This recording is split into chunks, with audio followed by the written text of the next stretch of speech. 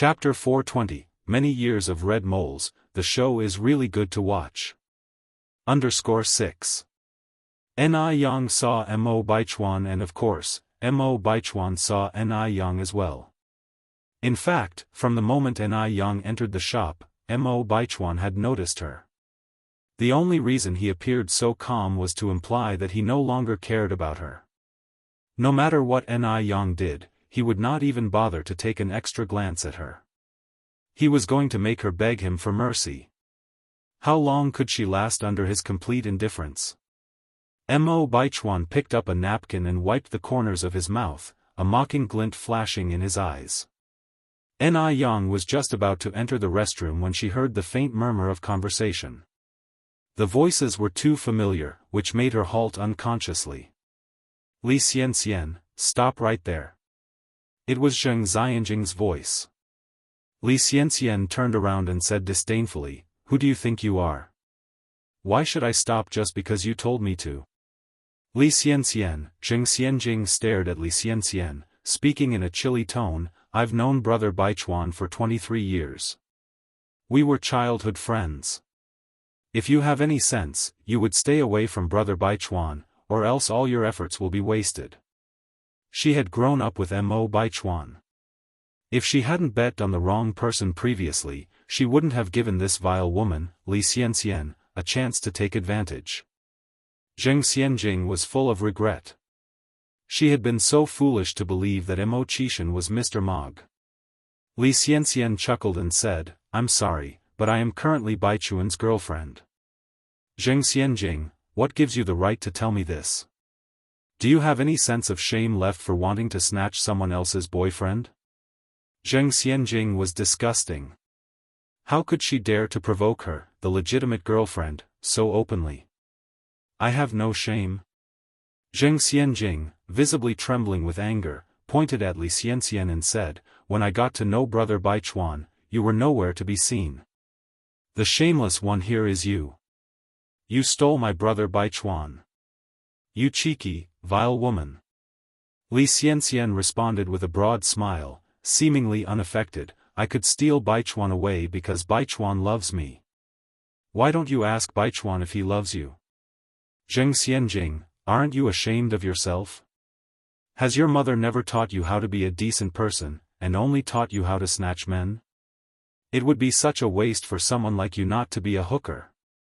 Her last words were clearly provocative. A hooker? What is a hooker? In Guangguan, a hooker is another name for a prostitute. Li Xianxian had the audacity to call her that.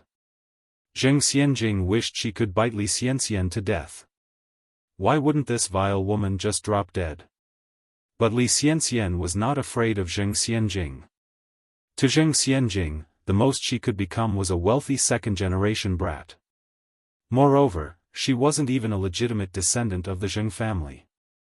The day the old Madame Zheng loses her temper, she would become nothing. She wasn't worth fearing at all. Moreover, Mo Baichuan was Mr. Mog. One Zheng family, let alone 100, would mean nothing in front of Mo Baichuan. Bitch! Don't get cocky too soon. Zheng Xianjing's voice was distorted with rage.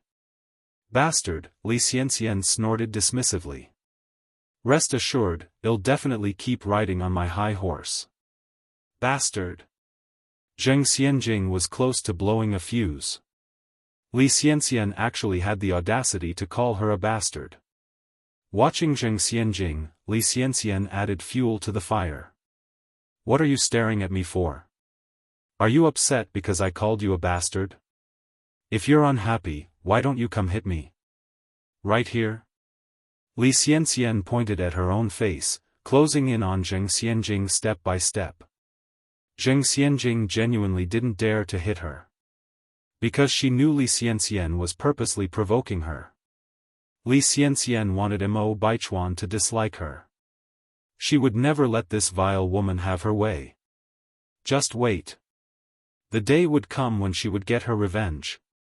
Zheng Xianjing clenched her fists, a malicious light lurking in the depths of her eyes. Li Xianxian continued tauntingly, "Zheng Xianjing, your mother Zheng Lingling is nothing but an adopted daughter of the Zheng family.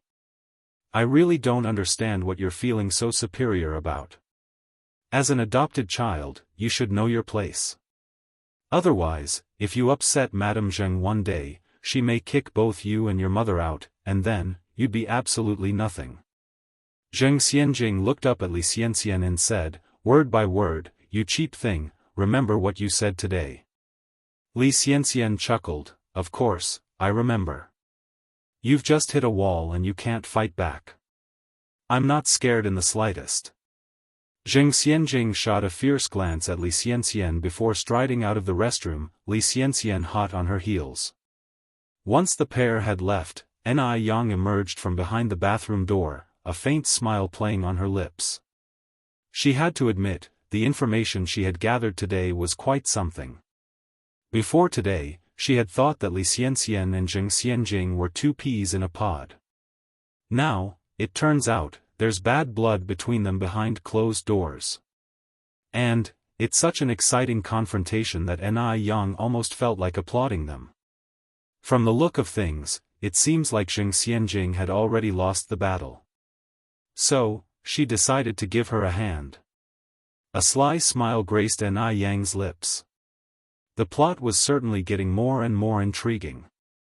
She loved to see the dog-eat-dog world of others. Mo Baichuan was so vain and sentimental that if she personally got involved, he would surely think she was doing it for him. However, if Zheng Xianjing made a move, things would be completely different. That would simply be a win-win situation. When she came out of the restroom, Ni Yang passed by Mo Baichuan again. Mo Baichuan and Li Xianxian were sitting together. Across from them was Zheng Xianjing. To Ni Yang's surprise, Li Xianxian and Zheng Xianjing looked as if they hadn't had a fight, acting all sisterly towards each other. Seeing this, Ni Yang again felt the urge to applaud the two best actresses. How was it possible to act that well? Being so busy with their own drama, the two best actresses didn't notice Ni Yang. But Mo Baichuan glanced subtly in her direction. Seeing Ni Yang approaching, Mo Baichuan immediately picked up a piece of sashimi for Li Xianxian. Li Xianxian smiled and said, Baichuan, Sister Xianjing is our guest. We should let her have this piece of sashimi. After all, it's the last piece left on the plate. After saying that, Li Xianxian transferred the piece of sashimi in her bowl to Zheng Xianjing's. Zheng Xianjing looked at the sashimi in the bowl, gritting her teeth in anger, but forced herself to swallow it. Li Xianxian was openly provoking her. Her meaning was clear, only the thing she didn't want would be passed on to her, just like the piece of sashimi. Zheng Xianjing said with a smile, Thank you, Sister Xianxian. Brother Baichuan, there's a movie this afternoon. Why don't we three go and watch it together? Li Xianxian is enjoying this, is she? Well, she'd make sure Li Xianxian had a miserable time. Mo Baichuan glanced at Li Xianxian and pretended to dote on her, this is up to Xianxian. Li Xianxian gasped in surprise, then said, I've also looked at this afternoon's movie schedule. It doesn't seem like there is anything interesting to watch. Mo Baichuan obliged her by saying, then we won't go.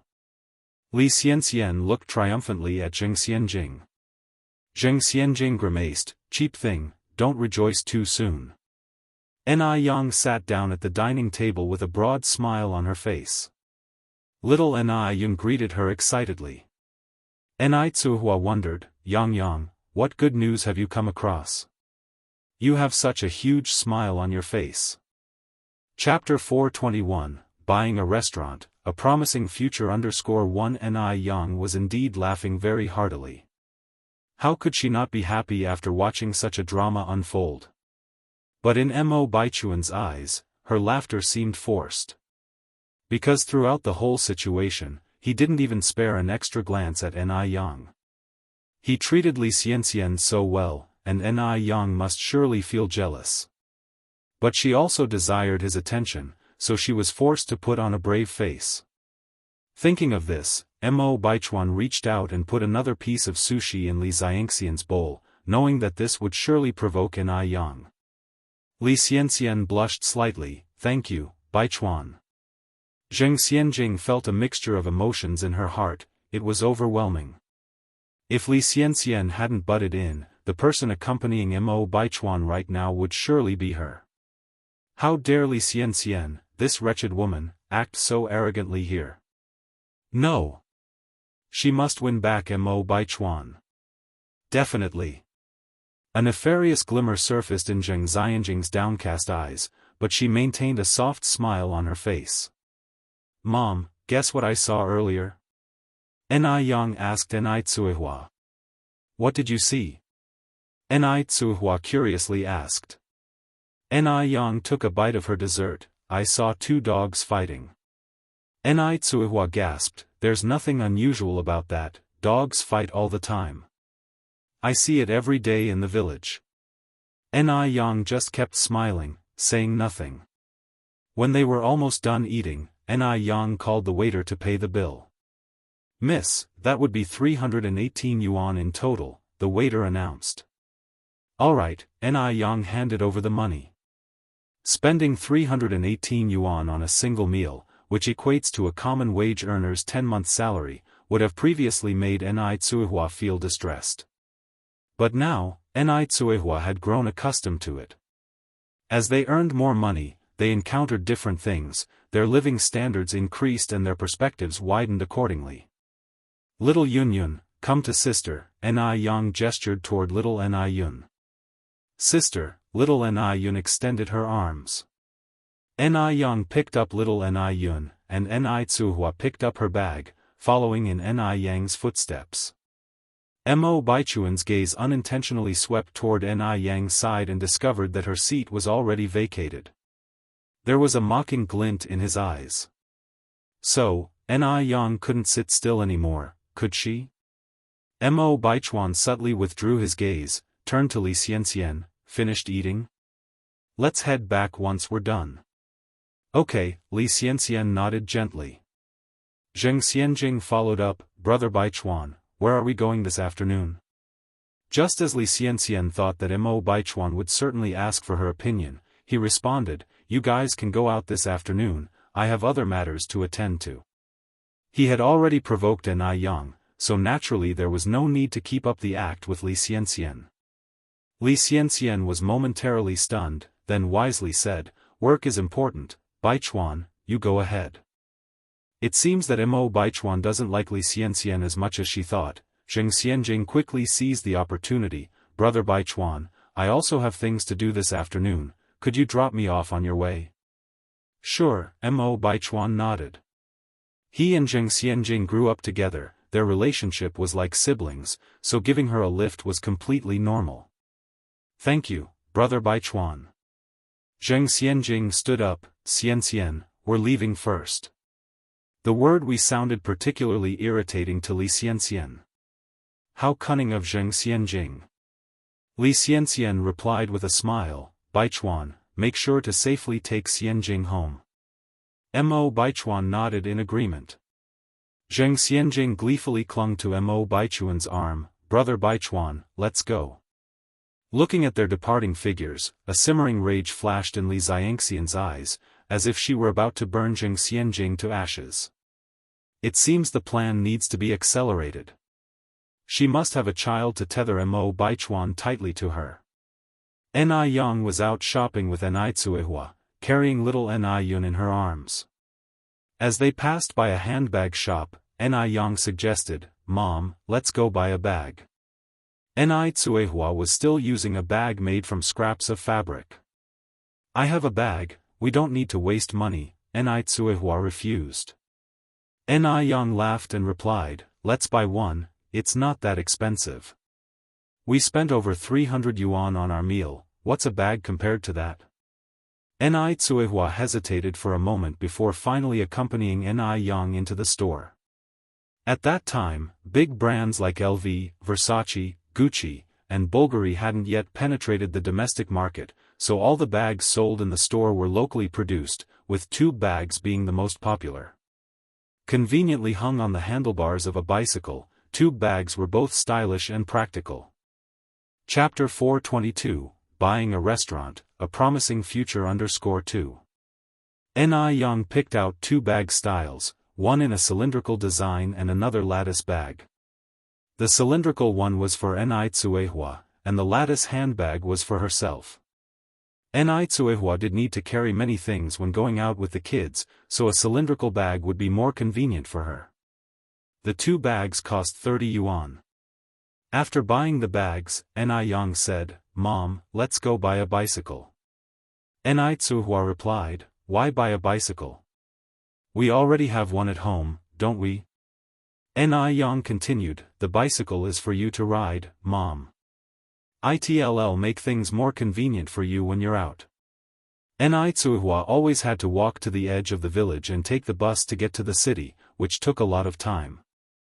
"No need," Ni Tsuehua refused, "I hardly go out anyway. Besides, Yunyun is still too little to sit on her own. Even if there were a bike, I couldn't ride it. Let's buy one anyway. Then we'll install a child seat on the back. Yunyun can sit there."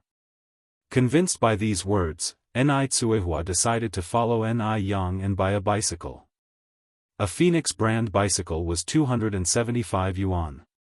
Adding a child seat, the total cost was 280 yuan. The child seat available at the time was made of woven bamboo. It was completely natural and non-polluting and was very cool to sit on in the summer. As soon as she sat on the child seat, little Ni Yun started laughing joyously. Mother and daughter were walking forward while pushing the bicycle along. When passing by a bustling commercial street, they saw a group of people discussing something. "Is this restaurant about to close down? The transfer fee is 2,800 yuan. No, wait. 1,000, 10,000. 48,000? Gosh. Am I hallucinating? They're only selling an empty shell and still want 38,000, has the boss gone mad? Whoever buys it is an idiot. Even 2008 is too much." Ni Young backtracked quietly when she heard these remarks, and looked at a red notice with black letters pasted on the wall. The gist of the notice was that the restaurant was facing closure due to poor management. Now, they wanted to transfer ownership. The transfer fee, together with the restaurant's property rights, was being offered for sale at 48,000 yuan. It was a 3-story small restaurant with over 1,500 square meters. 48,000 yuan was not expensive. Moreover, considering the location, it would not cost less than several hundred million yuan in the future. For a moment, Ni Young was tempted. After all, she used to be in the catering industry in her previous life. "Mom, what do you think about this restaurant?" Ni Tsuehua shook her head. "Not good, it's about to go bankrupt." Ni Young smiled. "Mom, when assessing a situation, we can't just look at the surface. There are many reasons why a restaurant might go bankrupt. It could be due to poor management, or it could be a problem with the taste of the food. I think the location here is good, and if it's well managed and the food tastes good, we don't have to worry about there being no business. Since it's a restaurant, the taste certainly plays a key role. As long as the taste is good and the service is up to standard, there should be no problem. In this era, people's sense of service and being served isn't strongly developed. If they can train a team to provide quality service, like Heideleo in the future, they can certainly stand out in this industry." As a mother knows her daughter best, Ni Tsuehua quickly grasped Ni Yang's intentions. Yang, you're not thinking of buying this restaurant, are you?" "Yes," Ni Yang nodded. Ni Tsuehua said, "That's 480,000. It's a lot more than just a few hundred or a few thousand. Yang, think it through." Ni Yang replied, "Mom, I've thought it through. I want to buy it." If she bought the restaurant, even if she didn't run it, she wouldn't lose anything just leaving it as it was. On the contrary, she would make a fortune. Of course, Ni Yang wanted to buy it. What's more, Ni Yang was confident she could turn the business around. This way, she could make money and see her asset appreciate. It was like hitting 2 birds with 1 stone. 480,000 was a large sum for Ni Tsuehua, she expressed some concern and said, "Yang Yang, do we really have that much money?" Even though she knew the milk tea shop, noodle restaurant, and skin care shop were all very profitable and making good money, Ni Tsuhua had not actually worked out the figures. She did not know just how much money Ni Yang had. Ni Yang patted Ni Kuihua's hand. "You don't need to worry about the money." Ni Tsuhua continued, "Yang Yang, the restaurant owner couldn't even make a profit before going bankrupt. Are you sure you will succeed if you take over? This is 480,000, not 48, or 4,800. Yang Yang, our noodle restaurant, milk tea shop, and skin care shop have done very well, maybe we should not bother with anything else? As the old saying goes, don't fuss over trifles, and you won't end up poor. We should live a steady life. We have enough money, we just need to have enough to spend. I'm content with the life we have."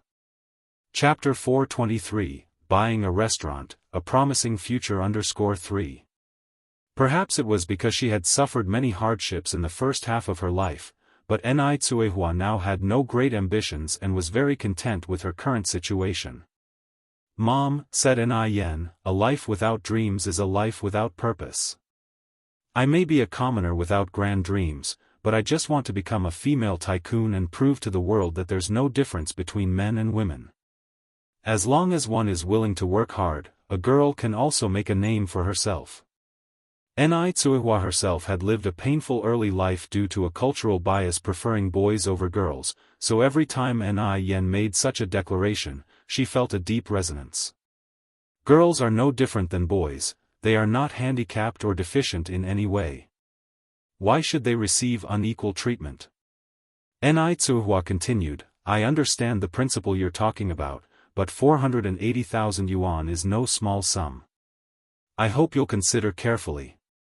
Ni Yen nodded her head, "Don't worry, Mom. I never take on anything if I'm not confident about it. And I never do loss-making businesses." "All right." Ni Tsuehua continued, "You go and have a good talk with them, then. I'll take Yun and go check on our noodle restaurant." Ni Yen was going in to discuss business. Having her child with her might be somewhat distracting, and Ni Tsuehua was not a woman without sense. Ni Yen nodded slightly. "I'll come to the noodle restaurant as soon as I'm done here." Ni Tsuehua mounted her bike and left with little Ni Yun. Instead of going straight into the restaurant, Ni Yen hailed a taxi. "Sir, could you take me to the agricultural bank?" At this point in time, taxis were a luxury, used only by a minority of people. Even Benz cars with 3 rows of seats were used as taxis. By the early 1990s, it was the heyday of cars with vanity plates and economy models. "All right." The cab driver was a very talkative man. "Young lady, you don't look like you're from around here." Ni Yen nodded slightly, "I'm from Haicheng." Haicheng is more than 1,000 kilometers from Beijing, isn't it? Ni Yen said, about 1,200 kilometers or so. I've been to Haicheng before. Everything is good, but the preference for sons over daughters is too severe," the driver continued. "Which part of Haicheng are you from?" "Dam Village," Ni Yen answered truthfully. "Oh." The driver nodded, a strange look flashed in his eyes, and he fell silent. In a short time, they arrived at the entrance of the agricultural bank. In order not to worry about finding a taxi later, Ni Yen looked at the plate on the dashboard and said, "Mr. Su, would you mind waiting here for me? I'll be back shortly. I'm willing to pay extra." If she was willing to pay extra, what reason did he have to refuse? Mr. Su nodded, "Sure, I'll wait for you here." "Thank you, Mr. Su." Ni Yen pulled out a yuan and handed it to him. She entered the bank and requested a check from the teller.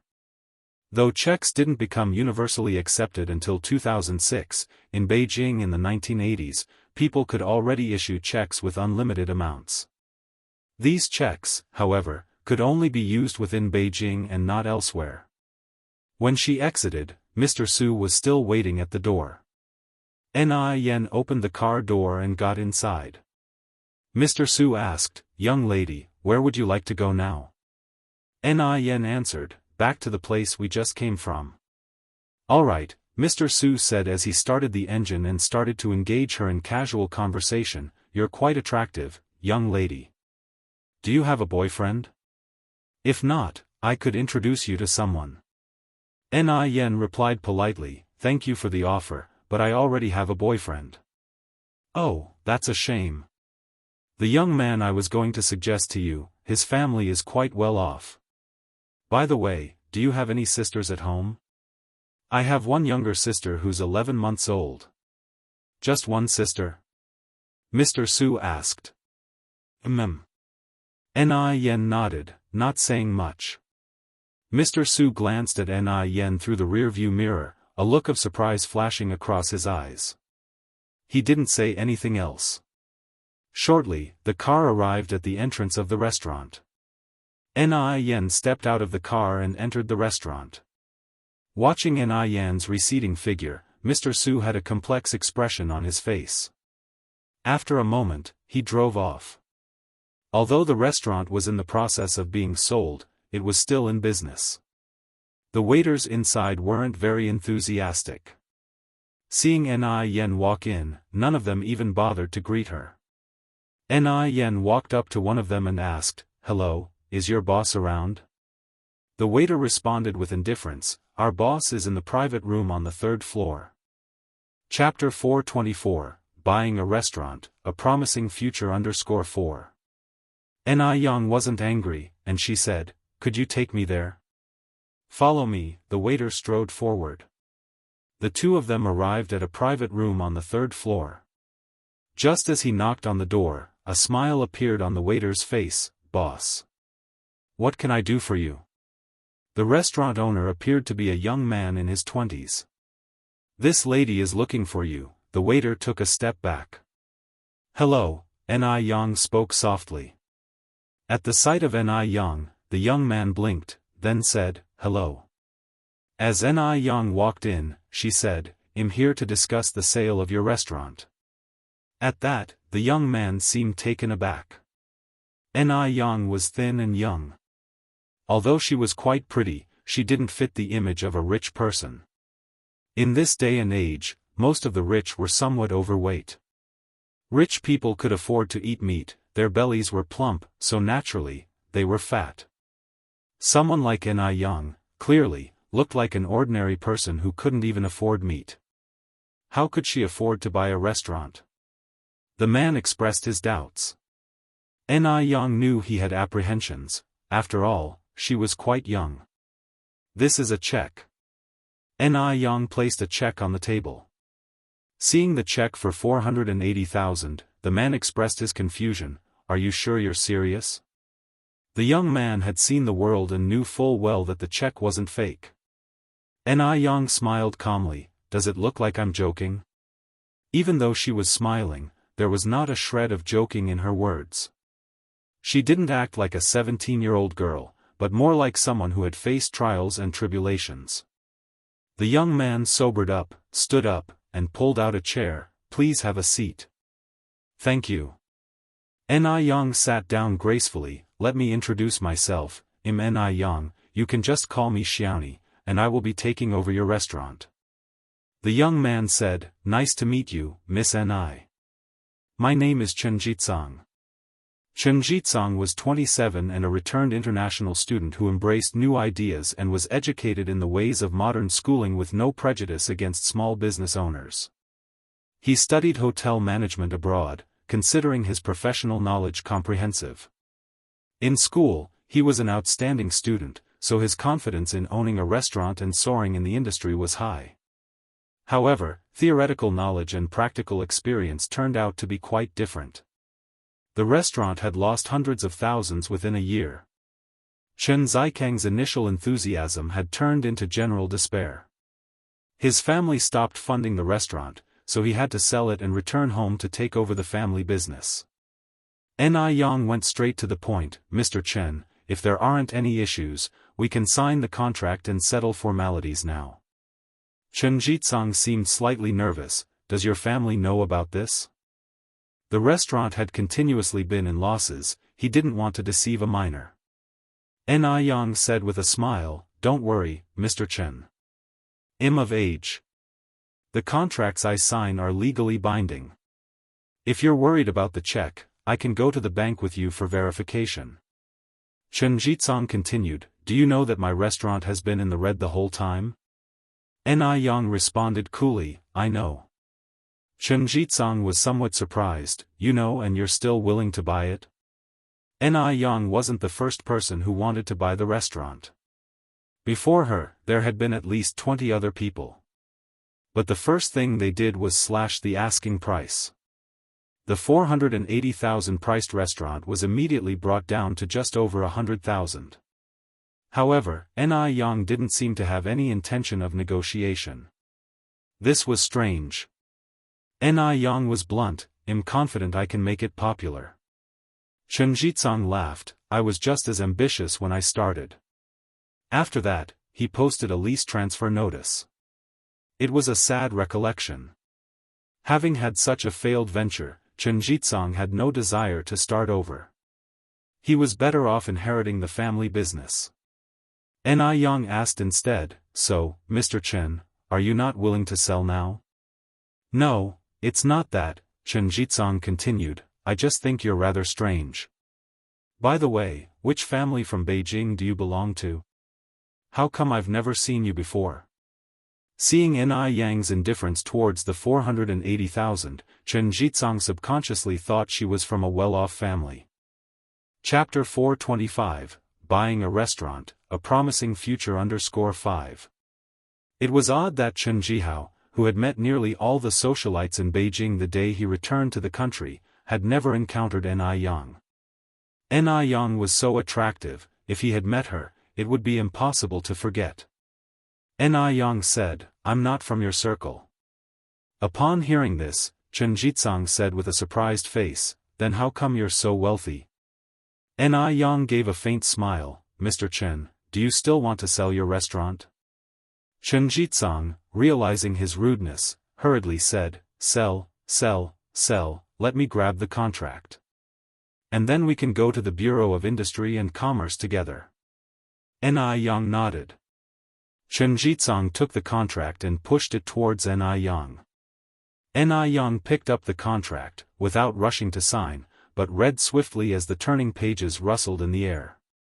She was reading so quickly that Chen Jitsong thought she was just posing. Just like some young girls who like to pretend they understand when they don't, acting like they are mature.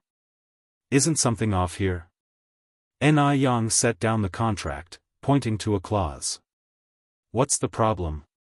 Chen Jitsong asked. Ni Yang continued, "It should specify here that the restaurant is not just being leased, it's being sold along with its property rights. Otherwise, this could easily lead to disputes later." "Let me see." Hearing this, Chen Jitsong also took the contract and started to read it carefully. After a moment, he nodded and said, "I apologize, Miss Ni. This is indeed an issue, I'll contact the lawyer to make adjustments." After the lawyer drafted the contract, Chen Jitsong also took a look, but he didn't notice the problem. He didn't expect that Ni Yang would spot the issue immediately. This girl was not to be underestimated. Chen Jitsong was secretly surprised. Ni Yang picked up her pen and marked the problematic area. She then said, "Don't rush to amend it, let me read it again." "Okay." Chen Jitsong looked at Ni Yang again, his eyes filled with a hint of admiration. When she was reading the contract, her eyebrows frowned in concentration, her lips pressed together, her appearance was extremely attractive. No wonder they say that people are most attractive when they are serious. Chen Jitsong had seen many beautiful women at home and abroad, but he had never encountered someone like Ni Yang. Her beauty was beyond words, yet it was breathtaking. During the process of reviewing the contract, Ni Yang pointed out a few more issues. The issues seemed small, but upon careful inspection, they were quite troublesome. Suppressing the shock in his heart, Chen Jitsong said, "We won't have time to sign the contract today. I will have the lawyer revise these issues when I go back." Let's plan to meet tomorrow afternoon. Okay. Ni Yang nodded. See you tomorrow afternoon. Would Miss Ni like to take a tour of the restaurant? Chen Jitsang asked. Ni Yang smiled subtly. I'd be delighted. This way, please. Chen Jitsang led the way. Following Chen Jitsang from the restaurant's kitchen to the front hall, Ni Yang roughly understood why Chen Jitsang was losing money. It was because Chen Jitsang failed to bring out the special features of the restaurant and his management was too by the book. The chefs he hired were all experts in making local Beijing cuisine. Beijing dwellers were tired of local dishes, and with the staff lacking service skills, business wouldn't be great. After a tour of the restaurant with Chen Jitsang, Ni Yang said her goodbyes. Chen Jitsang walked Ni Yang to the door. Miss Ni, let's meet again tomorrow afternoon. Okay. Ni Yang nodded. Goodbye Mr. Chen. Goodbye. Watching Ni Yang's retreating figure, Chen Jitsang felt an unease in his long-settled heart, as if it had been hit by a lost deer. He hadn't felt this impulsive for many years. He suddenly felt thankful for his decision to return from studying abroad and to open a restaurant. Had he not opened a restaurant, he wouldn't have made a loss, and consequently, he wouldn't have met Ni Yang. Upon arriving at the noodle restaurant, Ni Tsuihua asked, Yang, how did your business negotiation go? Ni Yang replied, it's essentially settled. I'll be making the payment and discussing the contract tomorrow. Ni Tsuihua nodded, now that you've made a decision, I won't say much. As long as you know what you're doing. Ni Yang slipped her arm through Ni Tsuihua's. Mom, don't worry. I will make sure our lives get better. In the evening, Ni Yang and Ni Tsuihua cycled back to Jinghua village. The first thing Ni Yang did when she got home was to feed the mina with bugs. Chapter 426, Buying a Restaurant, A Promising Future _6. The little guy hadn't eaten anything all day, so when he saw Ni Yang coming, he couldn't help but open his mouth eagerly. Duo. Ni Yang fed it while calling the little guy's name. After feeding nearly 10 worms, the little one couldn't eat anymore, so it just kept its pair of glossy and round little eyes fixated on Ni Yang. Believing that good education starts from young, Ni Yang began to repetitively greet the little one by saying, Ni how. Not sure whether the little bird understood or not, it clacked its beak after a while, then tucked its head under its wings. Yang. Ni Tsuihua's voice came from the kitchen. Coming. Ni Yang stroked the little bird's sparse feathers, and then went for the kitchen. Yang, how do you make those spicy strips? Can you teach me? Of course. Ni Yang nodded and began to teach her step by step. Making spicy strips isn't actually difficult, the most important things are mastering the oil chilies and timing for dough raising. Ni Tsuihua is intelligent, she could already replicate the process after one teaching. The following day, around 1 in the afternoon, Ni Yang arrived at the restaurant as promised. Chen Jitsang had been waiting for quite some time. When he saw Ni Yang coming, his eyes lit up. Miss Ni. Mr. Chen. Ni Yang nodded slightly in greeting. Chen Jitsang presented a contract to Ni Yang. After Ni Yang reviewed it and confirmed that there were no issues, she signed it. Miss Ni, your penmanship is quite good. Chen Jitsang praised genuinely. Thank you. After the contract was signed, they went to the agency to handle various transfer procedures and to register the property. By the time all the procedures were complete, it was evening. The golden sunshine covered the earth. Chen Jitsang handed all the keys of the restaurant to Ni Yang. Miss Ni, I wish you a thriving business with abundant sources of wealth. Thank you. Ni Yang took the keys, wishing you two to find light amidst the darkness, and a future full of promise. Ni Yang didn't intend to continue serving traditional dishes, nor did she plan to maintain the decor of the restaurant, but there were still quite a lot of supplies left in the restaurant, such as grain, oil, semi-finished dishes, meat, etc. Chen Jitsang, having done business for the first time without any experience, had about 10,000 yuan's worth of supplies in stock. It would be a waste just to leave them sitting there, and they wouldn't be eaten up in a short time, so Yang decided to give them away. She decided to give them to the homeless and impoverished families. There were 50+ waiters and 20 chefs still living in the restaurant. Yang paid everyone 2 yuan per day, asking for their help in distributing these items. There is a road in Beijing called Walt Road. The road is home to homeless people and impoverished families. Fua lived on this road. Yang led everyone to Walt Road, going door to door handing out food.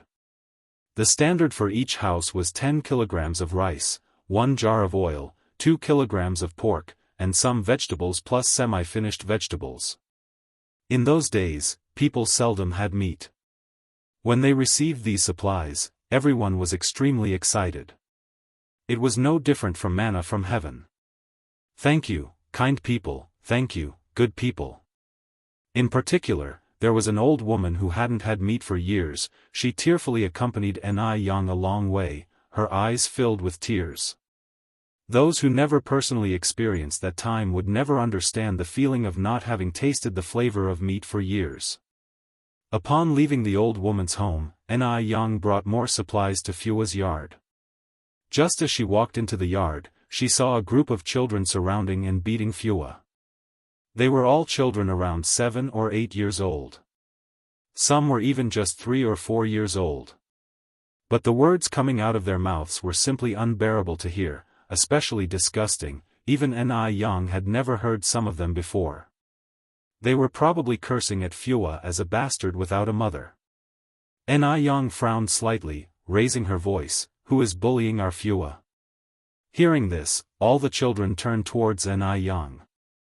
In that moment, Fua seemed to see the sun, his eyes filled with light. "Sister."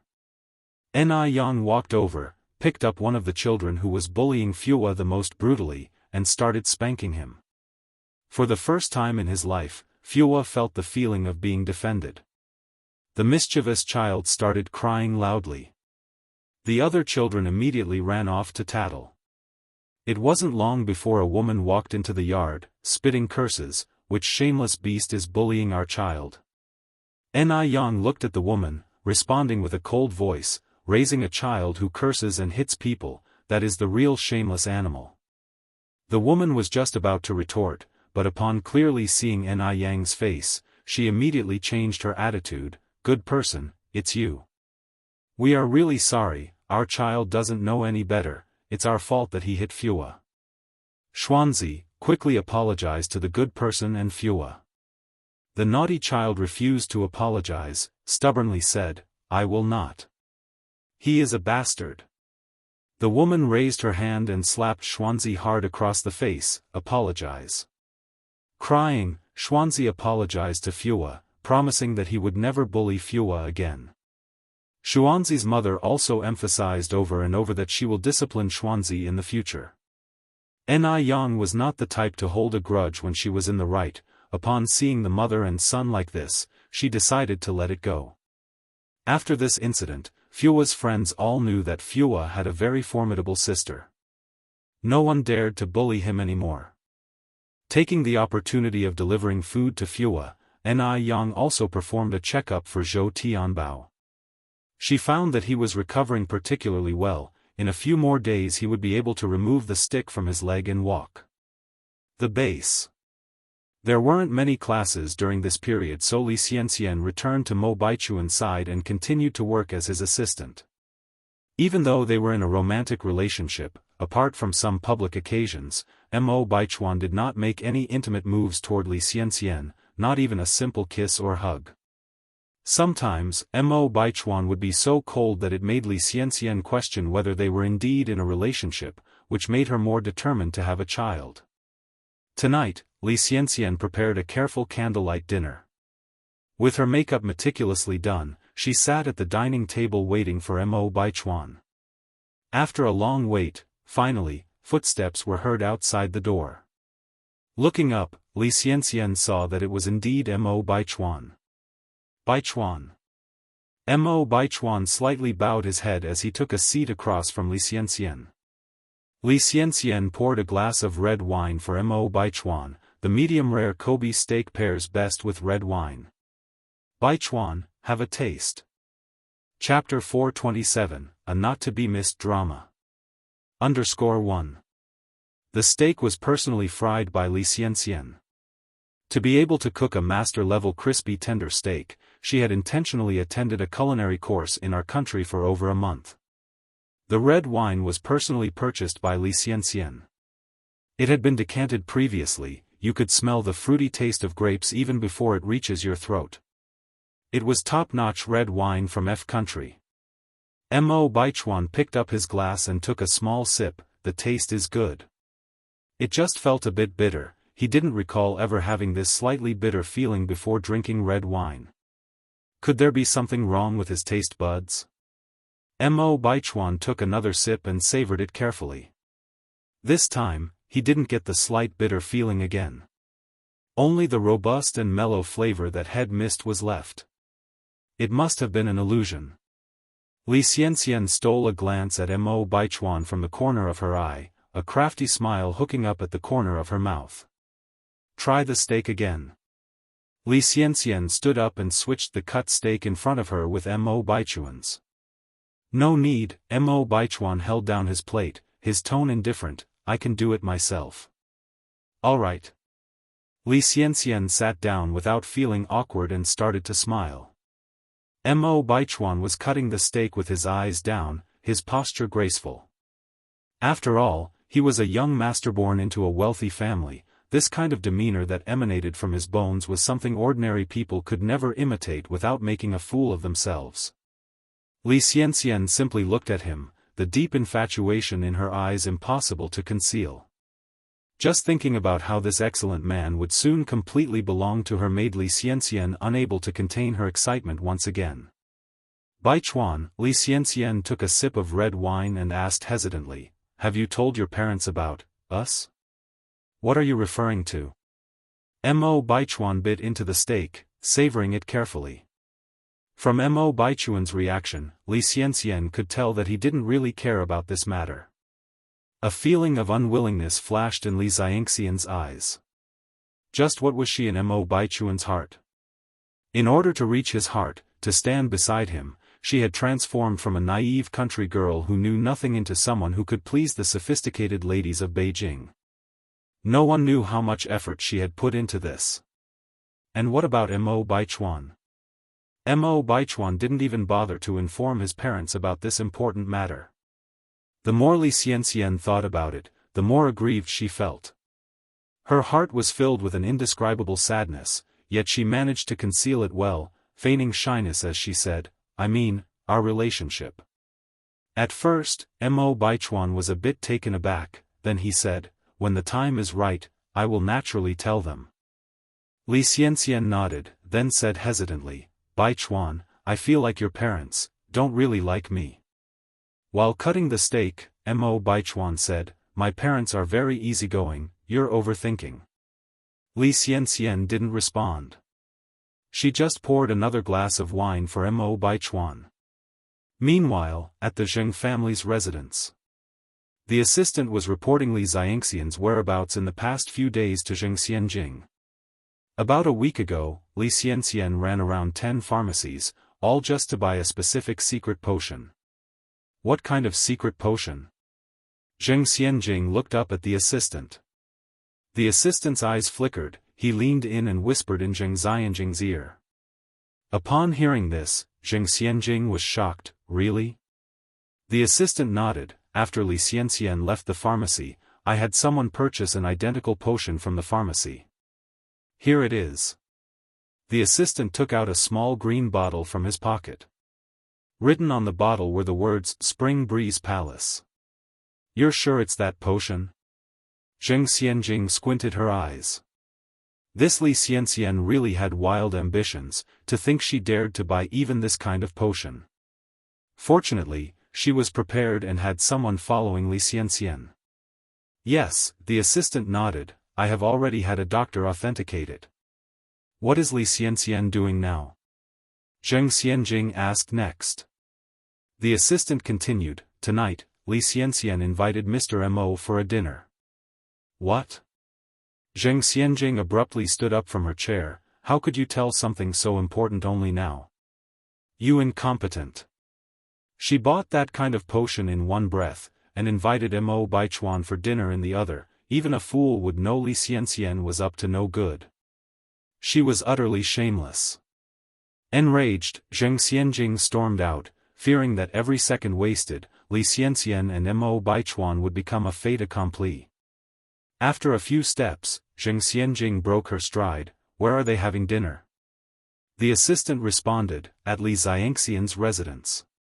The moment the assistant's words echoed, Zheng Xianjing had already disappeared from sight. Chapter 428, A Not-to-be-missed Drama. _2. She was too eager. She was dying to expose Li Xianxian's ugly facade to Mo Baichuan, and finally, she was given this chance to pay back for the insults Li Xianxian has thrown at her in the Japanese restaurant the other day. Zheng Xianjing was now both anxious and delighted. On the way down the stairs, she wasn't paying attention and bumped into a person. Ah! A ghost. Zheng Suyu made a scared gesture and ran upstairs, not daring to look back. If it were usual, Zheng Xianjing would definitely have taken this opportunity to teach Zheng Suyu a lesson in private. But today, she had no time to deal with a lunatic. Zheng Xianjing didn't even have time to call her driver. She quickly grabbed her car keys and left. She drove recklessly, eventually arriving at Li Xianxian's residence in the base. The base had tight security, but Zheng Xianjing's face was her pass. After all, she grew up with Mo Baichuan, so she had been to the base hundreds, if not thousands, of times. Zheng Xianjing parked her car under Li Xianxian's apartment building, then climbed up to the second floor. The door was not locked from the inside, so Zheng Xianjing opened it in one push. The two inside having a drink were startled by this sudden interruption. Mo Baichuan was fairly calm, while Li Xianxian became so spooked that she turned pale and her voice was trembling. Sister Xianjing is here. What are you afraid of now that I'm here? Nothing is more frightening than having a guilty conscience.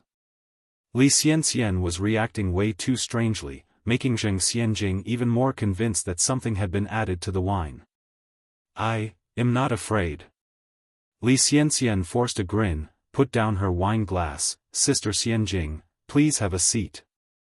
I didn't know you were coming, so I didn't prepare a set of tableware for you. I hope you don't mind.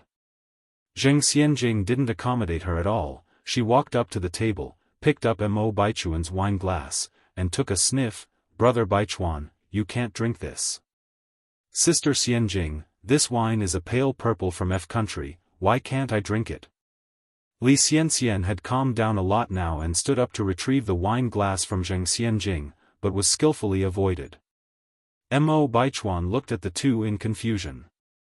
Zheng Xianjing sneered, Li Xianxian, stop acting innocent. Do you not know what you've done wrong?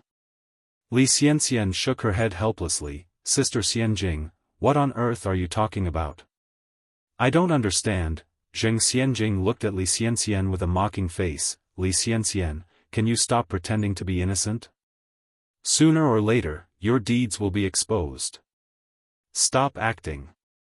Li Xianxian turned pale and was so frightened that she even started tearing up. Sister Xianjing, if you have anything to say, just say it directly. I really don't understand how I offended you. Why are you targeting me every time? If I really did something wrong, I'm willing to apologize to you. I'm sorry, Sister Xianjing, I was wrong. At her words, Mo Baichuan turned to look at Zheng Xianjing, studying her more closely. From the moment she entered the room, Zheng Xianjing was accusatory, while Li Xianxian remained weak and understanding. Even though Zheng Xianjing's accusations had become very harsh, Li Xianxian chose to swallow her pride and apologize to Zheng Xianjing. Could an ordinary person have this kind of magnanimity? Perhaps Li Xianxian was really a rare good girl, and he shouldn't have started dating her just to stir up jealousy in Yang. That would be using her. With this thought, Mo Baichuan was filled with guilt. It was he who had wronged Li Xianxian. Xianjing, you've gone too far. Mo Baichuan frowned slightly. Li Xianxian managed to hide a smile. In her previous life, she was well versed in human psychology. She knew that the defender always had the advantage. As long as she took the initiative to apologize, even if she was in the wrong, she would appear right. You think you can outsmart me, Zheng Xianxian? You're too naive. Brother Baichuan, Zheng Xianjing turned to Mo Baichuan and said, Li Xianxian put an aphrodisiac in this wine. She's trying to trap you. You mustn't be fooled by this wicked woman. Aphrodisiac? Upon hearing this, Mo Baichuan's face instantly changed. No wonder he thought there was something different about the taste of the wine today. So it was drugged. Zheng Xianjing continued to speak, Li Xianxian, how can you be so shameless? You even stooped to doing such a filthy thing. I really didn't, Li Xianxian immediately burst into tears, her voice choked. She didn't know what to say anymore, she just kept clutching Mo Baichuan's sleeve. Chapter 429, A Not-to-be-missed Drama. _3. Mo Baichuan, with a cold face, said, Li Xianxian, you've really disappointed me. Baichuan, you've misunderstood me. I didn't use that kind of drug, Li Xianxian cried, her tears streaking through her makeup. It broke Mo Baichuan's heart to see her like this. After all, he had known Li Xianxian for more than 2 years. She had always been good to him, and even published a book this year. Would Li Xianxian ever do something like drugging someone? Whether or not you've used the drug, wouldn't going to the doctor's office confirm it? Li Xianxian, are you willing to go? Zheng Xianjing demanded fiercely. Baichuan, don't you trust me? Li Xianxian looked up at Mo Baichuan, her almond-shaped eyes red and swollen. Mo Baichuan looked at Li Xianxian, wavering in his resolve. Brother Baichuan, Zheng Xianjing quickly countered, be calm. Don't be fooled by this woman. By the way, Brother Baichuan, did you drink the wine? If you did drink, there's no way you wouldn't react. Mo Baichuan hadn't realized until Zheng Xianjing mentioned it, but he began to feel a heat rising from his lower abdomen. Mo Baichuan grabbed Li Xianxian's arm, come with me to the doctor's office. Zheng Xianjing held the wine glass, her eyes gleaming with malicious pleasure. I didn't use that kind of drug. Li Xianxian cried out indignantly, exclaiming, I won't go. Zheng Xianjing scoffed, the innocent are always without fear, if you're innocent, why are you afraid to go? Baichuan, I haven't. I really haven't. Believe me, Li Xianxian pleaded with teary eyes, directing her plaintive gaze at Mo Baichuan, this will affect my reputation for life. I hope you consider it all very carefully. Let's go. Mo Baichuan had completely lost trust in Li Xianxian, as his feeling of warmth had only gotten stronger. It was strange, he even felt like he was breaking into a sweat. Mo Baichuan pulled Li Xianxian all the way to the doctor's office while Zheng Xianjing followed grinning triumphantly. The doctor in the office was a high school classmate of Mo Baichuan's, named Yin Xiaocheng. Mo Baichuan took the wine glass from Zheng Xianjing and handed it to Yin Xiaocheng, help me verify if there's anything wrong with this wine. Without asking any further questions, Yin Xiaocheng accepted the glass and retired into the lab, wait for me for 10 minutes. Li Xianxian watched as the lab door shut, her face a complex mix of emotions. Zheng Xianjing looked at Li Xianxian's despair with a gratified smile. Who would have thought the impressive Li Xianxian would be reduced to this? After 10 minutes, the lab door reopened. Yin Xiaocheng, in his full lab gown, walked out. The smug look on Zheng Xianjing's face was brighter than ever. Mo Baichuan rushed up to him immediately, so, how was it? Yin Xiaocheng removed his mask, nothing is wrong with the wine, but how about you two, what is the problem? The wine is okay? Zheng Xianjing's face changed instantly, she blurted out, Brother Yin, are you sure you were correct? How could the wine be fine? Li Xianxian definitely drugged the wine. Ah, Yin Xiaocheng said with sudden realization, you're talking about that kind of drug. I told you there's a drug. Zheng Xianjing sighed in relief. Yin Xiaocheng asked, puzzled, what's wrong with the drug? Is there a problem? Mo Baichuan cleared his throat, speaking softly, can we talk privately? After all, he thought, being drugged wasn't something to be proud of. After hearing the full story, Yin Xiaocheng laughed, the feeling of warmth, sweating, these are normal symptoms from taking a stomach medicine. Stomach medicine? Mo Baichuan looked at him questioningly. What stomach medicine? Yin Xiaocheng continued, the stomach medicine that was soaked in the red wine. Didn't Xianxian tell you? In order to help your stomach, she came to me for advice many times.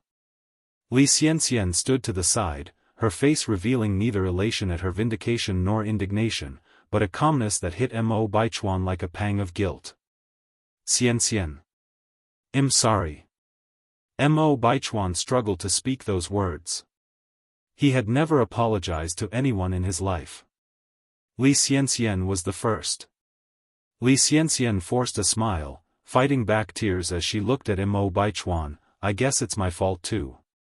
I shouldn't have secretly put the stomach medicine into the red wine, causing this misunderstanding. But what I couldn't believe is that you didn't trust me, Baichuan. I lost my parents when I was young, you're the only boyfriend I've had, you were the only person I could trust, but, you didn't trust me. With every painful word Li Xianxian spoke, guilt stabbed at Mo Baichuan's heart. It was he who had really wronged Li Xianxian. He had no right to question her character. Chapter 430, A Not-to-be-Missed Drama. _4. Yin Xiaocheng gave Mo Baichuan a pat on the shoulder, in fact, Xianxian means well, she's afraid you won't take your medicine on time, so she mixed the stomach medicine in the red wine. Brother, think about it, how many stomach pills have you thrown away these past years? Stomach medicine. There was actually stomach medicine in the red wine. Even Zheng Xianjing was stunned this time. Wasn't it that kind of medicine? How did it turn out to be stomach medicine? What exactly was going on? Zheng Xianjing glanced over at Li Xianxian, who smirked at her, the corner of her mouth filled with provocation. Now Zheng Xianjing understood everything. This was clearly a trap Li Xianxian had intentionally set for her. All was pre-planned by Li Xianxian. You vile woman. You schemed against me. Unable to bear such humiliation, Zheng Xianjing stormed over and slapped Li Xianxian hard across the face. Li Xianxian's head jerked to one side, a trace of fresh blood oozing out of the corner of her mouth. Sister Xianjing, I didn't, Zheng Xianjing. Enough is enough. Mo Baichuan seized Zheng Xianjing's wrist and gave it a rough swing. Zheng Xianjing staggered, almost falling. Brother Baichuan, we have been friends since childhood, you've only known Li Xianxian for 2 years. Please believe me. It's Li Xianxian who's deliberately framing me. Zheng Xianjing, I've indulged you enough in the past. Get out now. Mo Baichuan angrily pointed towards the door, his face darkened with fury. Li Xianxian walked up to Mo Baichuan and seemingly understandingly said, actually, Sister Xianjing means well, she's grown up with you and didn't mean to cause harm. It appeared that Li Xianxian was finding excuses for Zheng Xianjing when in reality, she was adding fuel to the fire. Zheng Xianjing almost died of anger. Damned Li Xianxian. She never dreamt that she would fall so miserably into Li Xianxian's trap one day. But she wouldn't admit defeat. Zheng Xianjing immediately said, Brother Baichuan, I know I was wrong. Please don't be angry with me. Xianxian, please be magnanimous and forgive me, not being entirely a fool. A hint of surprise flashed in Li Xianxian's eyes, and she generously said, I hope that Sister Xianjing will think twice before doing anything next time. Zheng Xianxian nodded hurriedly, thank you, Xianxian, I promise there won't be a next time. The next time, she will repay Li Xianxian 100,000, tens of thousand times over for the humiliation she suffered today. Li Xianxian looked at Mo Baichuan. I'd like to take a day off to calm down. Okay. Without any hesitation, Mo Baichuan nodded in agreement. Then I'll leave first. I'll walk you out, Mo Baichuan said, trying to make up for his guilt, and caught up with Li Xianxian's steps. Li Xianxian turned back to refuse Mo Baichuan. Don't follow me, I want to walk alone. This was the first time Li Xianxian had refused Mo Baichuan. Mo Baichuan was taken aback for a moment, and then said, then be careful on your own. Li Xianxian nodded, turned around, and walked towards the door. Her figure quickly disappeared from the base. Brother Baichuan, Zheng Xianjing hesitated to step forward. You should also go, Mo Baichuan pinched his temples. Zheng Xianjing continued, Brother Baichuan, believe me, I really didn't. Mo Baichuan cut Zheng Xianjing off mid-sentence, go home. Those words exhausted all of Mo Baichuan's patience. Zheng Xianjing bit her lip and decided to retreat for now. After leaving the base, Li Xianxian didn't go anywhere else. Instead, she went to a public phone booth and made a phone call. After making the call, she squatted down on the side and sobbed sadly. Not long afterward, a small sedan pulled up next to Li Xianxian. Li Ting stepped out of the driver's seat. Xianxian, what's wrong? Although Ni Yang had told Li Ting that Li Xianxian's song, Mountain Moon, was plagiarized from Shimurong. He didn't believe that Xianxian would plagiarize. How could a kind and exceptional girl like Li Xianxian commit such a contemptible act of plagiarism? It must have been Ni Yang, who was jealous of Li Xianxian, slandering her. Moreover, Li Ting had checked, there was no author named Shimurong at all. Tingji, Li Xianxian threw herself into Li Ting's arms, sobbing loudly. Li Ting's eyes filled with heartache. Xianxian, what's the matter? Who bullied you? Tell me, I'll seek revenge for you. Stop asking, Tingji, I just want to hold you right now. Li Ting's heart twisted in pain. No one noticed that underneath the darkness, a malevolent smile curved up at the corner of Li Xianxian's mouth. It looked just like the hissing tongue of a venomous snake. Chapter 431, a not-to-be-missed drama. _5. Since Mo Baichuan didn't trust her. What does it matter if she played the part of the ill-fated princess once more? Originally she didn't want to go through all this trouble. After crying for a while, Li Xianxian's emotions gradually settled. Li Ting softly said, Xianxian, it's getting late, let me take you home. Li Xianxian tightly hugged Li Ting and after a long while, she mumbled, Tingji, would you let me stay for the night? Li Xianxian was Li Ting's object of unfulfilled longing, so naturally, he was more than willing to agree to her request. Xianxian, aren't you concerned about your reputation? Li Ting hesitated. Despite his willingness, he had to consider Li Xianxian's reputation. After all, she was a girl.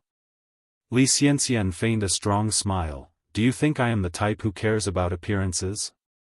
You're my only confidant, let's go, I'll take you home. Li Ting opened the passenger side of the car. For the sake of Li Xianxian's reputation, Li Ting didn't take her back to Li family's villa, but brought her to his residence instead. Upon entering the residence, Li Ting busied himself with pouring hot water and preparing drinks for Li Xianxian. Li Xianxian said, I want to drink alcohol. Tingji, do you have any here? Li Ting handed a milk drink to Li Xianxian. It's not good for girls to drink alcohol, it's better to have some milk before bed. Li Xianxian looked at Li Ting and choked out, I feel awful, Tingji, just let me have a sip. In that moment, Li Ting gave in, taking a can of beer from the fridge. Cans came into existence in the 1950s. Li Xianxian handed Li Ting a can. Tingji, let's toast. Cheers.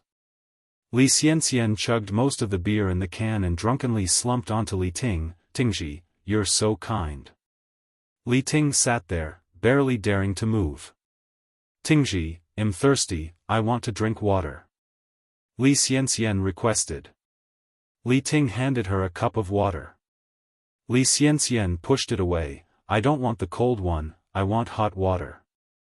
Helplessly, Li Ting rose to pour Li Xianxian some hot water. Hearing the sound of Li Ting's footsteps growing distant, Li Xianxian quickly pulled a green pill from her pocket, dropped it into Li Ting's beer and shook it. Soon, Li Ting came back with the hot water. Xianxian, have some water. Li Xianxian took the cup. Tingji, let's toast. Li Ting picked up the spiked can and drank. The more he drank, the woozier and hotter he felt, and he began to lose control of himself. Despite this, he remained conscious. He forcefully subdued Li Xianxian. No matter how much she resisted, it was useless. The next day, Li Ting opened his eyes to an intense headache, looking at the ceiling, his mind blank for a moment. Was last night a dream, or did it really happen? After a while, Li Ting lifted the covers, and in that moment, he realized that it was not a dream. Everything that happened last night was real. He had forced Li Xianxian. What should he do? Li Ting massaged his temples in frustration. He didn't know what had come over him last night. It was as if he was suddenly possessed. Li Xianxian saw him as her confidant, but he treated Li Xianxian this way. There was no way she would forgive him. Beast! Li Ting fiercely slapped himself. After washing up, Li Ting went to Li Xianxian's school as soon as he could. After a long time, Li Xianxian came out looking frail and sorrowful, but with a bizarre melancholic beauty. Xianxian, Li Ting looked at Li Xianxian, wanting to speak but stopping. He knew it was too late to say anything now. But he could take responsibility for Li Xianxian. From now on, Li Xianxian would be the only lady of the Li family. He would spend the rest of his life treating her well. Don't say it. Li Xianxian interrupted Li Ting from speaking further. What happened last night was an accident. I don't blame you. Li Ting was taken aback. He didn't expect Li Xianxian to be this magnanimous. Li Xianxian went on, Tingji, I know what you're thinking, but I must clarify something. My relationship with you is nothing more than that of a confidant. I already have someone I like. He's my boyfriend now, and after what happened, I feel like I've really wronged him. If you really want to make it up to me, then help me keep this quiet. Chapter 432, A Not-to-be-Missed Drama. _6. Li Tingji knew that Li Xianxian didn't like him. He had always known. But he still wanted to try. Xianxian, things have already happened. Marry me, I will be good to you in the future. Li Tingji. You're too selfish. Li Xianxian suddenly added weight to her tone. I didn't want it to happen. If you're not helping me now, it's fine. But you're using this to coerce me. Do you realize how hard it was for me to decide to see you? But you actually threatened me. Li Tingji became anxious. I'm sorry, Xianxian, I didn't mean it that way. I know I am wrong to you. Rest assured, I won't pressure you, nor will I intimidate you. I'll listen to whatever you say. After all, the one who was in the wrong was him towards Li Xianxian. That Li Xianxian could have been so composed was already beyond ordinary people. Come here. Li Xianxian spoke softly.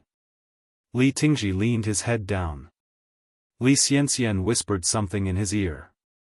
Hearing this, Li Tingji nodded and said, all right, leave this matter to me. His agreement came easily, but his eyes flashed with a look of pain. The Ni family. Ni Tsuehua was making chili strips in the kitchen. Adding to Ni Yan's recipe, she sprinkled another layer of white sesame onto the ready-made spicy strips. The spicy taste was combined with the aroma of sesame, leaving a delightful flavor in the mouth with each bite. Once the chili strips were ready, Ni Tsuehua filled up a big iron pot with them. She made a lot of chili strips, filling up an entire pot. Ni Tsuehua pushed out her bicycle, fixed little Ni Yun onto the child's seat, covered the iron pot full of chili strips with a plastic bag, and finally tied it onto the bike. By the time all this was done, it was already 3:30 p.m. Ni Tsuehua rode her bike towards the city center. At 4 p.m., Ni Tsuehua parked her bike in front of a primary school at the city center. Yes, Ni Tsuehua had come to sell chili strips.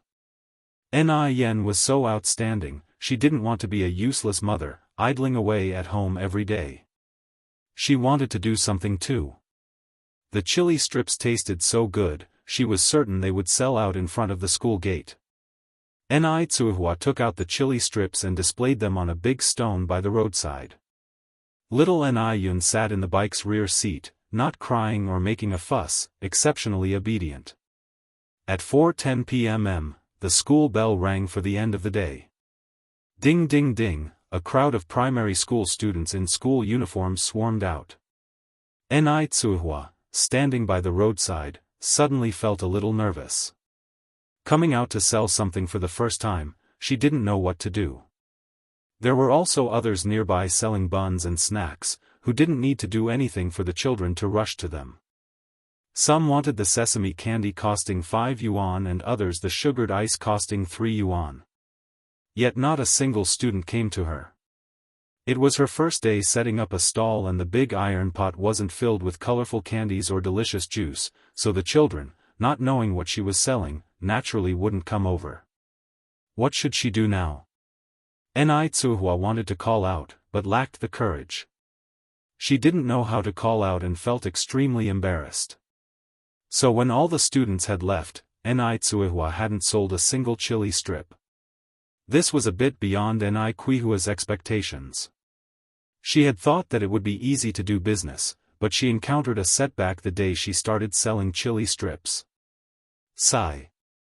At 5:30 p.m. Ni Tsuihua left with her cart, critically reviewing why she couldn't sell any chili strips.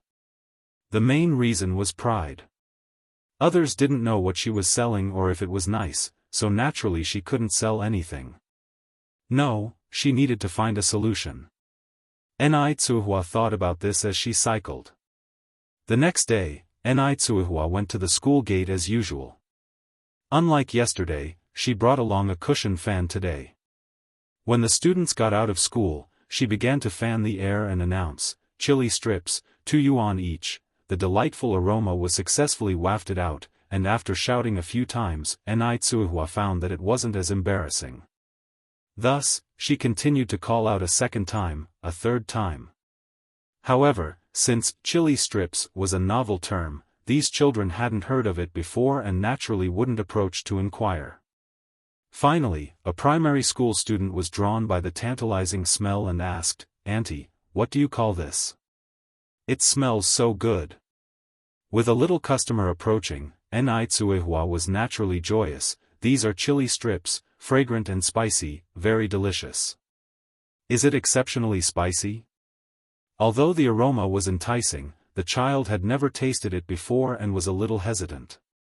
Ni Tsuihua picked up a small piece with a toothpick and passed it to the child. "Kid, why don't you try it?" "Thank you, Auntie." The little customer reached out to receive it. There wasn't a child capable of resisting chili strips. The spicy and numbing sensation was simply too good. Furthermore, Ni Tsuihua was generous with the seasonings, even adding her own special blend of spices, making the taste even more satisfying. People would hate to waste any bit, almost regretting not sucking their fingers clean. The little customer finished the bite-sized sample and was left wanting more. Immediately, she asked, "Auntie, is it 2 yuan per chili strip?" "Yes." Ni Tsuihua nodded smilingly. "I'll take 3. The little customer immediately took out 6 yuan to give to Ni Tsuihua.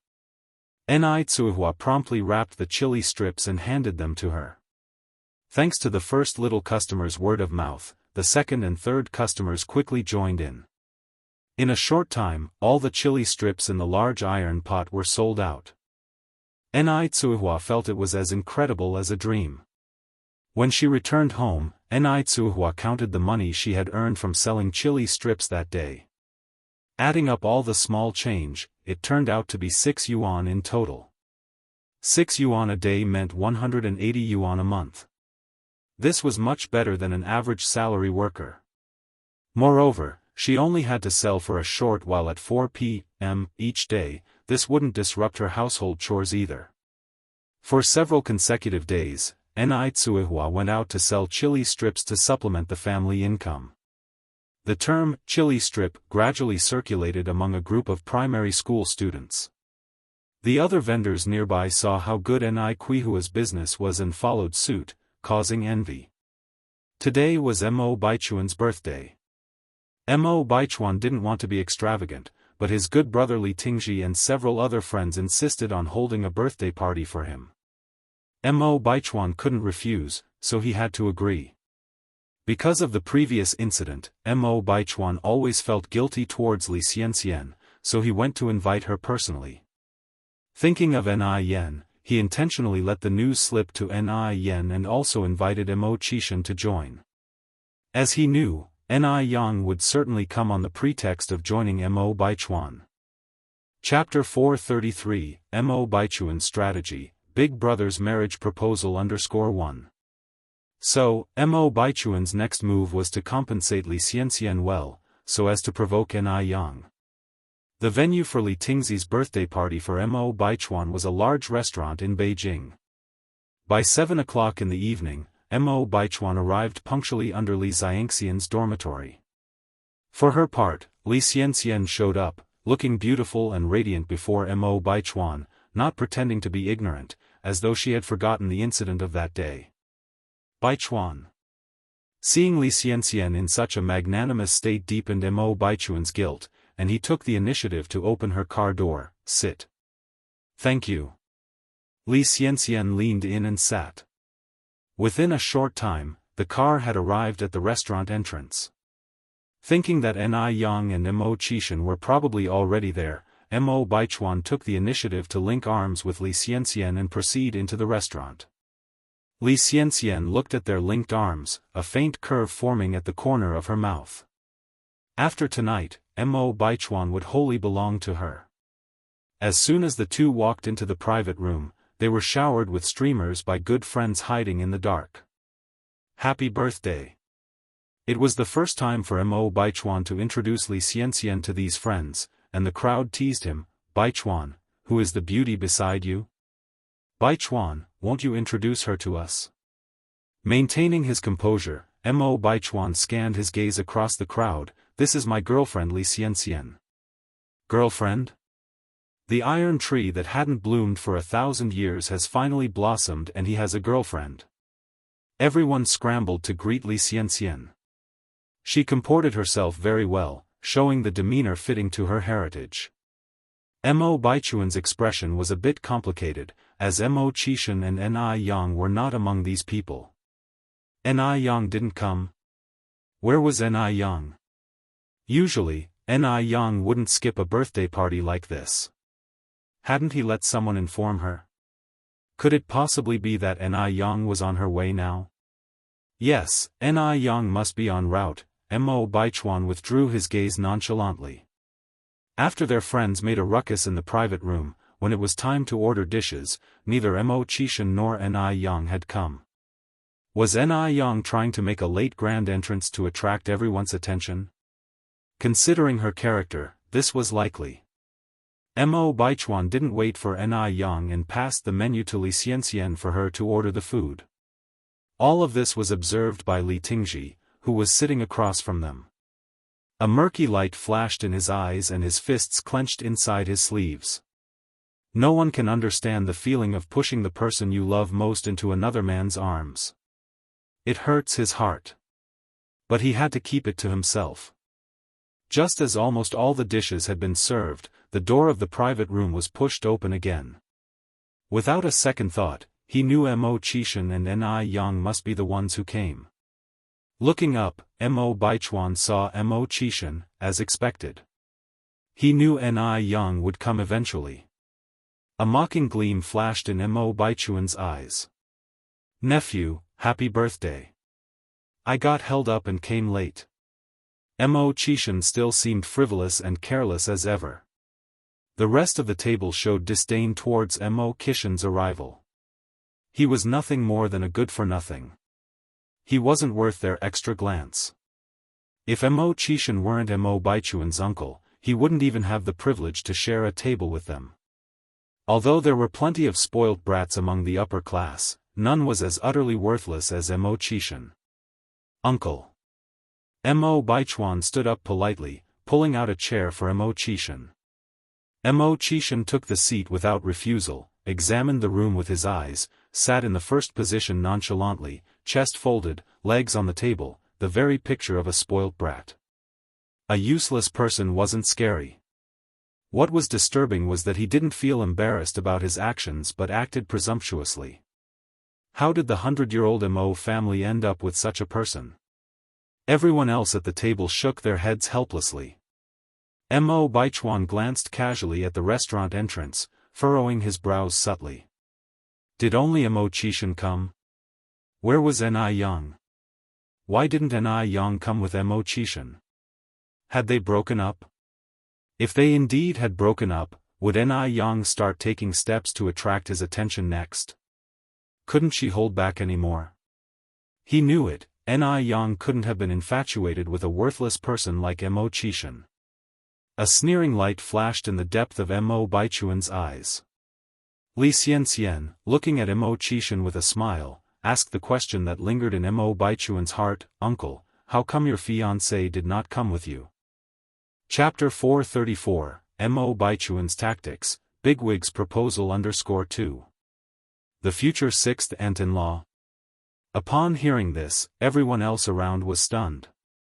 Mo Qishan has a girlfriend now. Who knows which girl is blind enough to be with this useless Mo Qishan? It must not be a decent girl, probably a gold digger out of the slums, only interested in the Mo family's fortune to date Mo Qishan. Otherwise, could this useless Mo Qishan possibly find a girlfriend in their circles? A gold digger and a good-for-nothing, what a perfect match they must be. Upon such thoughts, everyone's gazes became even more contemptuous. Without caring about the disdain from others, Mo Qishan picked up his glass, took a sip of red wine, and coldly said, "Your sixth aunt is afraid of being bothered by some mad dog." A mad dog? Mo Baichuan's face turned dark. He didn't really want to lose his temper in front of his elder relative Mo Qishan. Ni Yang clearly was the one who dumped Mo Qishan, yet he twisted it up now. Pathetic, truly pathetic. He has no self-awareness at all. Li Xianxian pretended not to understand. What kind of joke are you making, uncle? Where would there be any mad dogs around? Mo Qishan gave a faint smile. Isn't it clear to you if there are mad dogs around? After finishing, he stood upright and looked down at Mo Baichuan. I've already wished you a happy birthday, nephew. I have to leave now due to other matters. Other matters? What kind of business could Mo Qishan have? Someone jeered, young Master Mo, you seem to be a busy man. May I know what urgent business you need to attend to? The enjoyment of a warm evening in the embrace of love is also a big deal in life. You're right. Eating, drinking, and having fun are important too, right? At that, the room burst into laughter.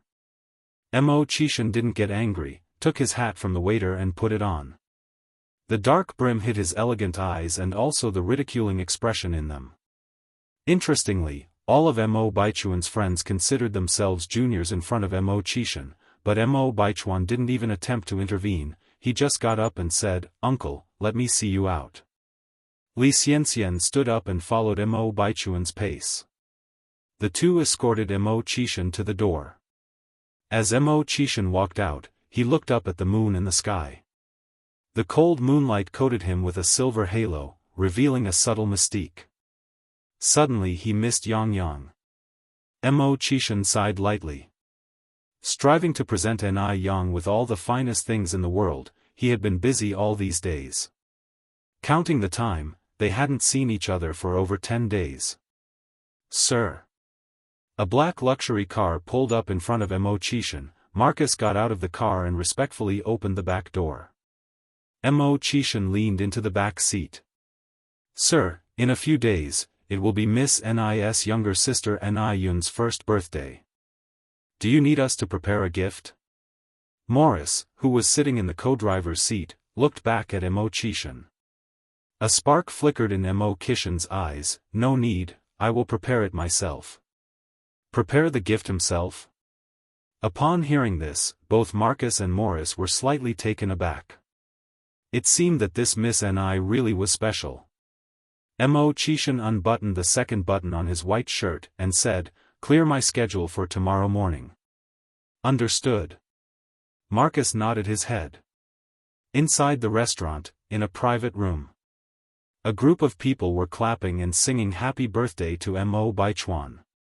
Li Xianxian cut the cake for Mo Baichuan herself. Looking at this beautiful and warm scene, Li Ting kept drinking, and even forgot about thing that Li Xianxian had asked him to do. "Tingji, have some cake." Li Xianxian placed a piece of cake in front of Li Ting. Li Ting took one look at her and came back to his senses. "Thank you, sister-in-law." Yes. Now, he ought to call Li Xianxian sister-in-law. Because everyone in the private room was calling her sister-in-law. If he didn't, it would undoubtedly arouse suspicion. "No worries." Li Xianxian smiled gently, but the look in her eyes served as a reminder. Li Ting immediately understood the meaning in Li Xianxian's eyes and raised his glass, looking towards Mo Baichuan. "Baichuan, you are the birthday boy. Heirace to a happy birthday and to your everlasting happiness with sister-in-law." "Thank you." Mo Baichuan raised his glass to toast with Li Ting. Then Li Ting continued, "Let's all make sure we're drunk before we go home." "Yes, yes, yes. Let's get drunk." The rest of them echoed in agreement. Chapter 435, Mo Baichuan's Tactic, Big Boss Proposal _3. One drink, then two, gradually, Mo Baichuan's head was getting dizzy. Li Xianxian tried to dissuade him. "Baichuan, please stop drinking. You're becoming drunk." Li Tingji laughed. "Sister-in-law, Baichuan has a good alcohol tolerance. How could he be drunk?" "Exactly.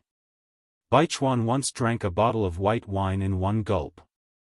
Mo Baichuan was normally very disciplined and rarely drank. On the rare occasion that people had the chance to drink with him, they were not about to let him off so easily. Fine, don't worry." Mo Baichuan turned to look at Li Xianxian. Frustrated, Li Xianxian sighed. As the drinks continued for 3 hours, countless empty bottles littered the ground. Not only was Mo Baichuan drunk, everyone else in the private room was too. "Xian," Li Tingji began, lifting his gaze to her before quickly correcting, "Sister-in-law, why don't you take Baichuan home first? I can handle things here." Li Xianxian nodded and reached out to support Mo Baichuan.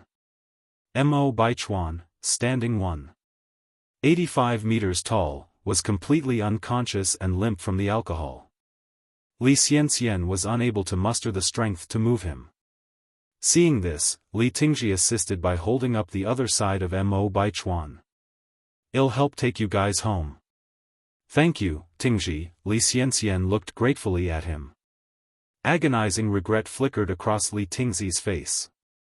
He didn't say anything, just continued helping Mo Baichuan forward while Li Xianxian hustled to keep up. Li Tingji drove directly to the base and helped Mo Baichuan into his dormitory room. Li Xianxian took out a key from Mo Baichuan's pocket and unlocked the door.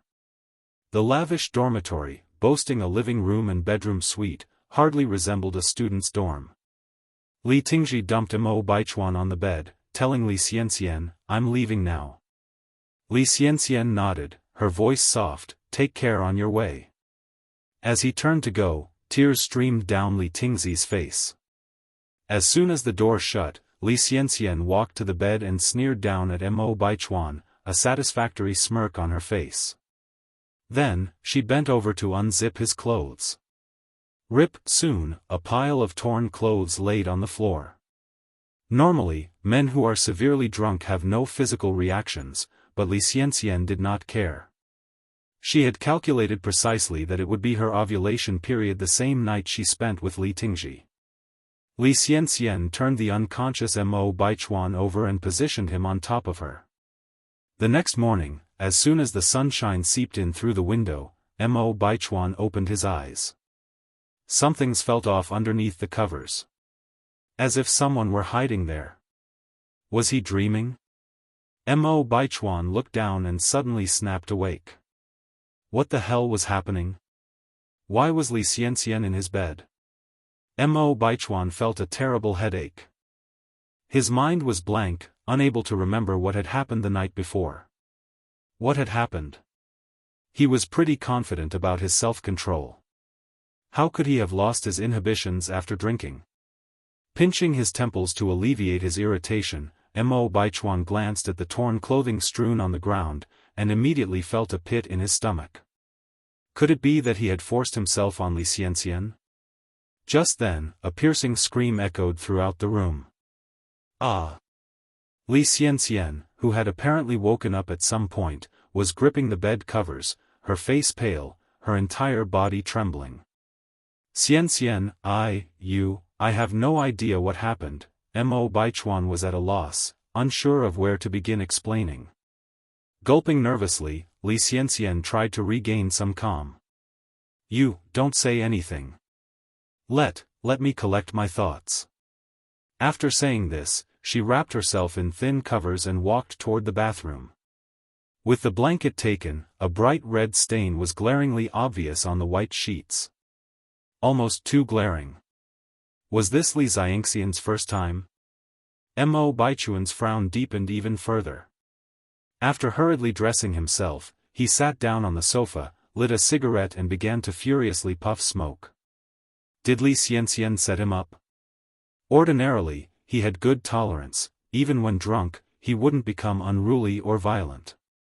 He would only quietly sleep. How could something like this have happened? Also, why was Li Xianxian in his dormitory? Chinese name squinted his eyes. After a while, Li Xianxian finally emerged, wrapped in covers, from the bathroom.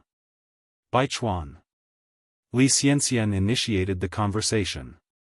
Mo Baichuan looked up at Li Xianxian.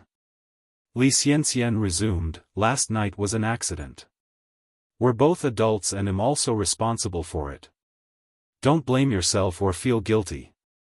Don't worry, I won't hold you responsible or make any unreasonable demands. Chapter 436, Mo Baichuan's Strategy, Big Brother's Marriage Proposal _4. Upon hearing this, a hint of guilt appeared on Mo Baichuan's face. Rest assured, I am not the kind of person who shirks responsibility. Some things were done and couldn't be undone. Li Xianxian was an innocent young woman who had followed him. It would be unfathomable for Mo Baichuan to deny her now. Li Xianxian said solemnly, Baichuan, I don't want you to take responsibility just for the sake of it. Although we are boyfriend and girlfriend now, I can tell that you don't really like me. So, let's break up. Break up? Mo Baichuan was astounded. He had never expected Li Xianxian to bring up breaking up.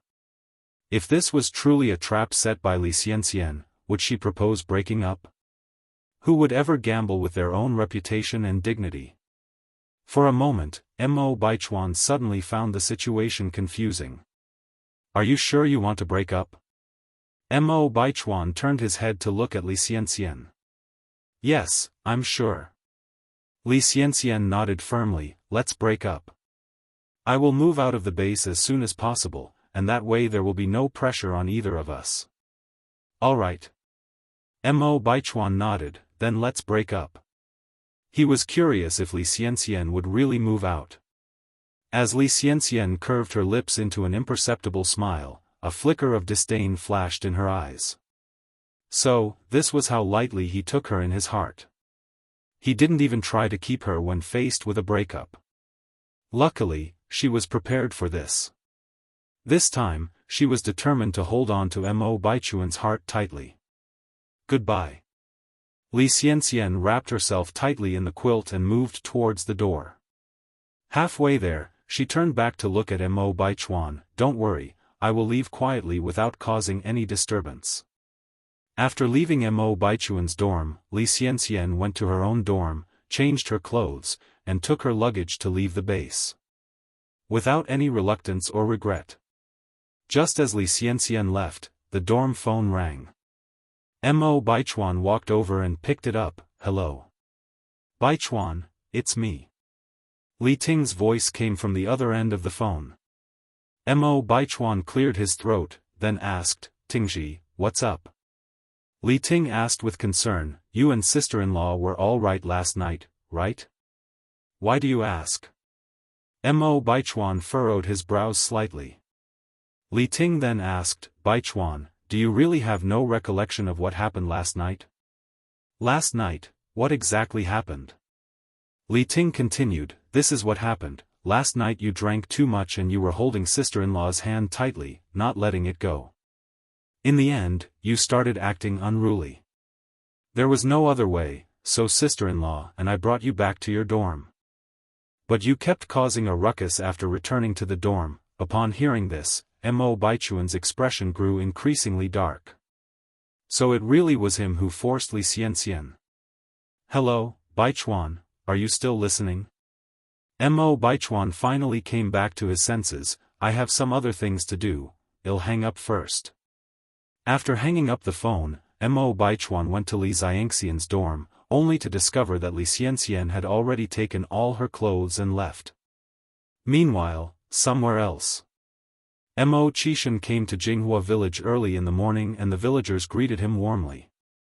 Xiaoma is here. Mo Qishan graciously replied with, hello uncle, hello aunt, even handing out cigarettes to the men, which made all the elderly men and women beam with smiles. In no time, he reached the courtyard of the Ni family. Mo Qishan stood in front of the courtyard and politely knocked on the door. Who's there? Ni Tsuhua came out. Seeing Mo Qishan, she immediately replied brightly, Xiaoma is here, come in. Aunt, where's Yang? Mo Qishan looked around the courtyard. Yang went to the river to do laundry. Ni Tsuhua replied. Doing laundry at the river? Mo Qishan frowned sympathetically. Hadn't he bought a washing machine already? Why did Ni Yang still need to go to the river to do laundry? Hand washing was so laborious. I'll go find Yang. Mo Qishan continued. Ni Tsuhua replied, I can show you the way. Mo Qishan shook his head, don't worry, aunt. I know the way. Ni Tsuhua smiled and said, fine then, you can go. Mo Qishan turned and headed out. In no time, he arrived by the river. He saw Ni Yang standing by the river with her pants rolled up, busy washing clothes. Her actions exposed a bit of her slender, fair waist against the black cloth, making it noticeably eye-catching. A few ducks were swimming around near the edge. Mo Qishan's Adam's apple bobbed visibly. He took off his shoes and quietly made his way towards Ni Yang. Chapter 437, Mo Baichuan Strategy, Big Brother's Marriage Proposal _5. His footsteps were light, very light. Ni Yang was engrossed in washing clothes, not noticing anything else. Mo Qishan quietly came to Ni Yang's side, covered her eyes with his hand and held his breath as he asked, guess who I am? Ni Yang was momentarily startled but played along, let me guess. First, using the process of elimination, you definitely aren't that scoundrel Mo Qishan. Her long eyelashes brushed against Mo Qishan's palm, causing a slight tickling sensation. From Mo Qishan's angle, he could see straight down Ni Yang's neckline. Don't peek when it's inappropriate. Mo Qishan quickly averted his gaze from the sight, looking at the wild ducks on the river, silently chanting a mantra to clear his mind several times. Ni Yang pinched Mo Qishan's hand, scoundrel, let go of me now. A patch of water immediately wet Mo Qishan's hand. He quickly came to his senses, releasing Ni Yang, somewhat surprised, Yang, how did you know it was me? Ni Yang raised an eyebrow slightly, playfully retorting, because our hearts are connected. As it turned out, Mo Qishan was indeed not immune to teasing. His face instantly turned red. Really? Really? Ni Yang laughed, of course it's true. So, brother Mo, what brings you here today? Mo Qishan held Ni Yang tightly, burying his head in her neck, deeply inhaling the fragrance of her hair, because I missed you. He really, really missed her. He didn't know how to describe this strange feeling. Yang, do you miss me? Mo Qishan continued to ask. Ni Yang nodded. Really? Mo Qishan was overjoyed. Really? Yang, I really like you a lot. Mo Qishan said seriously, I feel like I can't live without you in this life, I want to be with you forever. Ni Yang asked, forever is a long time, are you certain that when I'm old and wrinkled, you'll still feel the same as you do now? Perhaps it was because of too many past experiences, Ni Yang had a hard time believing in love. She wasn't sure how long Mo Qishan's affection for her could last. Who knows what could happen in the future? Yang, I'm 10 years older than you, they'll get old before you, they'll develop wrinkles before you do, as long as you don't mind me, I will always be there to protect you. As it turns out, Mo Qishan was the one who felt insecure. He was afraid that one day, Ni Yang would think he was too old. After all, there was a 10-year gap between them. Don't worry, I won't mind you getting old.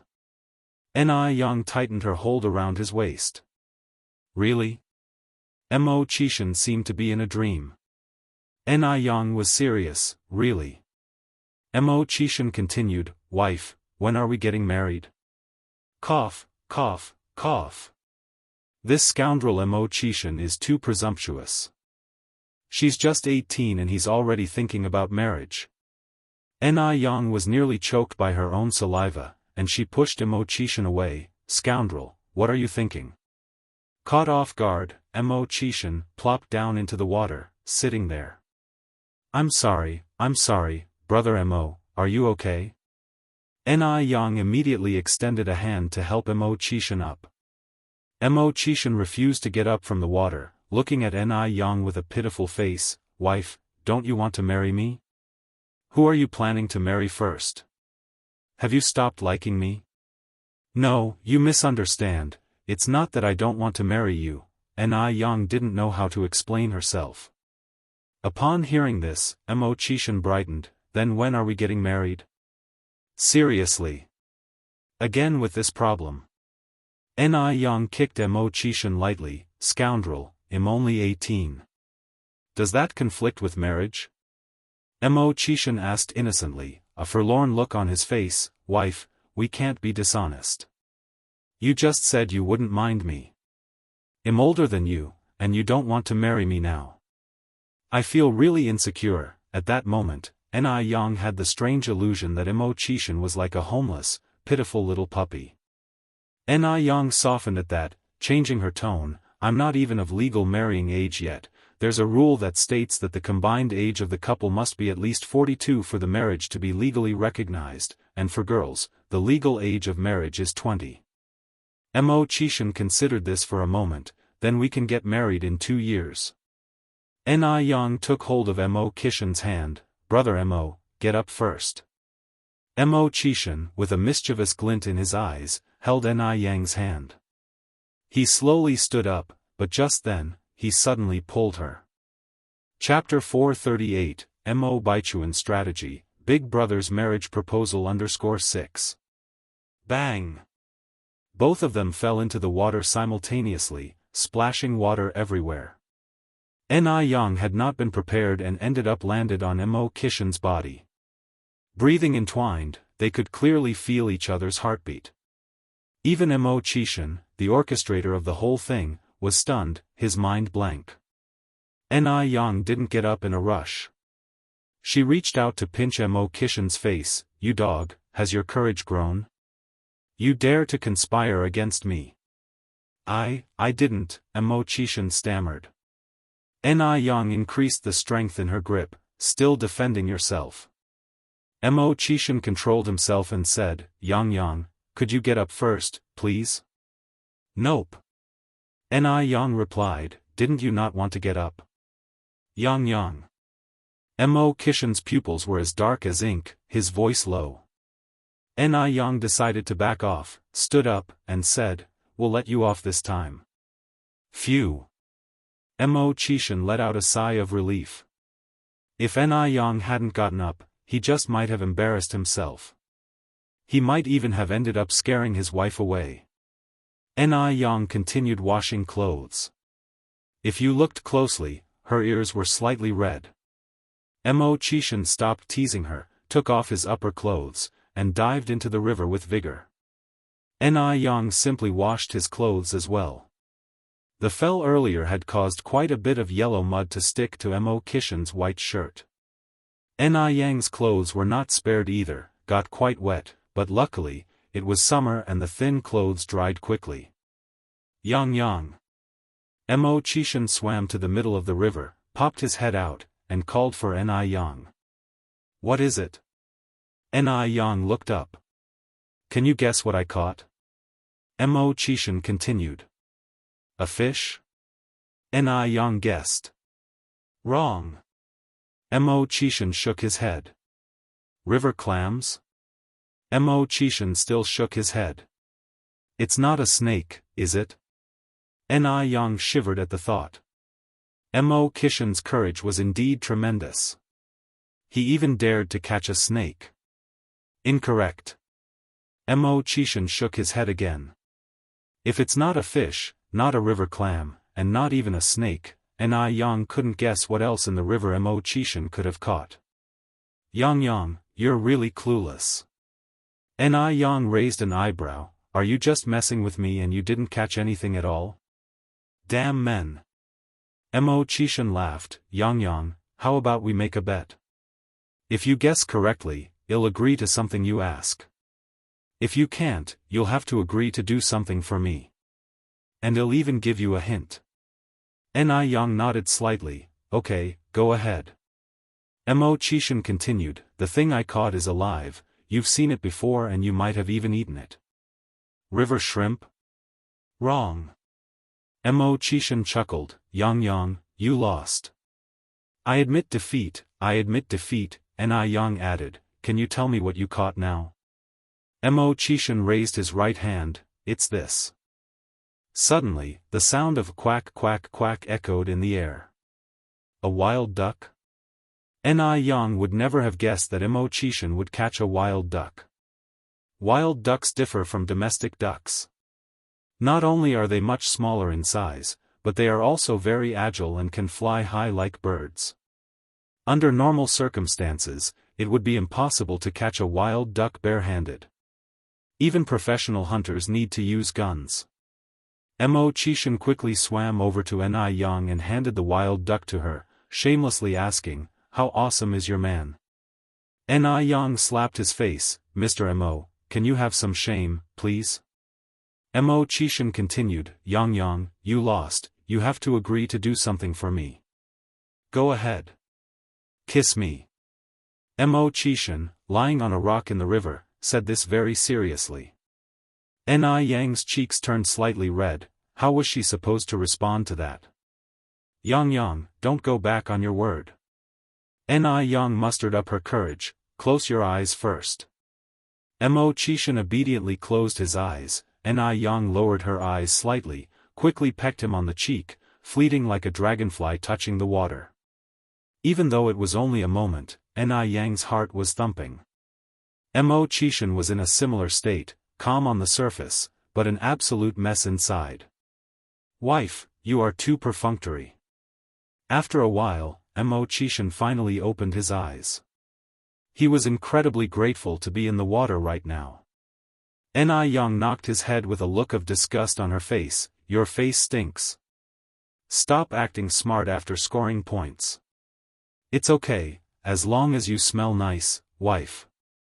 Mo Chishan handed the wild duck to Ni Yang. Wife, I will go for another swim. When Ni Yang looked at Mo Chishan again, he was no longer visible on the water surface. A good while later, he reappeared from the opposite bank of the river. Ni Yang untied her red hairband and tied the wings and feet of the wild duck with it, then put it in the bucket. After finishing washing the clothes, Ni Yang took out the clothes that Mo Baichuan had worn and hung them on a tree by the riverbank to dry while she sat underneath the tree seeking shade and watched Mo Chishan swimming in the river. Yang, do you want to swim around too? Called Mo Chishan from the river. No thanks. Ni Yang gave him a blank look. In broad daylight, if she did get into the water, she could likely become the guest of honor in the village news the next day. Yang, I've caught something again. Mo Kishin's voice echoed, full of excitement. Is it a fish? Yang, you are so smart. Mo Chishin raised a grass carp that weighs over 3 pounds. Yang just sat by the river and watched him, smiles flickering in her eyes. About half an hour later, Mo Chishin came up from the water. Right at that time, the clothes also dried. Mo Chishin put them on, took the bucket with the clothes from Yang. Yang smiled, I can carry it. Mo Chishin said, how could I allow you to do this kind of work while I, as your boyfriend, am around? Boyfriends are meant to do hard work. What else is the use of having a boyfriend? Yang patted his head, good understanding, young man. Mo Chishin smiled, all credit to your coaching. Nobody else got such a privilege. Yang couldn't help but laugh. As they walked and talked, their handsome and beautiful scene made passing pedestrians compliment them heavily. Such a perfect match of talent and beauty. In no time, they arrived at the Ni family's house. It was already after 10 a.m., nearing 11 a.m. Yang suggested, Brother Mo, stay for lunch. I'll clean up the duck and grill the fish. Mo Chishin nodded, yes, I'll help you. He seemed to have forgotten about the important meeting waiting for him at noon. Chapter 439, Big Brother, I am a person who loves to idle away his time. Help me one more time _1. Mo Chishin followed Yang into the kitchen. Tsuehua was originally busy in the kitchen. Seeing Mo Chishin and Yang arrive, she thought it would be best not to disturb the young couple. So, she left under the pretense of needing to look after the children. Yang, are we killing the duck too? Yang nodded. I'll do it. Mo Chishin rolled up his sleeves and volunteered. Can you handle it? Yang expressed doubt. A man is most bothered by a woman questioning his ability. I can handle it just fine. Mo Chishin took the wild duck from Yang's hand. Yang gave him a small smile and handed him the kitchen knife, here you go. And so, the usually commanding boss, who would direct operations from his office, was now holding a knife in one hand and a wild duck in the other, unsure of how to proceed. Should he cut the duck's head off? Or perhaps cut it open directly? Would cutting off the head be enough? Mo Chishin held the knife against the duck's neck, preparing to cut its head off when he suddenly stopped. No way. No way. What if the duck's blood splashed onto him? Mo Chishin looked at the duck, then at the kitchen knife, struggling with what to do next. Let me do it. Yang reached for the duck in Mo Chishin's hand. Xiaoma, fetch a bowl from the kitchen and fill it with some salt water. Okay, Mo Chishin touched his nose awkwardly. Yang, how much water and salt should I put in the bowl?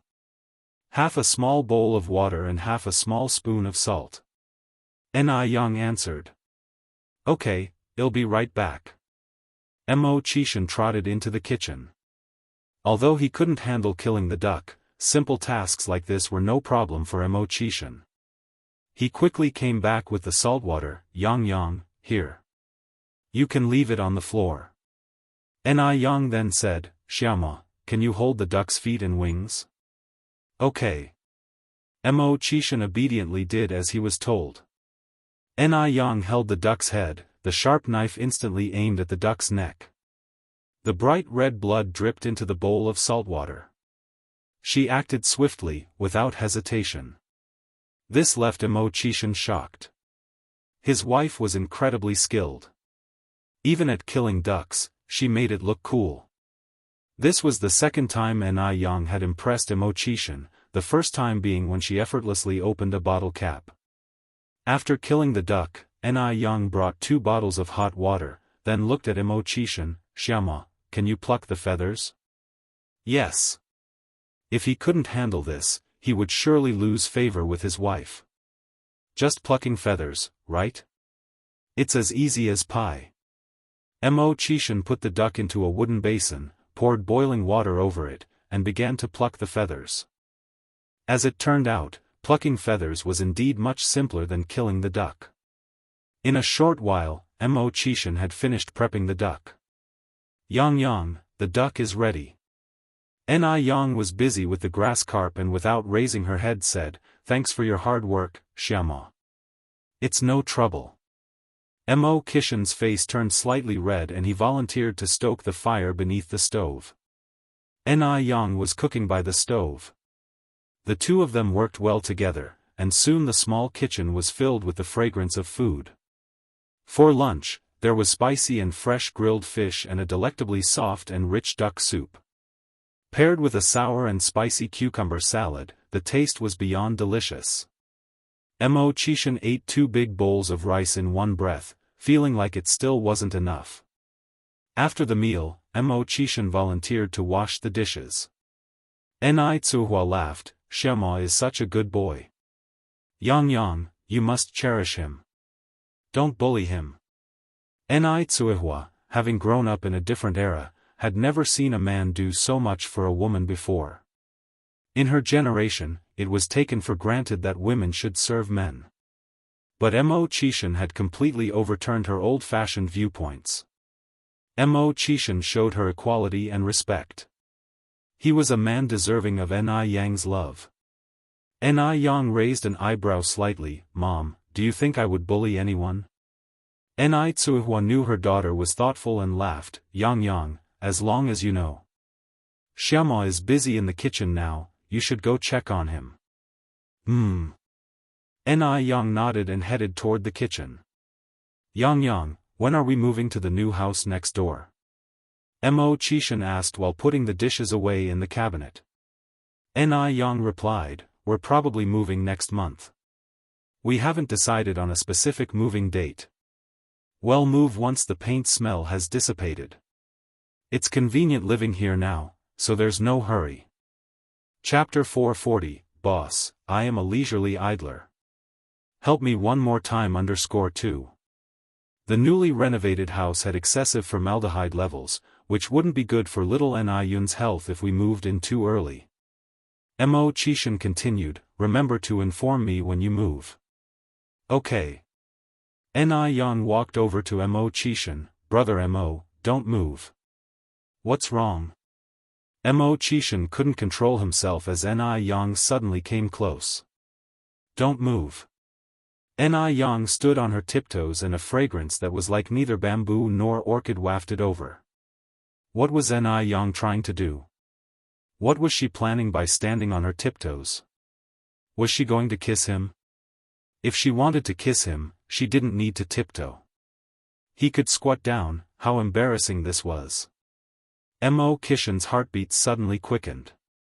Thump, thump, thump, as if it was about to jump out of his chest. Pop! A faint sound was heard in the air.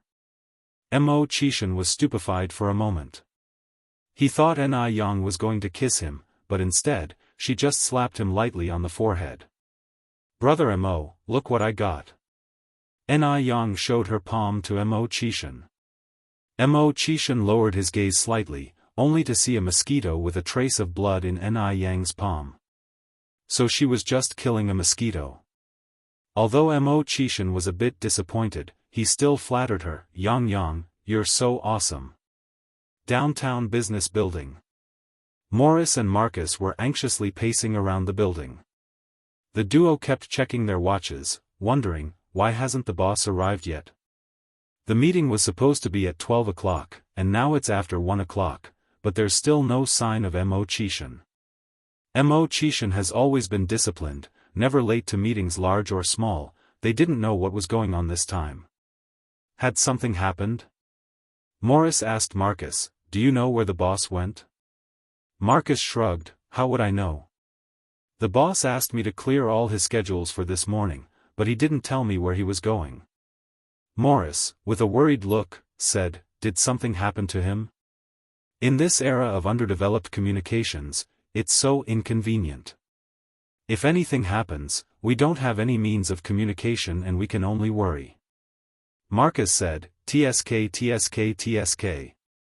Shut your glue-mongering mouth. How could anything happen to the boss? I think he must have gone to see Miss Ni. Morris scratched his head. Impossible, right? It's almost the first birthday of Miss Ni's sister. If the boss wants to see Miss Ni, he wouldn't be so urgent. Who knows? Marcus added, there's an old Chinese poem that goes, a day without seeing you is like a decade in torment. I think the boss is really fallen this time. Hey race, what we do, I'll wait here for the boss, you go find Wu Daming to visit Miss Ni's house and check whether the boss is there. Morris nodded, okay, I'll go now. When Wu Daming arrived, Mo Qishan and Ni Yang were feeding birds in the yard. They were a beautiful and perfect couple, whispering to each other. The scene was endearing and pleasant to the eye. Brother 6. Wu Daming ran in, his face covered in sweat. What's up? Mo Qishan turned back with a smile. Although he was smiling, Wu Daming felt a chill down his spine.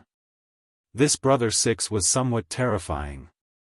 With a thick skin, Wu Daming reminded him, Brother 6, Xiaoma and Xiaoma are searching for you everywhere.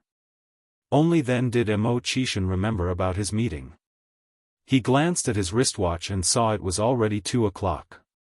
Well, it's already past 12, might as well spend some more time with my wife. Ni Yang said, Brother Mo, if you have something to do, you should go back with Wu Daming first. Don't delay your work. No problem. Mo Qishan replied without a care, what kind of official business could a man of leisure like me have? Wu Daming, if he hadn't seen it with his own eyes, he wouldn't believe that the man before him was Mo Qishan. Indeed, love can drive people crazy. Are you really sure it's okay? Ni Yang raised her eyebrows slightly.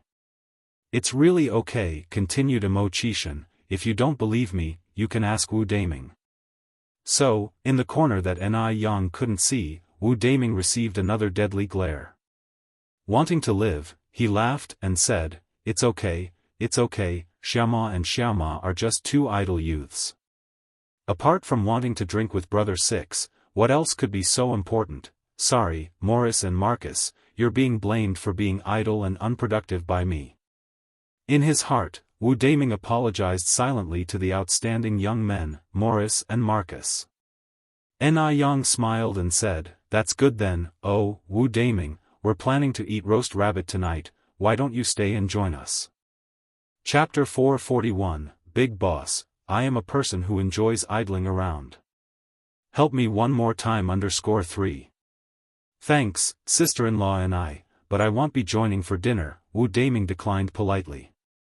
The roast rabbit was delicious, but he didn't want to be a third wheel. Just join us, you don't have anything better to do anyways. The more, the merrier, right?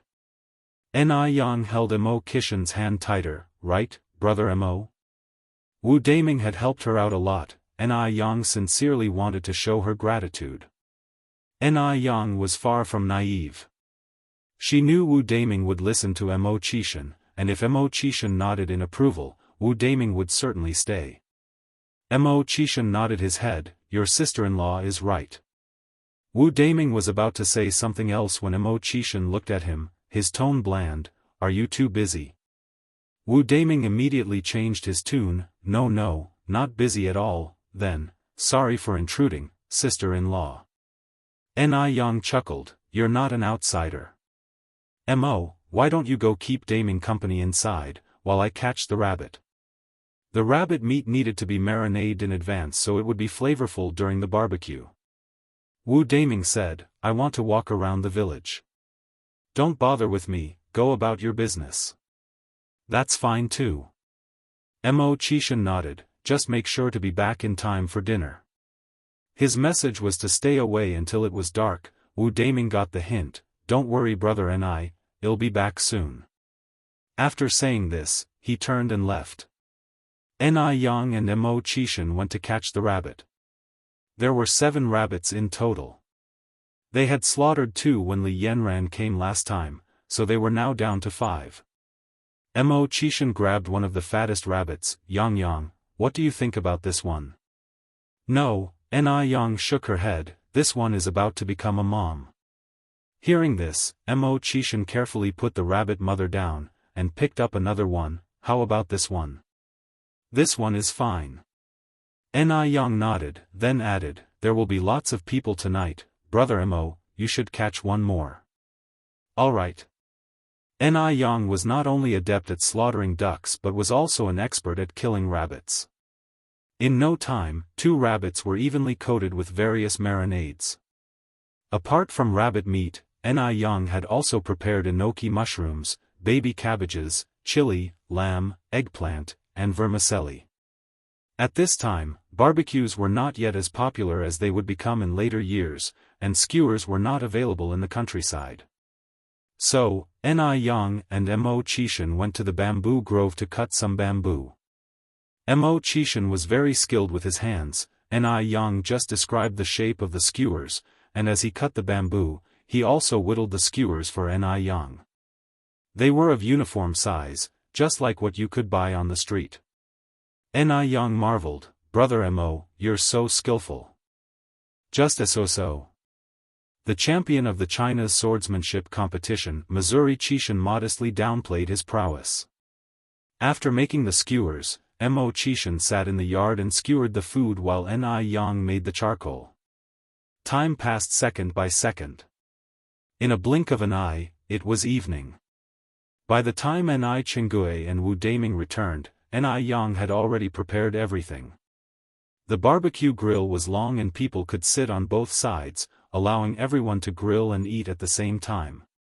Although it was summer, the mountain breeze made everything pleasantly cool. Oh, little Mo is here too. No wonder it's so lively today. Ni Chengue greeted Mo Chishan enthusiastically. Ni. Mo Chishan stood up politely. Ni Chengue laughed, little Mo, you don't need to be so formal with me. We're all family here, please, sit. Finishing her sentence, she turned to Ni Yang, Yang, what are we having tonight? Looking around, she didn't see any vegetables. Surely they weren't planning to feed them raw food? Ni Yang replied, Ni, we're having a barbecue tonight. We'll be grilling and eating. Oh. Ni Chengue nodded, doubting in her heart whether grilling these seemingly dried-out potatoes and enoki mushrooms would actually taste good. As Ni Yang grilled the vegetables, brushing them with oil and sprinkling chili powder and cumin powder, the sizzling of oil soon filled the air. It smelled so good. It made everyone salivate. Shortly after, Ni Yang finished grilling a large batch of vegetables and served them to everyone. Delicious. Sister-in-law Ni, you're incredible. Wu Daming wolfed down his food, as if he would even swallow his tongue if he could.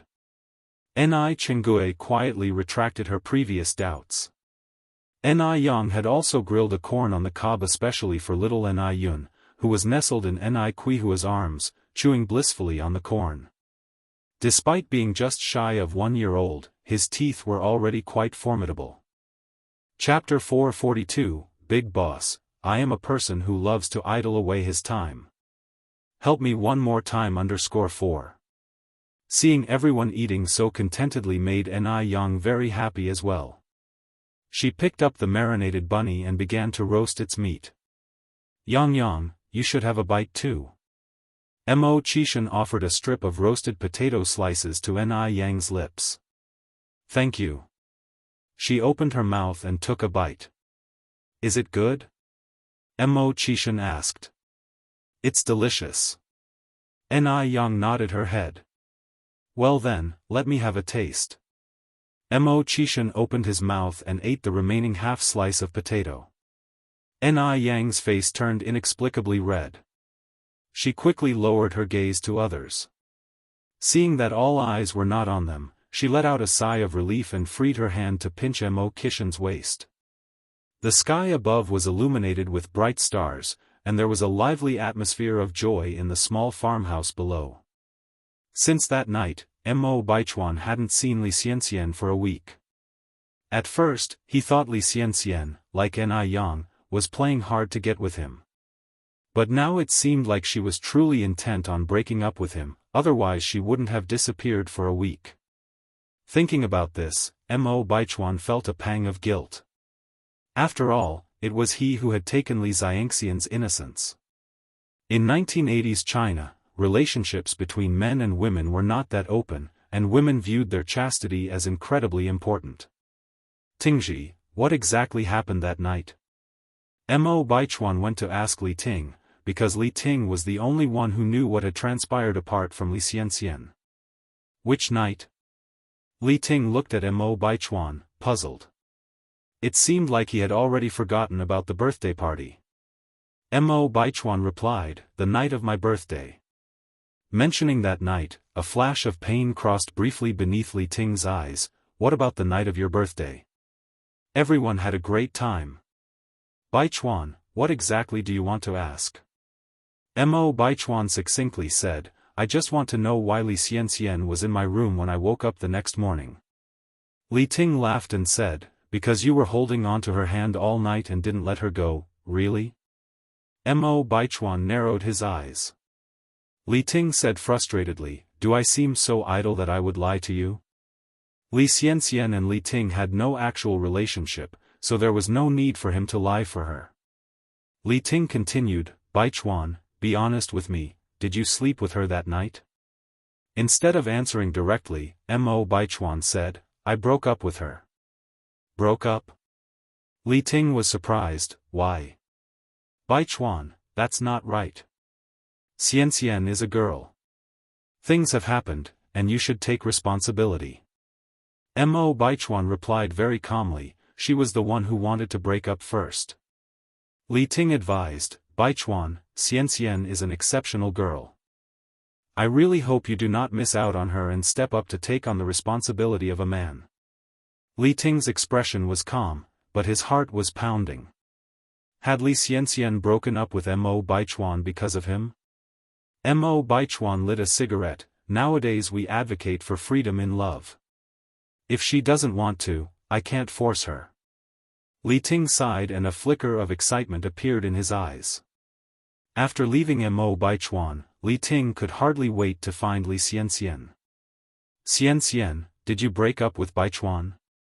Li Ting looked at Li Xianxian. "Yes."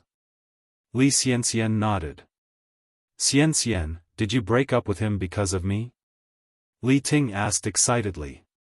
Li Xianxian bit her lip and then said, "Tingji, I admit I did have a little interest in you, but I like Baichuan more. A heart can only love one person, so, I'm sorry, Tingji. I want to marry Baichuan, could you please help me again?" When she said the last sentence, Li Xianxian held Li Ting's hand and looked deeply into his eyes. Li Ting looked at Li Xianxian, his eyes brimming with affection. He couldn't refuse Li Xianxian this way. As long as he knew she was even a little fond of him, he would be satisfied. In that moment, he was ready to go through hell and high water for her. "All right." Li Ting nodded. Li Xianxian said gratefully, "Tingji, thank you. I owe you in this life. In the next one, I will definitely marry you." "Really?" Li Ting looked up, surprised. He never expected Li Xianxian to be so deep and sincere. He had indeed chosen the right person to love. Chapter 443, Boss, I am a person who loves to idle away his time. Help me one more time _5. For real. Li Xianxian stretched out her hand protectively around Li Tingji, whispering her plan into his ear. Li Tingzi's body stiffened, his face unreadable. After a long moment, he said, "Don't worry, Xianxian.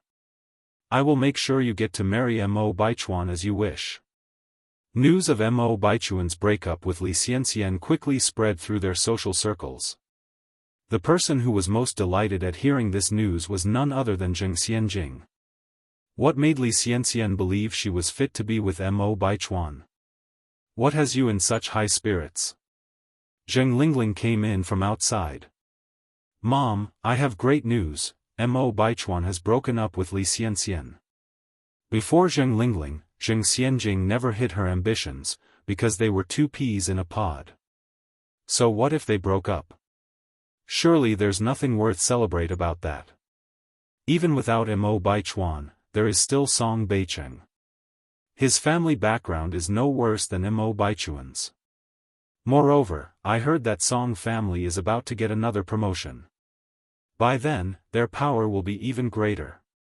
Zheng Lingling paused, then continued, so Xianjing, I advise you to focus your energy on Song Beicheng.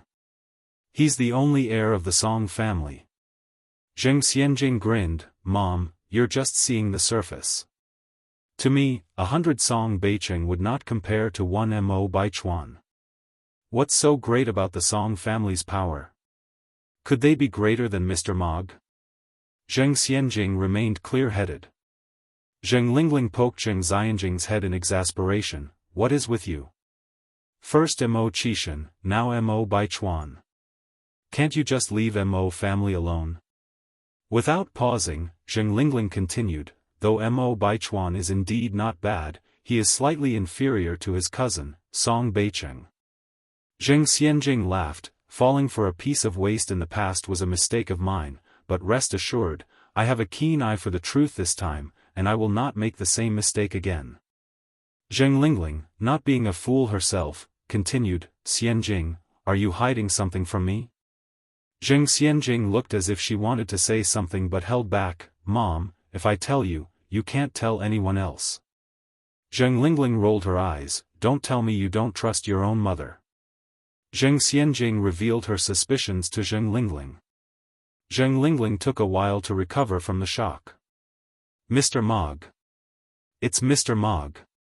She had not seen it coming, that Mr. Mog, so mysterious and unpredictable, was actually Mo Baichuan, whom she had watched grow up. Xianjing, are you certain you're not mistaken? Zheng Lingling questioned. Zheng Xianjing replied, I am sure. I initially thought Mr. Mog was the worthless Mo Qishan, that's why she left the rest unsaid. Zheng Lingling snorted, that useless person, Mo Qishan, isn't even worthy to shine Mr. Mog's shoes. Exactly, Zheng Xianjing sighed regretfully.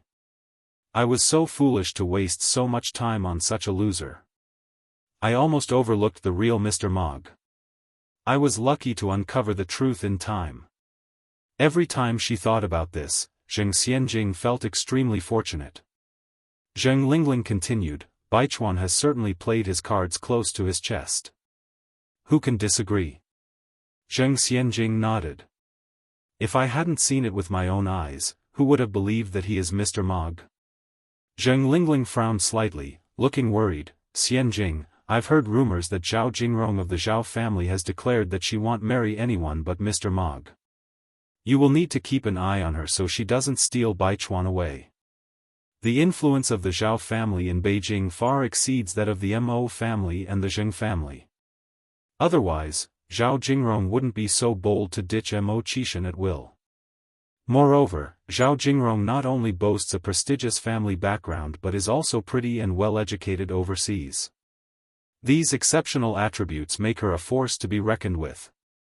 Zheng Xianjing laughed, Mom, you can rest easy. Zhao Jingrong still doesn't know that Mo Baichuan is Mr. Mog. And even if she did, would Mo Baichuan marry someone who almost became his aunt through marriage with Mo Qishan? Even if Zhao Jingrong loses her dignity, the Mo family would still want to keep their face. Zheng Xianjing was not worried about Zhao Jingrong, as she had no upper hand at all in front of Mo Baichuan.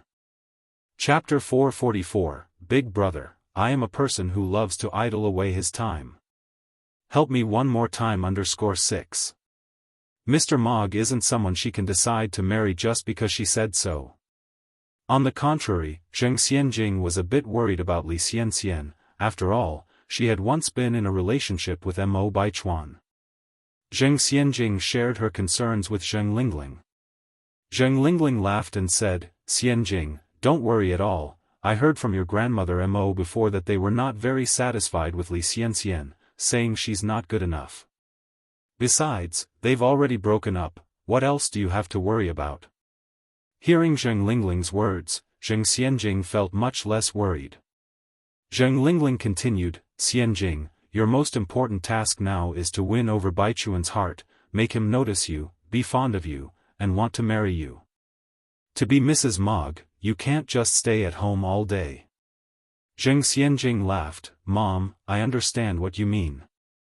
Zheng Lingling said, since you understand, why not get dressed up and go find Baichuan?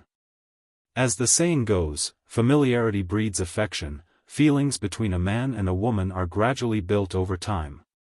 Zheng Xianjing nodded in agreement. Ni Yang has been settled in the restaurant for a week now, and hasn't started the renovation because they were waiting for an auspicious time. Today is a good day. Early in the morning, Wang Tiniu brought a group of people to the front of the restaurant. In addition to local labor, Wang Tiniu also called many people from neighboring villages. Consequently, Ni Yang not only became the lucky star of Jinghua village, but also that of neighboring villages, and many people dreamt of moving to Jinghua village. It's important to know that Jinghua village's economy now far outstrips a few neighboring villages, and Ni Yang's fame as a lucky star is spreading further and further. Before starting the renovation, Ni Yang set off a string of firecrackers to bring good fortune. Wang Tiniu, with the blueprint in hand, was telling everyone where to start the renovation. The blueprint was designed by Ni Yang herself, based primarily on traditional Chinese elements. In today's Beijing, there are Japanese restaurants and Western restaurants, but there is no restaurant that promotes the beauty of traditional Chinese culture. Although the decor of Japanese restaurants is quite classical, it belongs to Japan's own classical style, which has nothing to do with China. Ni Yang now not only wants to expand her skincare business abroad, but also to export traditional Chinese culture through the restaurant industry, so that people all over the world can feel the charm of traditional Chinese culture. Yang, is this a column? Wang Tiniu asked, pointing at a black dot on the blueprint. That spot on the design seemed to be blurred by a water droplet. However, as the designer, Ni Yang knew clearly every detail on the blueprint. Uncle Tiniu, this is a screen. It was fortunate that Wang Tiniu was attentive, otherwise, if he had built a column, the consequences would be unthinkable. Wang Tiniu nodded. Oh, I see. Miss Ni, are you starting the renovation today? A gentle male voice came from outside the door. Ni Yang turned around and saw that it was Chen Jitsang, the former owner of the restaurant. Mr. Chen. Ni Yang nodded slightly. Chen Jitsang said, I was just passing by and saw the door open, so I came in for a look. This was where he started his first business and also the last, so his sentimental attachment was understandable. Ni Yang smiled faintly. While this place hasn't changed much, would you like to take a photo to reminisce about it, Mr. Chen? Chen Zikang's eyes lit up. That's a great idea. He then said, Miss Ni, wait for me, I'll go get my camera. Sure. Ni Yang nodded slightly.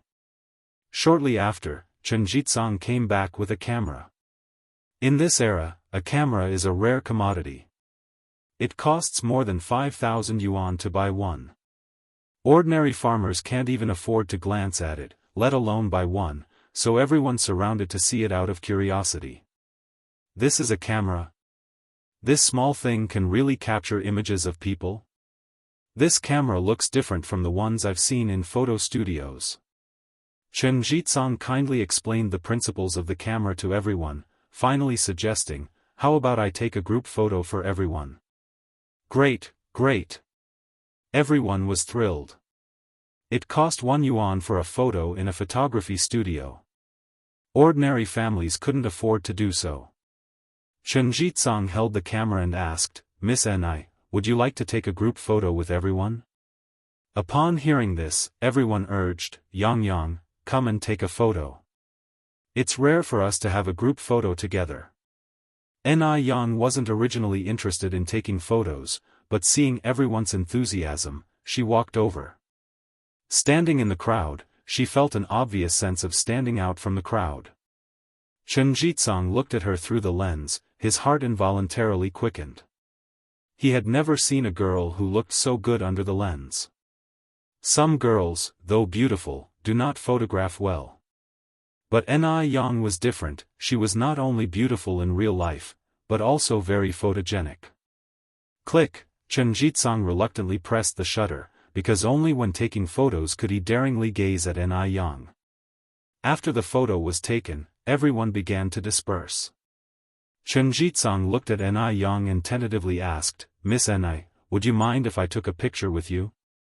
Ni Yang smiled lightly, "I'm sorry, I do mind. I'm afraid my boyfriend might misunderstand."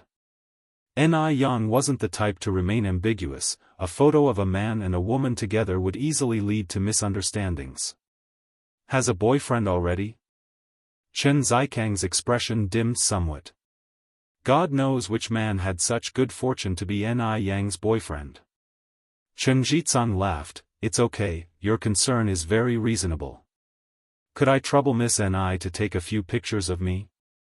"I can do that."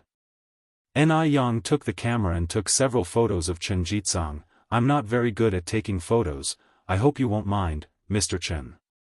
Chen Jitsang responded, "How could I? I should be thanking Miss Ni." "You're welcome." After exchanging some pleasantries, Chen Jitsang proposed to leave. Ni Yang didn't stay long at the restaurant either, but went to the detective agency instead. Now, Xiaozhou regarded Ni Yang as her best friend.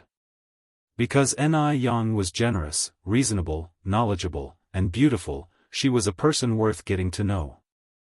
Yang. As soon as Ni Yang entered the detective agency, Xiaozhou came to greet her. Ni Yang followed Xiaozhou to the VIP room inside. "Xiaozhou, do you have any recent news about Li Xianxian?" Ni Yang is a person who thinks ahead. She would not forget the ticking time bomb Li Xianxian just because she was comfortable for a moment. Chapter 445, She is the person I'm looking for. _1. Xiaozhou had been keeping a close eye on Li Xianxian. He poured a cup of tea for Ni Yang, then said, "She hasn't made any big moves. Just that she recently broke up with Mo Baichuan." Regarding Li Xianxian, this seemed to be the only significant recent event. Broke up? Ni Yang raised an eyebrow slightly. Xiaozhou nodded, and it was Li Xianxian who initiated the breakup. This move was somewhat confusing. Li Xianxian had gone to great lengths to get close to the Mo family, finally becoming Mo Baichuan's girlfriend. Would she so casually break up? Unless there was a bigger plot behind it. Ni Yang narrowed her eyes slightly, then asked, "Are there any other news aside from these?" Xiaozhou paused to think, then said, "Additionally, I noticed recently that Li Xianxian and Li Ting have been meeting each other quite frequently." Li Ting? Ni Yang had had contact with Li Ting before, so she knew that he had a crush on Li Xianxian. Even though the Li family was wealthy, it couldn't compare to the Mo family. Ni Yang didn't think that Li Xianxian would give up on Mo Baichuan for Li Ting. It was now a critical time for Li Xianxian's breakup with Mo Baichuan. Why would she be meeting with Li Ting so frequently? Was she planning to use Li Ting to achieve her goal? Given Li Xianxian's character, it wasn't impossible.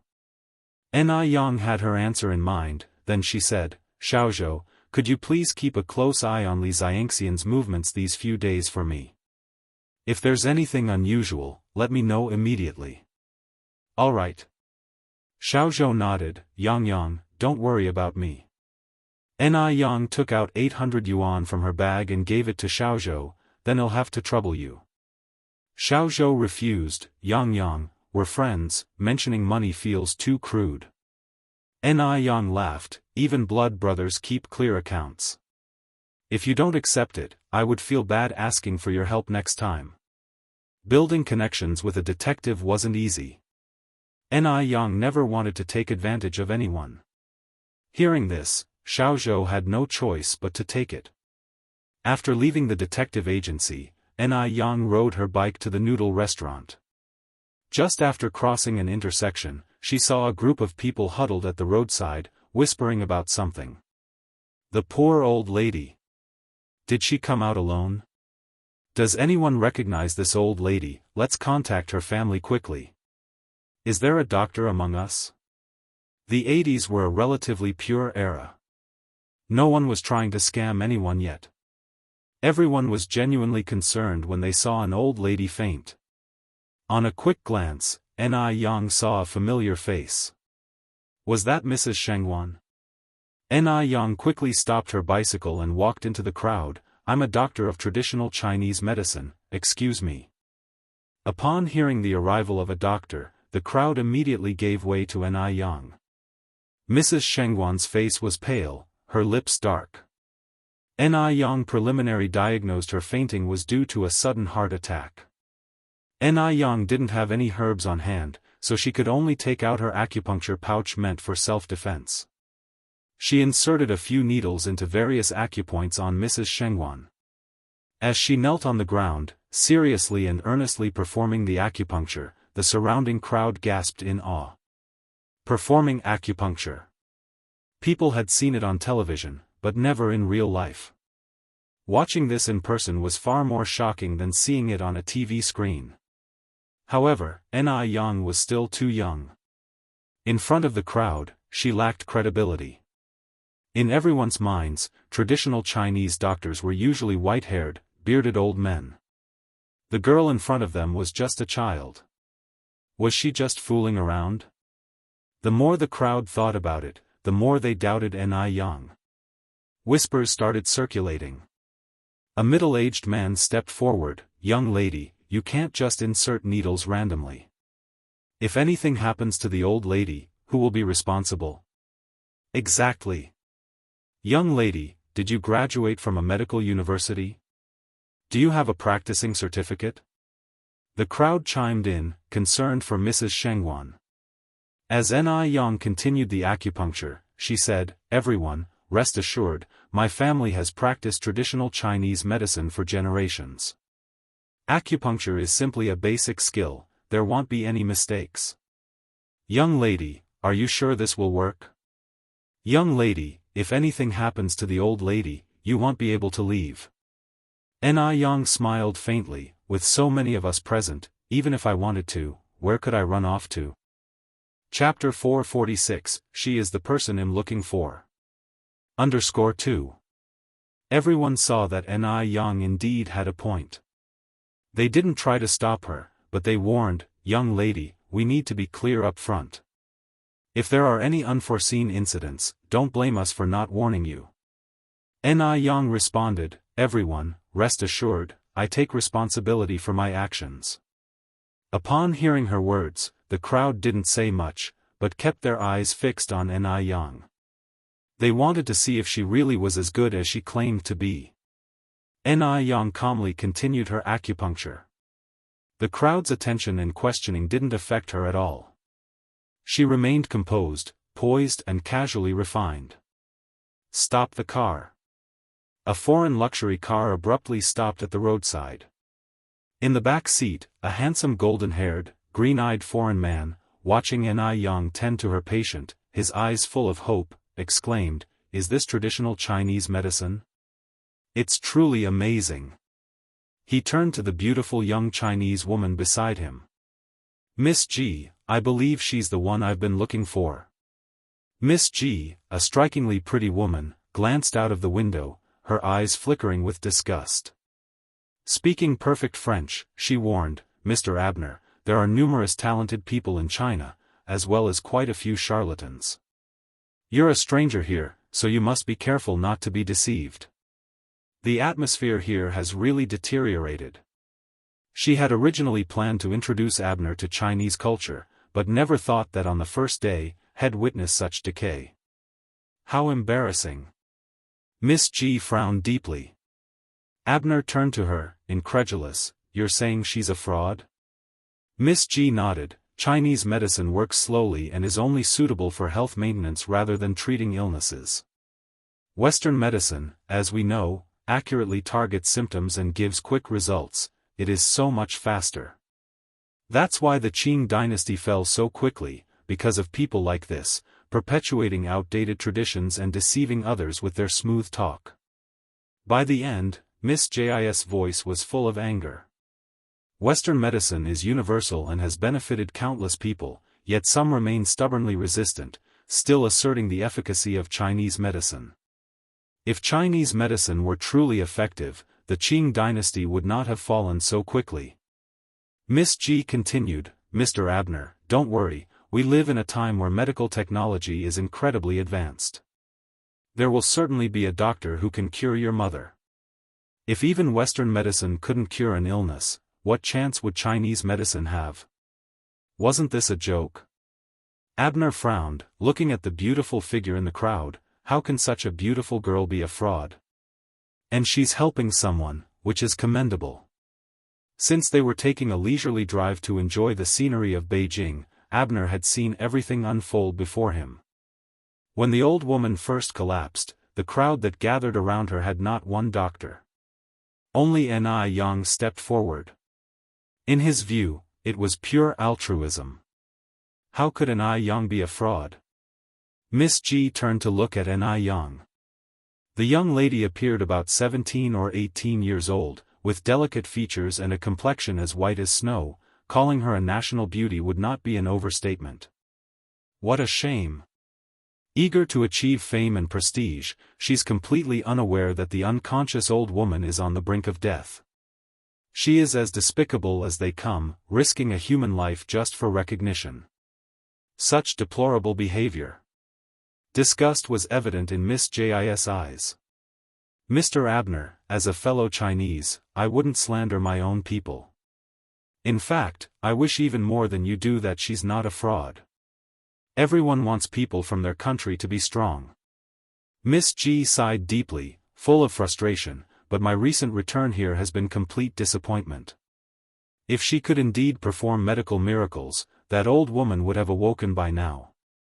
But look at her, she's pale with blue lips, clearly beyond saving. The Chinese aren't just disappointing, they're also a disgrace. This reminded her of the sign in the Bund Park during the Republic of China era, saying, "No dogs or Chinese allowed." If the Chinese people continue this decline, without aspiration for progress, they are doomed to repeat their past and return to an era of colonization. No. After this trip, she needs to hurry up and complete her immigration procedures to become a true citizen of F country. China has let her down too much. If it weren't for that person being in China too, she would never return. Chapter 447, She is the person I'm looking for. _3. Although Miss Ji expressed complete disdain for traditional Chinese medicine, Abner was not ready to give up. He had been to many countries, and China was his only hope. His mother's illness could not be delayed any longer. Miss Ji, I think you are biased towards ancient Chinese medical practices. The treatment isn't over yet, and neither of us has the right to judge whether she is a fraud or not. Seeing Abner still stubborn and persistent, Miss Ji continued, Mr. Abner, I understand that in your desperation to cure your mother, you would try anything. Let's put aside, for the moment, whether ancient medicine is effective. But consider her age. Do you think she, merely a child, is capable of performing life-saving surgeries? He had to concede the point. She was too young. At most 17 or 18, in their country people of this age are still in high school and haven't even entered college yet. How could such a child possibly have the skills to treat patients and save lives? He must have been insane to believe that this small child possessed medical skills. Abner withdrew his gaze, the fire of hope in his eyes extinguished completely. He looked at Miss Ji, let's go. All right. Miss Ji nodded and said to the driver, drive to Daoist restaurant. The driver started the engine, and the black car soon disappeared down the road. 2 minutes after the car left, the previously unconscious old lady Shengguan slowly opened her eyes. The world spun around her, surrounded by faces, which made her somewhat dazed. Was she dreaming? She's awake. She's awake. She's really awake. Excited voices came from the crowd. Turns out the girl does have some real skills. Old lady, how are you feeling now? Ni Yang slowly helped old lady Shengguan up. Old lady Shengguan gradually regained consciousness. Yang? Why are you here too? Someone immediately said, old lady, you have to thank this young girl. If it wasn't for her, you would be in danger. Yes, you really need to thank her. The crowd was buzzing, and old lady Shengguan understood what had happened. She had suddenly fainted on the road and Ni Yang was passing by and saved her. Yang, thank you. Old lady Shengguan held Ni Yang's hand tightly. Ni Yang smiled and said, thank goodness you're okay. I'll take you to the hospital to get checked out, just to be safe. Ni Yang had already performed acupuncture on old lady Shengguan, and was certain the addition of Western medical instruments would be doubly effective. These days, Western medicine is popular globally, and people are increasingly dismissing traditional Chinese medicine. Actually, both traditional and Western medicine have their strengths and weaknesses. Traditional medicine treats the root cause, while Western medicine treats the symptoms. Combining the two is the best way to benefit humanity. Okay. Old lady Shengguan nodded, I appreciate it, Yang. Ni Yang gently smiled and added, by the way, where is Xiaoxi today? Old lady Shengguan replied, Xiaoxi had something to do today, so he didn't come with me. Oh. Ni Yang nodded. The hospital was not far from here. Ni Yang helped old lady Shengguan and they arrived at the hospital in no time. No matter the era, hospitals are always crowded. While Ni Yang was registering for a number, old lady Shengguan found a public phone booth on the first floor and made a call. Ni Yang successfully registered and helped old lady Shengguan to the cardiology department. On their way up, she unexpectedly saw a familiar figure in the first floor lobby. Was that Li Xianxia? Ni Yang squinted, what was she doing at the hospital? And the direction Li Xianxia was heading toward seemed to be the gynecology and obstetrics department. The gynecology and obstetrics department. Could it be that Li Xianxia was pregnant? Ni Yang smirked slightly. This was interesting. In a short while, Shengguan Su appeared in the cardiology department. He ran over, sweat splotches appearing on his forehead, even dampening the tips of his hair. Grandma, are you okay? I'm fine, thanks to Yang. Otherwise, it would have been a real disaster, old lady Shengguan said with a beaming smile. Where is Miss Ni? Shengguan Su looked around but didn't see Ni Yang's figure. Old lady Shengguan replied, Yang went to get my report. Oh. Shengguan Su nodded. While Ni Yang was fetching the report for old lady Shengguan, she also managed to make a trip to the second-floor gynecology and obstetrics department. Over there, she saw Li Xianxia sitting on a blue plastic chair with her Q number. Considering Li Xianxia's current condition, she was very likely to be pregnant. Could the baby be Baichuan's? If Li Xianxia was really pregnant with Baichuan's child, would she still deliberately break up with him and still be entangled with Li Ting? Chapter 448, She is the person I'm looking for. _4. Ni Yang squinted her eyes and didn't stay on the second floor for too long, quickly returning to the third floor instead. Shengguan Su was accompanying old lady Shengguan. When he saw Ni Yang approaching, he promptly came forward and said, Miss Ni, I can't thank you enough for today. If it weren't for you, my grandmother's life might have been in danger. It was nothing, no need to mention it. Ni Yang handed the report to Shengguan Su, since you're here now, I'll be on my way. Shengguan Su continued, you're leaving so soon? Why not join us for a meal? Old lady Shengguan chimed in, Xiaoxiu is right, Yang, you did us a huge favor. It would be improper if you left without having a meal. Ni Yang replied with a smile, you're being too kind, but I need to attend to a few things at my shop. Goodbye, old lady Shengguan, Mr. Shengguan. With these words, Ni Yang turned and walked away. Watching Ni Yang's receding figure, old lady Shengguan remarked, Yang is really a good child. Shengguan Su watched Ni Yang's retreating figure in silence. Outside, the sun was bright and slightly scorching. As Ni Yang walked out of the hospital, she unconsciously raised her hand to shield her forehead from the sun, allowing a sliver of light to penetrate through her fingers, casting a faint shadow on her curled eyelashes. Miss Ni, wait a moment. A gentle male voice sounded behind her. Ni Yang slightly turned her head, a wisp of hair swept past her lips. Under the sunlight, her clear and sparkling peach blossom eyes were utterly captivating. This was the charm of a woman's graceful turn and enchanting smile. Shangguan Su was briefly stunned. He approached Ni Yang and handed her 100 yuan note. I forgot to give you the fee for the medicine and registration. Ni Yang reached out to accept it, smiling. Actually, you didn't have to bother coming all the way here. Old lady Shangguan and I meet often. Shangguan Su said, my grandmother has poor memory and feared she might forget, which is why she asked me to deliver this to you. Ni Yang flashed a small smile. It's just a small amount of money, it wouldn't matter even if she forgot. How could that be? Shangguan Su continued, you've already helped my grandmother so much, it's only proper to compensate you for the medical expenses. By the way, did you come on foot?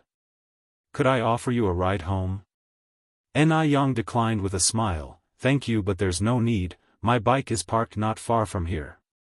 With his handsome features, distinguished background, and the prestigious position he held, few women would reject Shangguan Su.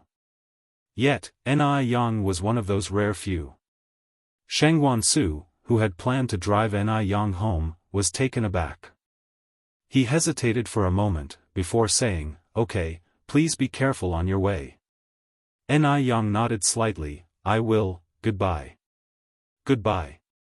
Shangguan Su waved at her before turning around to walk back into the hospital. When he returned alone, old lady Shangguan asked unhappily, why did you come back alone? Didn't I ask you to accompany Yang Yang home? Shangguan Su replied, she came on her bicycle, so there was no need for me to send her. Old lady Shangguan shook her head in frustration, you really? This grandson of hers was beyond help. He didn't seize opportunities, even laid in front of him. No wonder he was still alone. Shangguan Su changed the subject, by the way, where's Xiaoxi? Isn't she usually the one who accompanies you on these outings? Old lady Shangguan replied, Xiaoxi went to the mall with your father. Xiaoxi went to the mall with dad? Shangguan Su asked, taken aback. Your Aunt Lin and her daughter Chang Yu are also with them. Old lady Shangguan continued, your dad gets along well with your Aunt Lin who has a daughter 4 years younger than Xiaoxi. Today's outing was mainly to see if Xiaoxi and Chang Yu could get along. Despite not having met Lin Fang, old lady Shangguan already had a favorable impression of her. After all, Lin Fang had been introduced by one of their own. What does Aunt Lin do? Shangguan Su asked. Old lady Shangguan replied, she is in the education industry, a kindergarten teacher. Shangguan Su nodded, she must have a lot of love to give. The Shangguan family was renowned, so even though they were considering a second marriage, they couldn't settle for someone mediocre.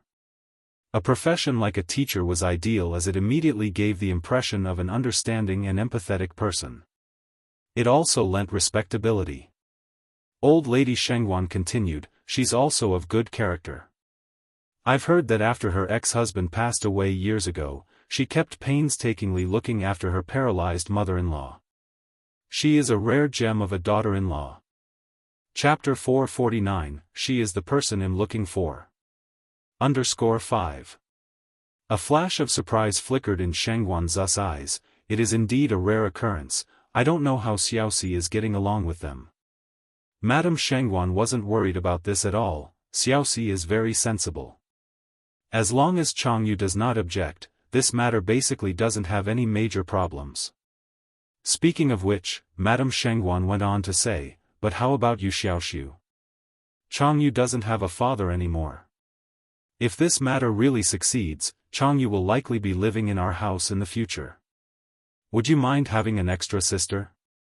Shangguan Su laughed, the more people at home, the merrier. Of course, I wouldn't mind. How old is he? Why would he mind such things? He isn't a child anymore. Madame Shangguan immediately asked, then what if your dad were to have a child with Aunt Lin? Would you mind then? Although Shangguan Dehui was in his 40s, Lin Fang was only 38 years old. If she wanted to have a child, there would be no pressure to do so. The Shengguan family didn't worry about not having enough money to raise children. Moreover, in this remarried family, if they didn't have a common child, the relationship between the couple would be unstable. Shengguan Su laughed and said, "Grandma, you don't need to worry about me. It mainly depends on what my dad thinks." "All right." Madame Shengguan nodded, "I understand your meaning." Gynecology and Obstetrics Department. Li Xianxian was sitting on a blue plastic chair in the hallway, her expression indecipherable. At this moment, her mind was filled with the doctor's words. "You are pregnant." Yes, she was pregnant. Although she had been prepared, she was still heart-achingly excited. A child. She was having a child, she was having Mo Baichuan's child. As long as she had Mo Baichuan's child, she was not afraid of him discovering her secret. Li Xianxian gently touched her flat tummy, almost unable to believe that a small life was growing inside her. After a while, she stood up from the chair and headed towards the hospital exit. Even though she was overjoyed, she didn't show it. She just walked up to the public telephone booth and made a phone call. Today was the day that Lin Fang and her daughter Changyu were to go shopping at the mall together with Shengguan Dehui and his daughter Shengguan Shi. So, Lin Fang and Changyu made a point to come early. For the meeting today, the mother and daughter had dressed up especially nice. Changyu put on a dress worth 58 yuan and a pair of real leather shoes. Normally, she could never bear to wear such a dress. But today was different. Today, Shengguan Shi was coming as well. Shed heard that Shengguan Shi was not very good looking, so not only did she want to outshine Shengguan Shi in terms of appearance, but she also wanted to dress better than her. She wanted to seem more like a rich heiress than Shengguan Shi. Only then could she leave a good impression on Shengguan Dehui. As Lin Fang was touching up her makeup in front of a mirror, she said, "Xiaoya, be sweet when you meet them later. But try not to talk too much when you can just smile."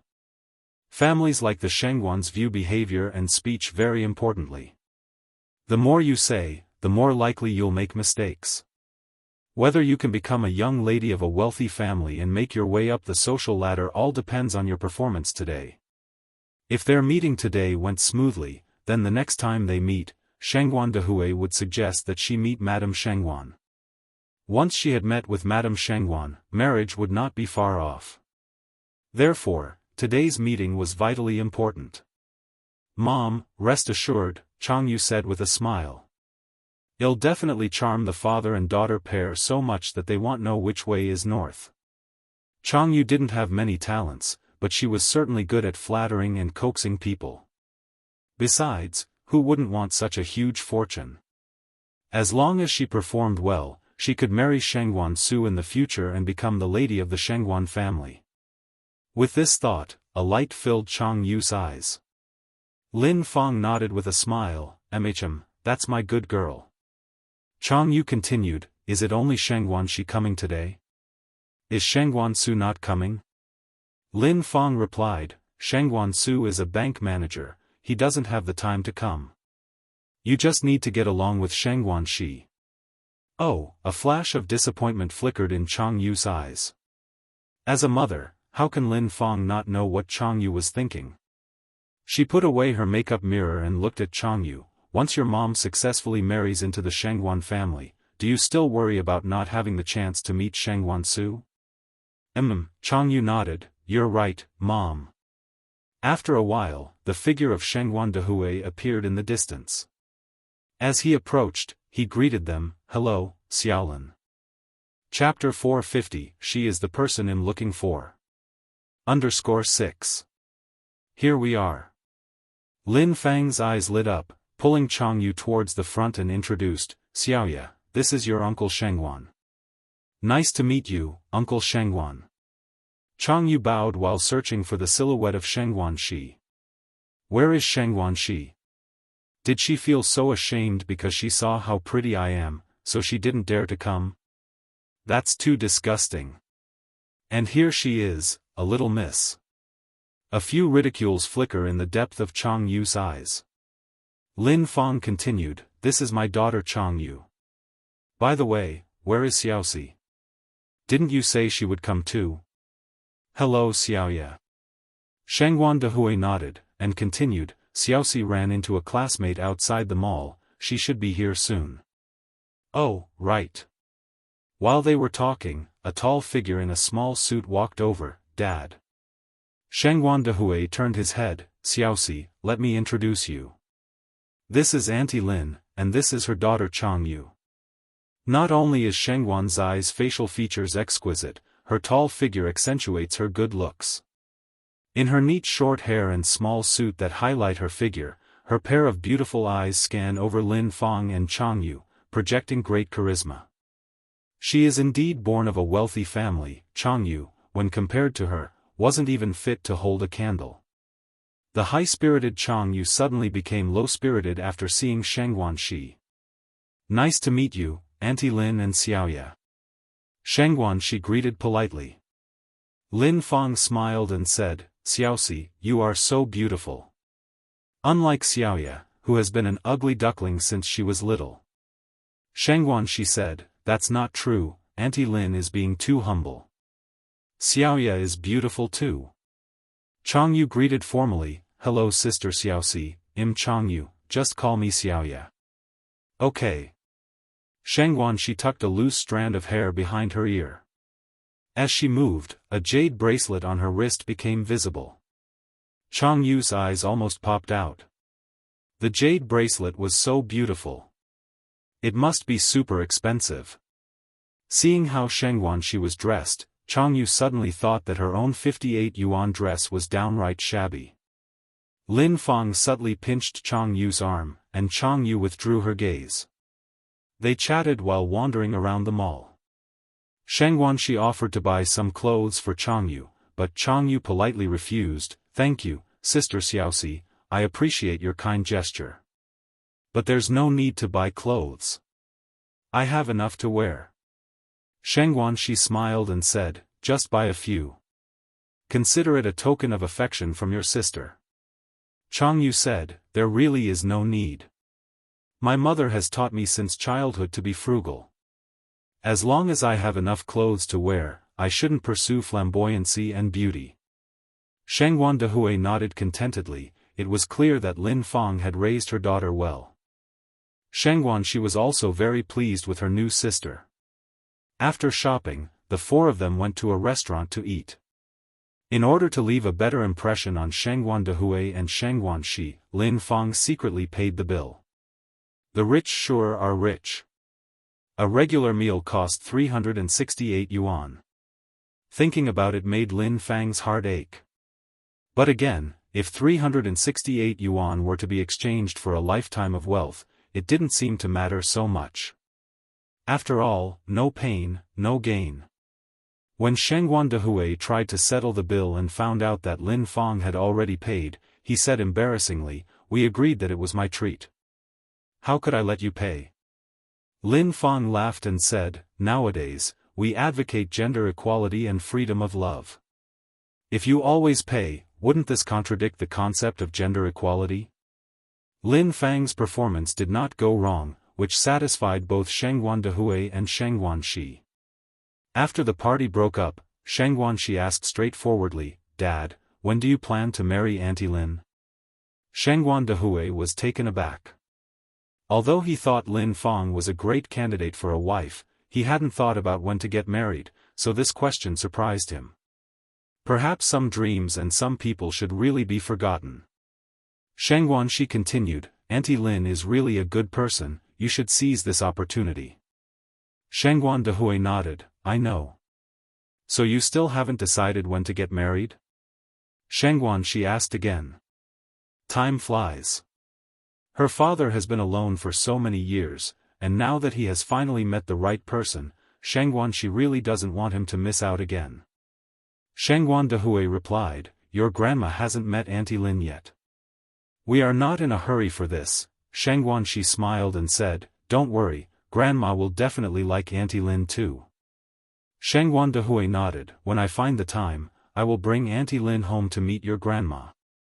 Yeah, Shengguanxi held Shengguan Dehui's arm, as long as you are certain. On this side, as soon as Shengguan Dehui and Shengguanxi left, Changyu couldn't wait to say, Mom, how did I do? Wasn't my performance great? Lin Feng smiled and said, very good, it was fabulous. Changyu continued, Mom, did you see the clothes and jewelry on Shengguanxi? When you marry into the Shengguan family, you can't play favorites. I want the same clothes and jewelry too. Lin Feng tapped Changyu's forehead, silly girl, do I still need you to tell me that? Changyu was overjoyed, her face was full of unhidden smiles, as if she had already become a little princess. On the second day, Li Xianxian came to a private clinic early in the morning. Are you sure you want to abort this child? The private clinic's doctor repeatedly confirmed with Li Xianxian. Yes, I'm sure. Li Xianxian nodded, her face pale. The doctor continued, although abortion is a minor surgery, accidents may happen. If no family members can guarantee, I'm afraid we cannot perform the surgery for you. Li Xianxian said, I can be my own guarantor. That's not the way. The doctor shook his head. If an accident happens during the abortion procedure, it could cost both lives, and the doctor does not dare to take this risk. Unable to find a guarantor, Li Xianxian had no choice but to find Li Tingji. When Li Tingji received this call, he immediately turned to Mo Baichuan.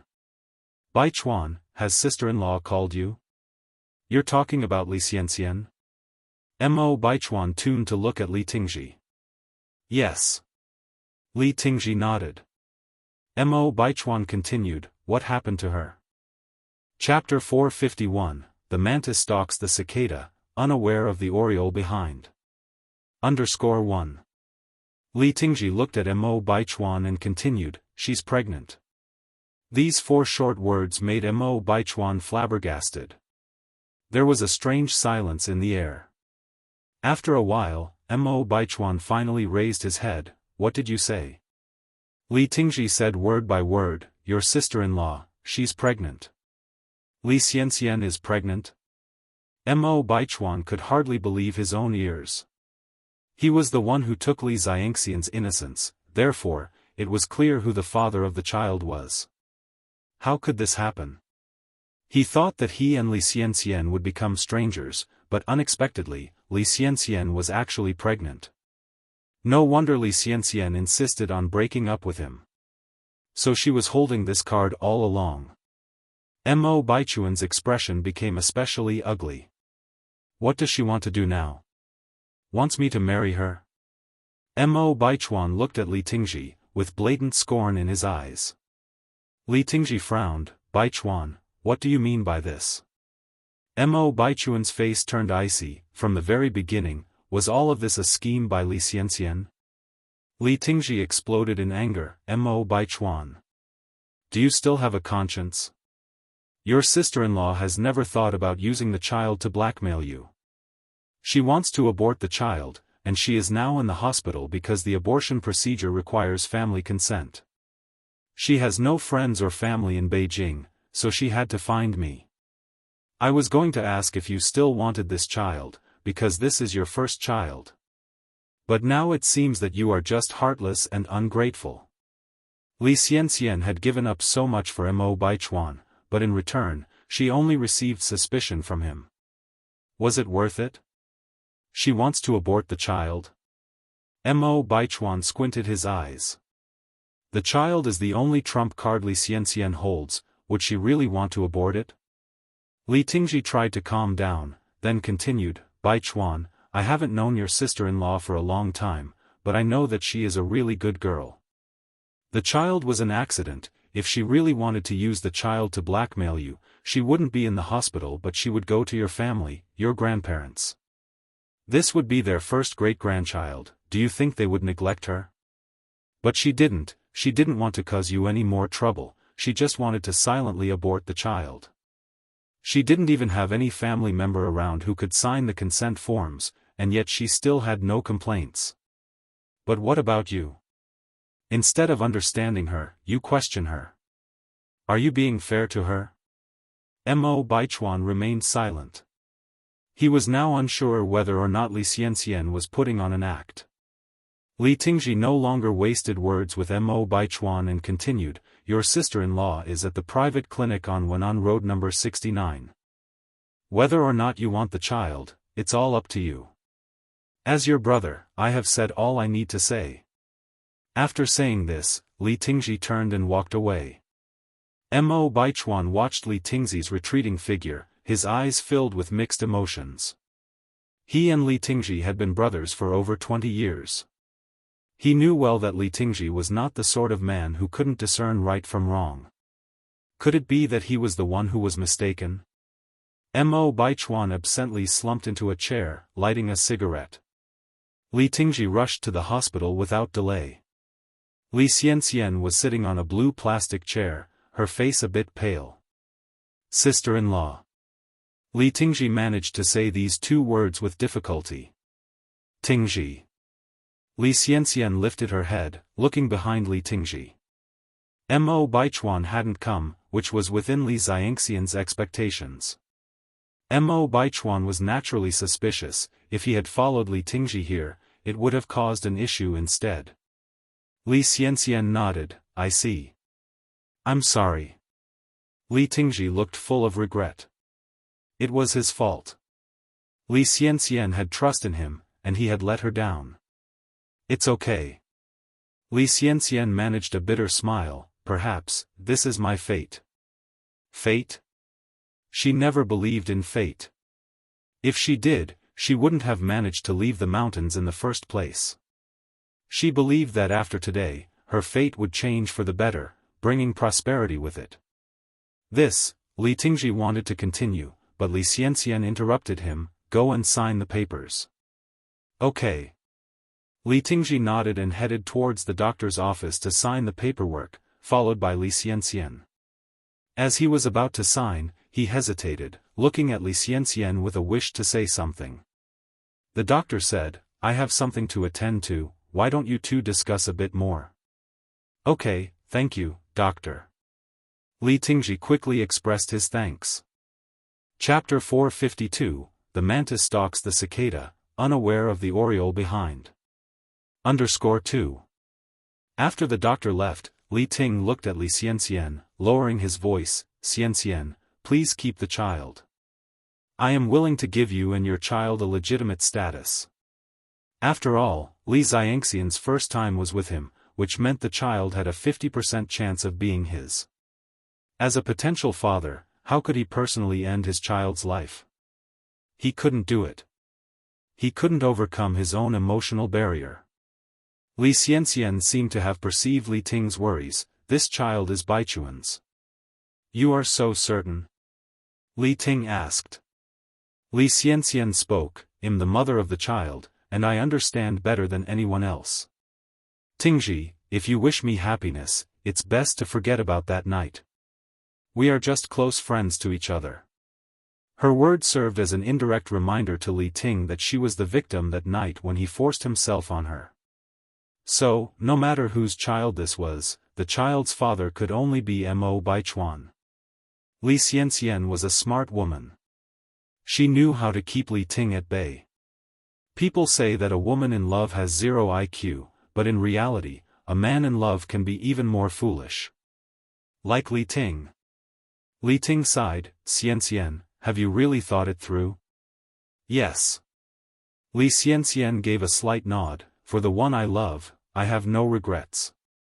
Li Ting massaged his temple in agony, then signed his name on the guarantee letter. Looking at the signature on the guarantee letter, a calculating expression flashed in Li Xianxian's eyes. After a while, the doctor returned. Li Ting handed over the guarantee letter to the doctor. The doctor took the letter. "So, have you two decided not to keep the child?" "You're mistaken, he's my brother," Li Xianxian corrected him. "Brother?" Hearing this, Li Ting's eyes were full of bitterness. "Oh." The doctor nodded, then said, "Since you've decided, I have to make clear some precautions before the surgery. The abortion might affect your fertility in the future, it could even lead to infertility." Li Xianxian hesitated for a moment, then said, I am willing to take any consequences. All right, the doctor sighed, let's prepare for the operation. Li Ting glanced at Li Xianxian, wanting to say something, but in the end, he remained silent. At the base, Mo Baichuan sat in his office, chain-smoking. In no time at all, the ashtray was filled with cigarette butts. After a while, he picked up the phone and dialed a number. Hello, check on Li Xianxian for me. After all, the child that Li Xianxian was carrying was his. Mo Baichuan couldn't be indifferent. About 10 minutes later, his phone rang again. Mo Baichuan picked up the call with a blank expression. How are things going? Li Xianxian is currently at a private clinic on Wenan Road, lining up for an abortion. Mo Baichuan frowned slightly. Is Li Ting the guarantor? The guarantor is Mr. Li. Is the information accurate? Mo Baichuan asked. The person on the other end of the line confirmed it. The information is accurate. Li Xianxian is scheduled to have the operation in half an hour. Mo Baichuan continued, keep an eye on her. All right. Soon, half an hour passed. The phone rang again. Ms. Li is in the operating room. The cigarette in Mo Baichuan's hand dropped to the floor at that moment. It seemed that Li Xianxian wasn't putting on a show for him. She was truly determined to abort the child. No, he couldn't let this happen. The child was innocent. Mo Baichuan's upbringing taught him that he couldn't commit such a conscienceless act. Li Xianxian lay on the cold operating table. The surgeon was a kind middle-aged woman in her 40s. Holding the surgical instruments, she asked with a tone of reluctance, Miss Li, are you sure about this? Was she really sure? Li Xianxian didn't know. She was gambling. She was gambling that Mo Baichuan would come. If Mo Baichuan didn't come, then all her efforts would have been in vain. Li Xianxian firmly gripped the sheets beneath her. Her knuckles had slowly turned white from the force. Doctor, could you give me a few more minutes to think? All right. The surgeon nodded. Outside, Li Ting sat anxiously on the blue plastic chair. Just then, Mo Baichuan burst in with a group of people. Seeing this, Li Ting's eyes brightened. He quickly stood up and said, Baichuan, you're here. Chapter 453, The Mantis Stalks the Cicada, Unaware of the Oriole Behind. _3. Where is Xianxian? Mo Baichuan's expression was somewhat cold. Li Ting subtly pressed the pager in his pocket. Your sister-in-law has already entered the operating room. The pager is the precursor to the mobile phone, which cannot answer calls but only receives messages. In 1983, the first paging station in the country was opened in Shun City. In 1984, pagers began to appear in Beijing. There are dozens of types of pagers. Some looked like a mini diary, small and delicate. Some were as light as a card, very portable. Some were like a ballpoint pen and could be put in the pocket of a jacket. Some were even made into brooches or necklaces and hung in front of the chest. Some were integrated with a watch and worn on the wrist. And the pager of Li Xianxian was similar to a ballpoint pen shape. After receiving Li Ting's message, Li Xianxian's eyes lit up and she said, Doctor, I have made up my mind. Please perform the surgery. Okay. The surgeon picked up the anesthetic injection. As the needle was just entering Li Xianxian's arm, someone kicked the door of the operating room open from outside. Stop. Mo Baichuan directly grabbed the injector. The surgeon was scared. Who are you? This is the operating room, outsiders can't just come in. Out of the way. Mo Baichuan brushed the surgeon aside, lifted Li Xianxian from the operating table and left the room as an assistant followed behind tidying up. Mo Baichuan then took Li Xianxian to a reputable hospital. Dr. Xiaolin, around his mid-20s, was a friend of Mo Baichuan. He patted Mo Baichuan's shoulder and said, Don't worry. There's nothing wrong with the fetus. The mother has been in a coma due to extreme shock. Mo Baichuan then asked, Xiaolin, how long has she been pregnant? Dr. Xiaolin answered, over 2 weeks, almost 3. Based on calculations, the child was indeed his. Mo Baichuan's expression was indescribable and the crystal-clear face appeared before his eyes. Dr. Xiaolin, curious, asked, by the way, what is your relationship with this pregnant woman? Mo Baichuan didn't want to hide anymore and responded, I am the father of the child. Dr. Xiaolin was stunned as if he had heard something incredible. Seriously? Mo Baichuan was known to have a peculiar personality, aloof and did not like mingling with girls. Many had sent him love letters during school, but all were ruthlessly rejected. Upon becoming a high-ranking official, no one could catch Mo Baichuan's eye. But now, someone was actually carrying Mo Baichuan's child. That was simply incredible. Mo Baichuan slightly nodded, yes. Even though he didn't want it to be true, but it was the truth. Dr. Xiaolin then said, Baichuan, you're too much. You got married and didn't invite me.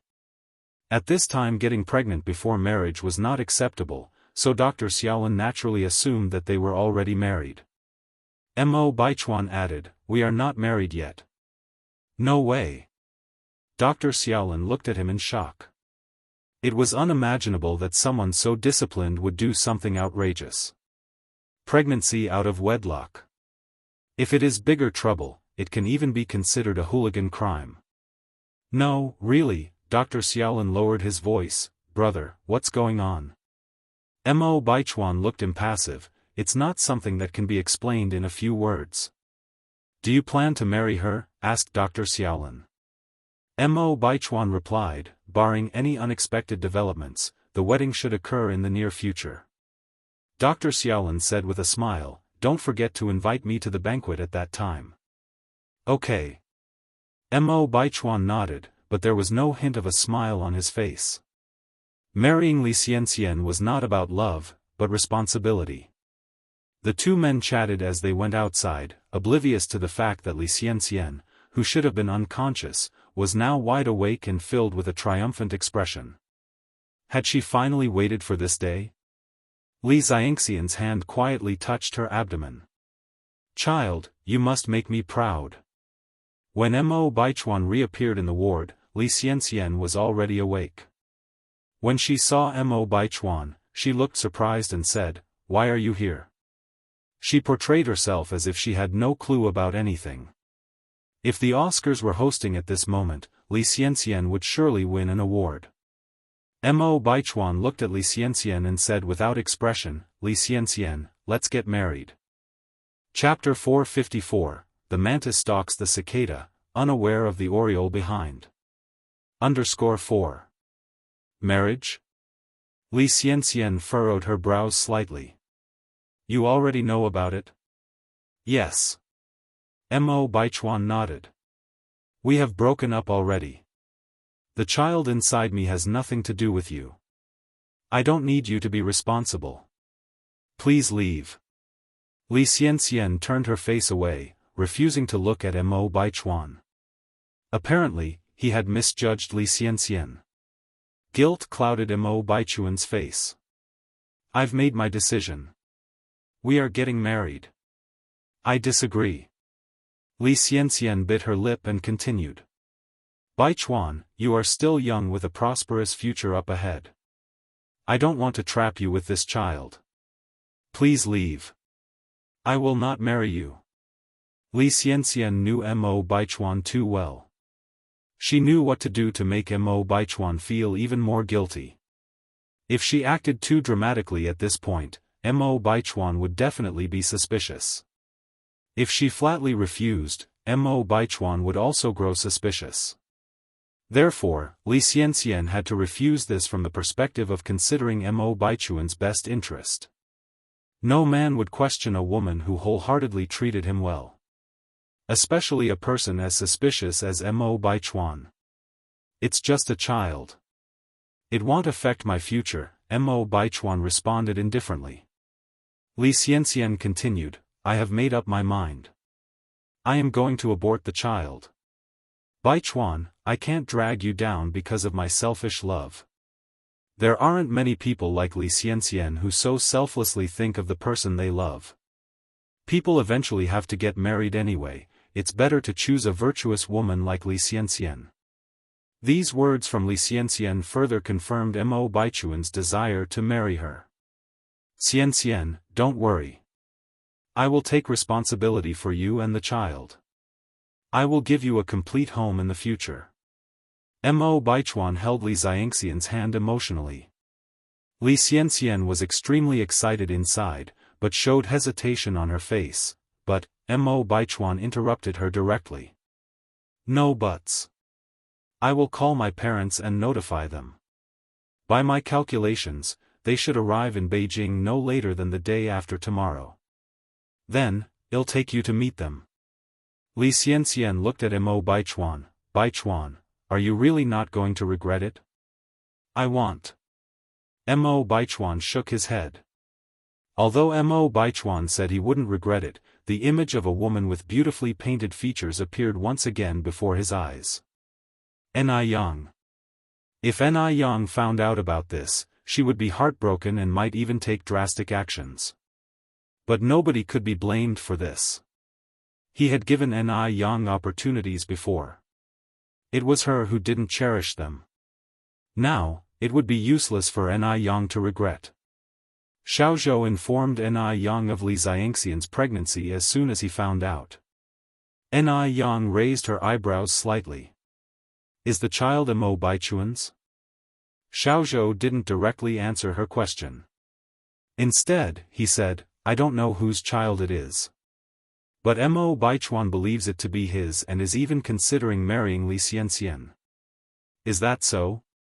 Ni Yang smiled faintly.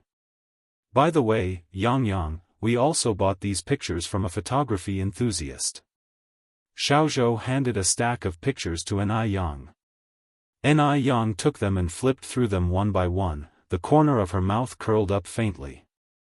I'll take all of these pictures. How much are they? Xiaozhou chuckled. These pictures are not expensive, and didn't you already pay me before? Ni Yang took out 200 yuan and placed it on the table. Last time was last time, this time is this time. Li Xianxian is getting married. As her sixth aunt, she should prepare a generous gift, of course. She would definitely give Li Xianxian a big surprise on their wedding day. However, Xiaozhou refused. It's only a small favor. You really don't need to be so formal with me, Yang. Ni Yang wasn't the type to take advantage. Laughing, she said, Xiaozhou, just take it. I have something else to ask you for. If you don't accept this, I won't have the heart to ask. Upon hearing this, Xiaozhou had to accept. What else do you need, Yang? Just say it. Ni Yang continued, can you get the Zheng family's contact information from your side? Xiaozhou thought for a while, then said, do you mean the Zheng family that's on good terms with the Mo family? Ni Yang nodded, yes.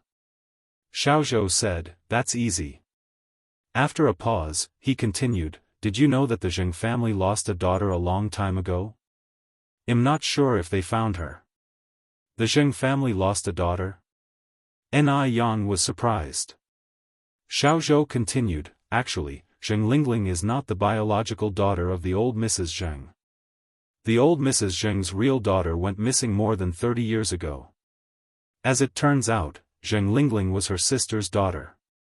After her sister's family suffered an unexpected tragedy, she entrusted Zheng Lingling to Mrs. Zheng, coincidentally around the same time that Mrs. Zheng's own daughter went missing. Chapter 455, The Mantis Stalks the Cicada, Unaware of the Oriole Behind. _5. Xiaozhou, after all, is a detective, and he has a clear understanding of these matters. Ordinary people can't afford a detective.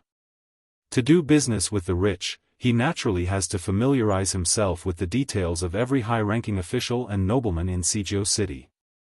Ni Yan was surprised to hear that Zheng Xianjing is not the biological granddaughter of old Madame Zheng. The Mo family exploded at the news of Li Xianxian's pregnancy. In theory, it should be a joyous occasion for Mo Baichuan, who's already in his prime, to have a child. After all, old Master Mo and old Madam Mo are hoping to hold their great-grandchild. However, the problem lies in the fact that the woman got pregnant before marriage, and that woman happens to be Li Xianxian.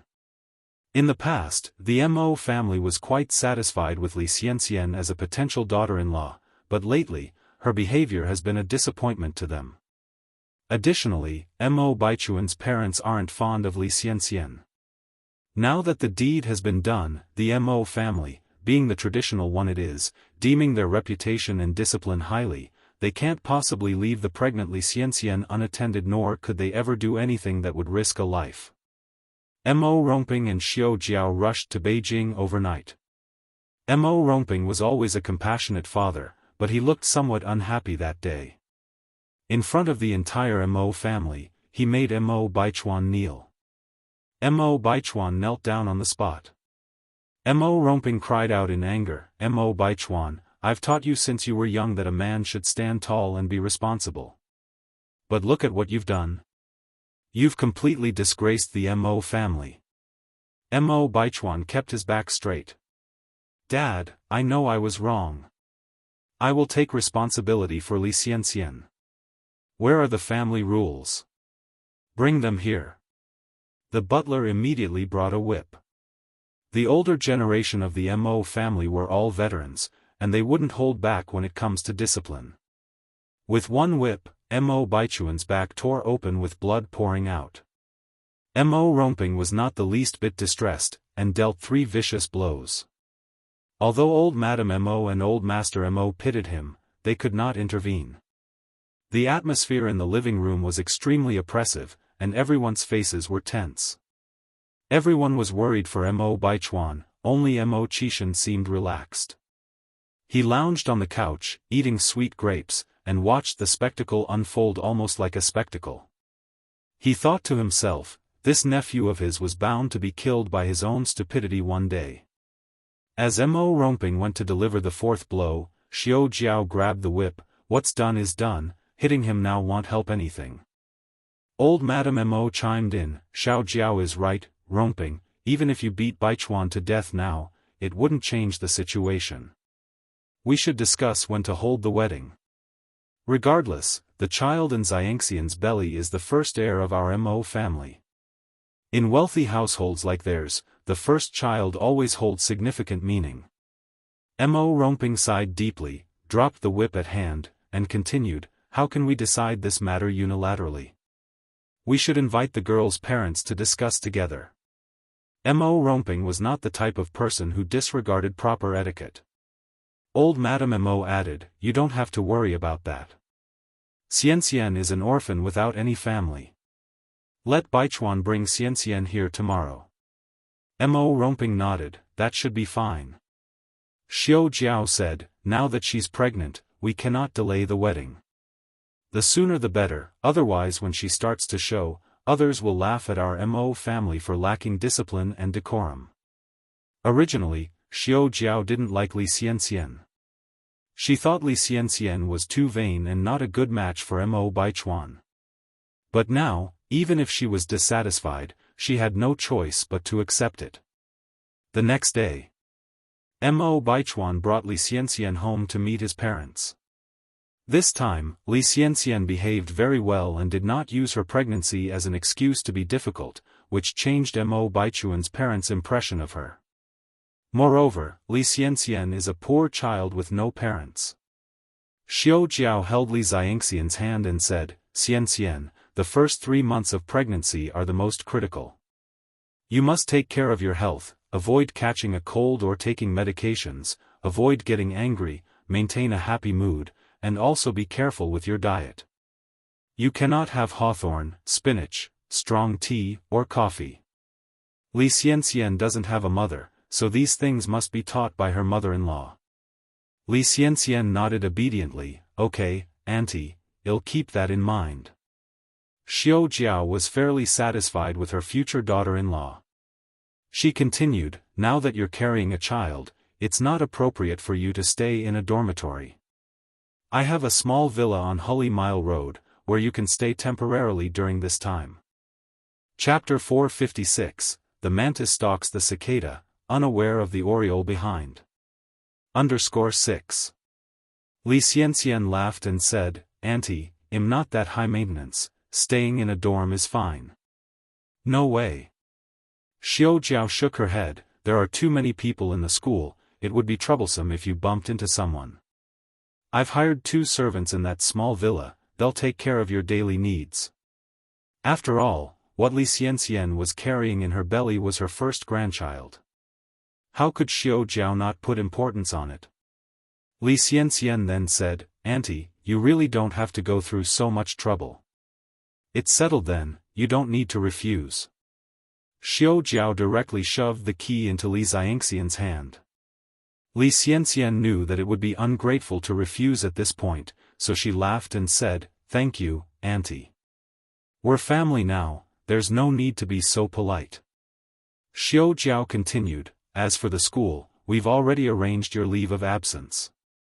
The wedding will be taken care of by me and Baichuan's father. During this period, you just need to focus on your pregnancy. Thank you, Uncle and Auntie. Xiao Jiao held Li Xianxian's hand and talked a lot more. Li Xianxian knew how to make people happy. With a few words, Xiao Jiao dropped all her prejudices. From an angle where Xiao Jiao couldn't see, a glint of triumph flashed in Li Xianxian's eyes. She finally entered the doors of the Mo family. The news of Mo Baichuan getting married to Li Xianxian spread throughout the entire upper-class society in less than a day. Mo Baichuan getting married? Upon hearing the news, Zheng Xianjing was devastated. What the hell is going on? Didn't Mo Baichuan just dump Li Xianxian? How could they be getting married in the blink of an eye? Is she dreaming? Zheng Xianjing pinched herself hard. It hurt a lot. She wasn't dreaming. No. She couldn't just sit around and wait for death. She had to take action. Zheng Xianjing narrowed her eyes, grabbed her bag, and headed downstairs. As soon as she got down, she saw Zheng Lingling rushing in from outside. Xianjing. Something terrible happened. Zheng Lingling grabbed Zheng Xianjing's hand, looked around and said, Let's go inside to talk. Okay. Zheng Xianjing nodded. The mother and daughter went inside, Zheng Lingling closed the door, Xianjing, Baichuan and Li Xianxian are getting married. I already know about this. Zheng Xianjing seemed relatively calm, Mom, don't panic, they're just getting married. As long as they're not married yet, I still have a chance. Zheng Lingling frowned, it's not as simple as you think. What do you mean? Zheng Lingling continued, I went to the Mo's this morning. Your grandma Mo quietly told me that Li Xianxian is pregnant. What? Zheng Xianjing's face turned pale. Pregnant? She never imagined that Li Xianxian would get pregnant. No wonder they are in such a hurry to get married. So it turns out there's a bun in the oven. Didn't they just break up a few days ago? How could she get pregnant so quickly?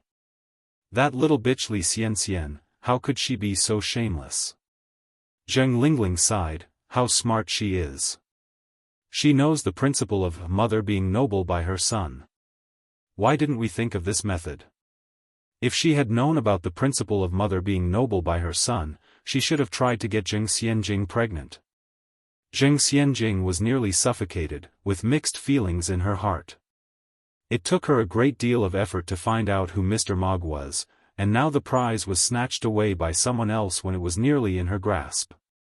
Mom, what if Li Xianxian's baby were to accidentally be lost, would she still have a chance of marrying into the Mo family? Zheng Xianjing hatched a plan and turned to look at Zheng Lingling, her eyes filled with malicious intent. Li Xianxian gained nobility by her child? If there's no child, how could she be noble? Zheng Xianjing wouldn't let anyone steal the throne of Mrs. Mog. Zheng Lingling narrowed her eyes, Xianjing, you mean? Zheng Xianjing nodded. Zheng Lingling continued, this matter sounds easy, but it's not so easy to do. Once we're discovered, we'll be in big trouble. At this moment, there was a knock on the door from outside. The mother and daughter immediately stopped talking. "Who is it?" The voice of the servant came from outside. "Madam, it's me. Someone on the phone is looking for Miss Xianjing." "Who's looking for me?" Zheng Xianjing asked. She was not in mood to take a call right now.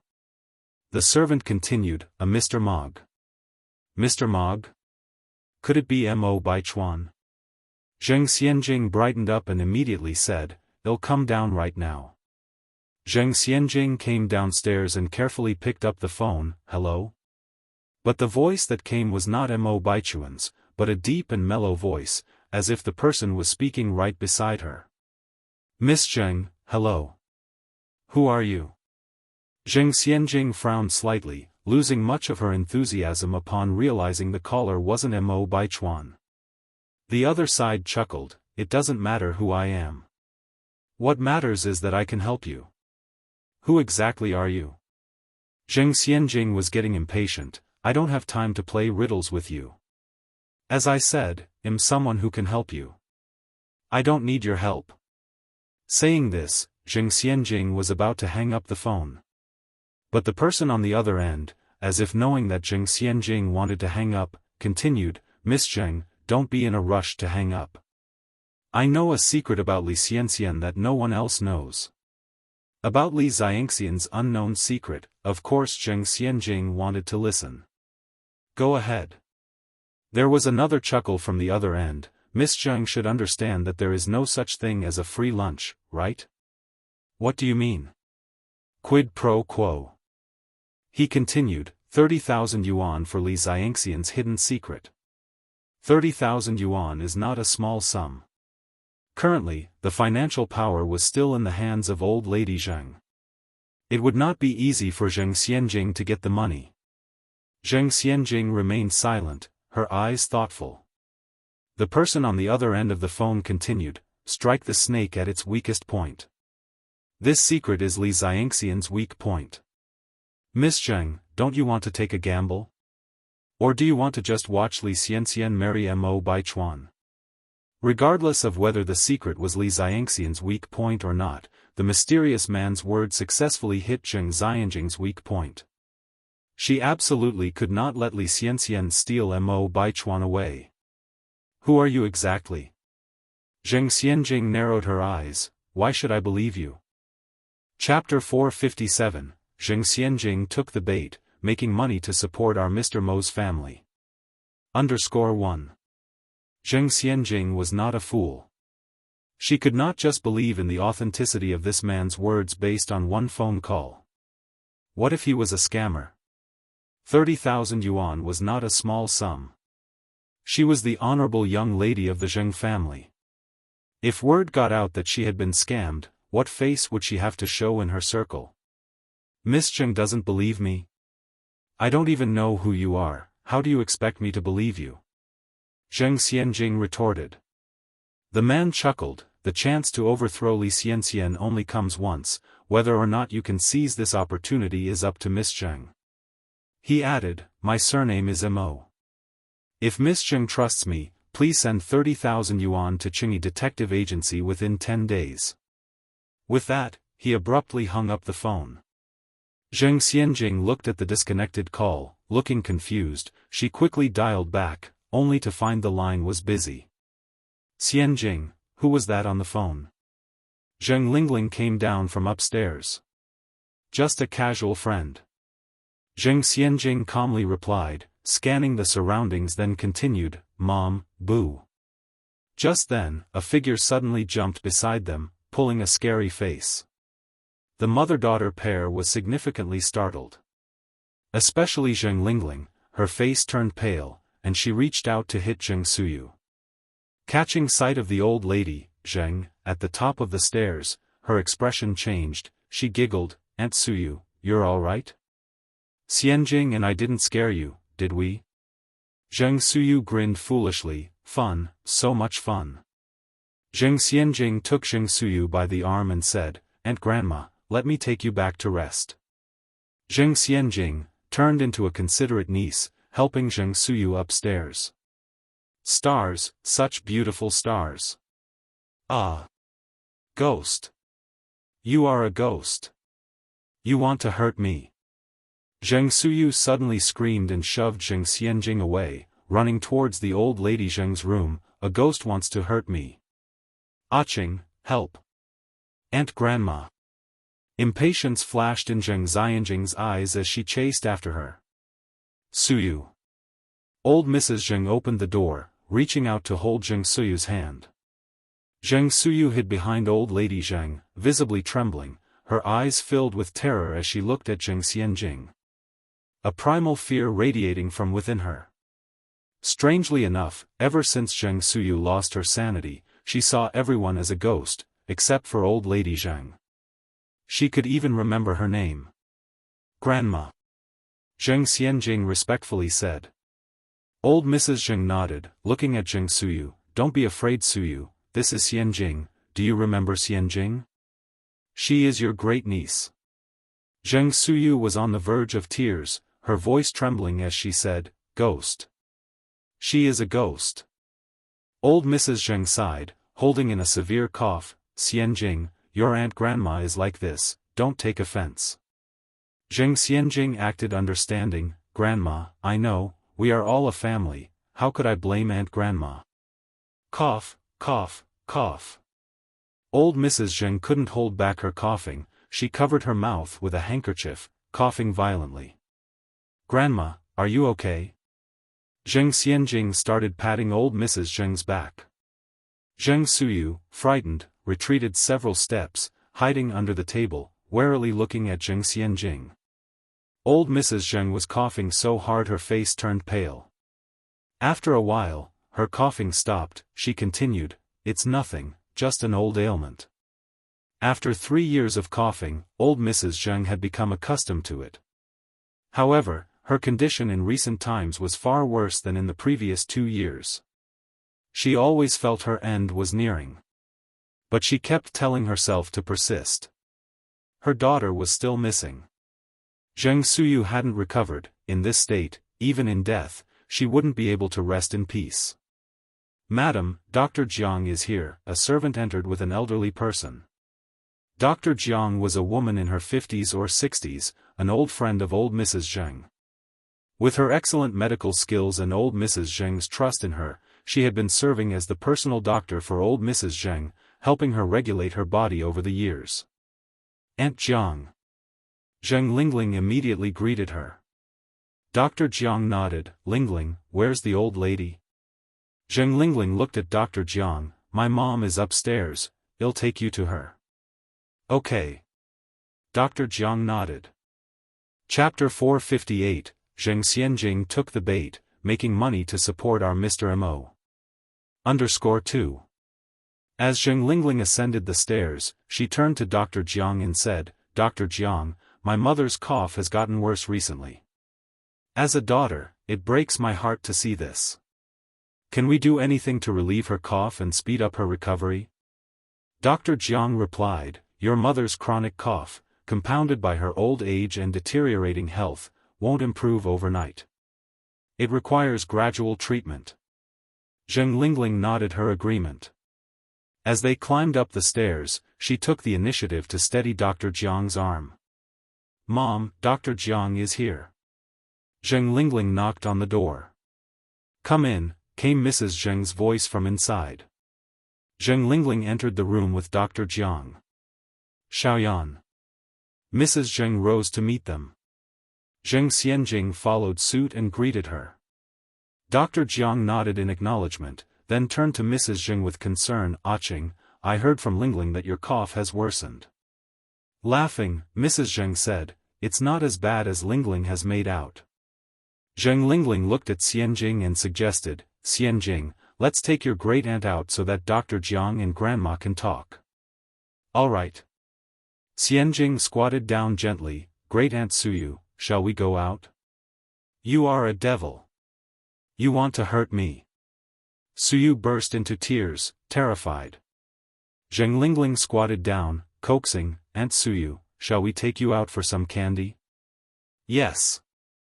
Suyu brightened up. Candy. Candy.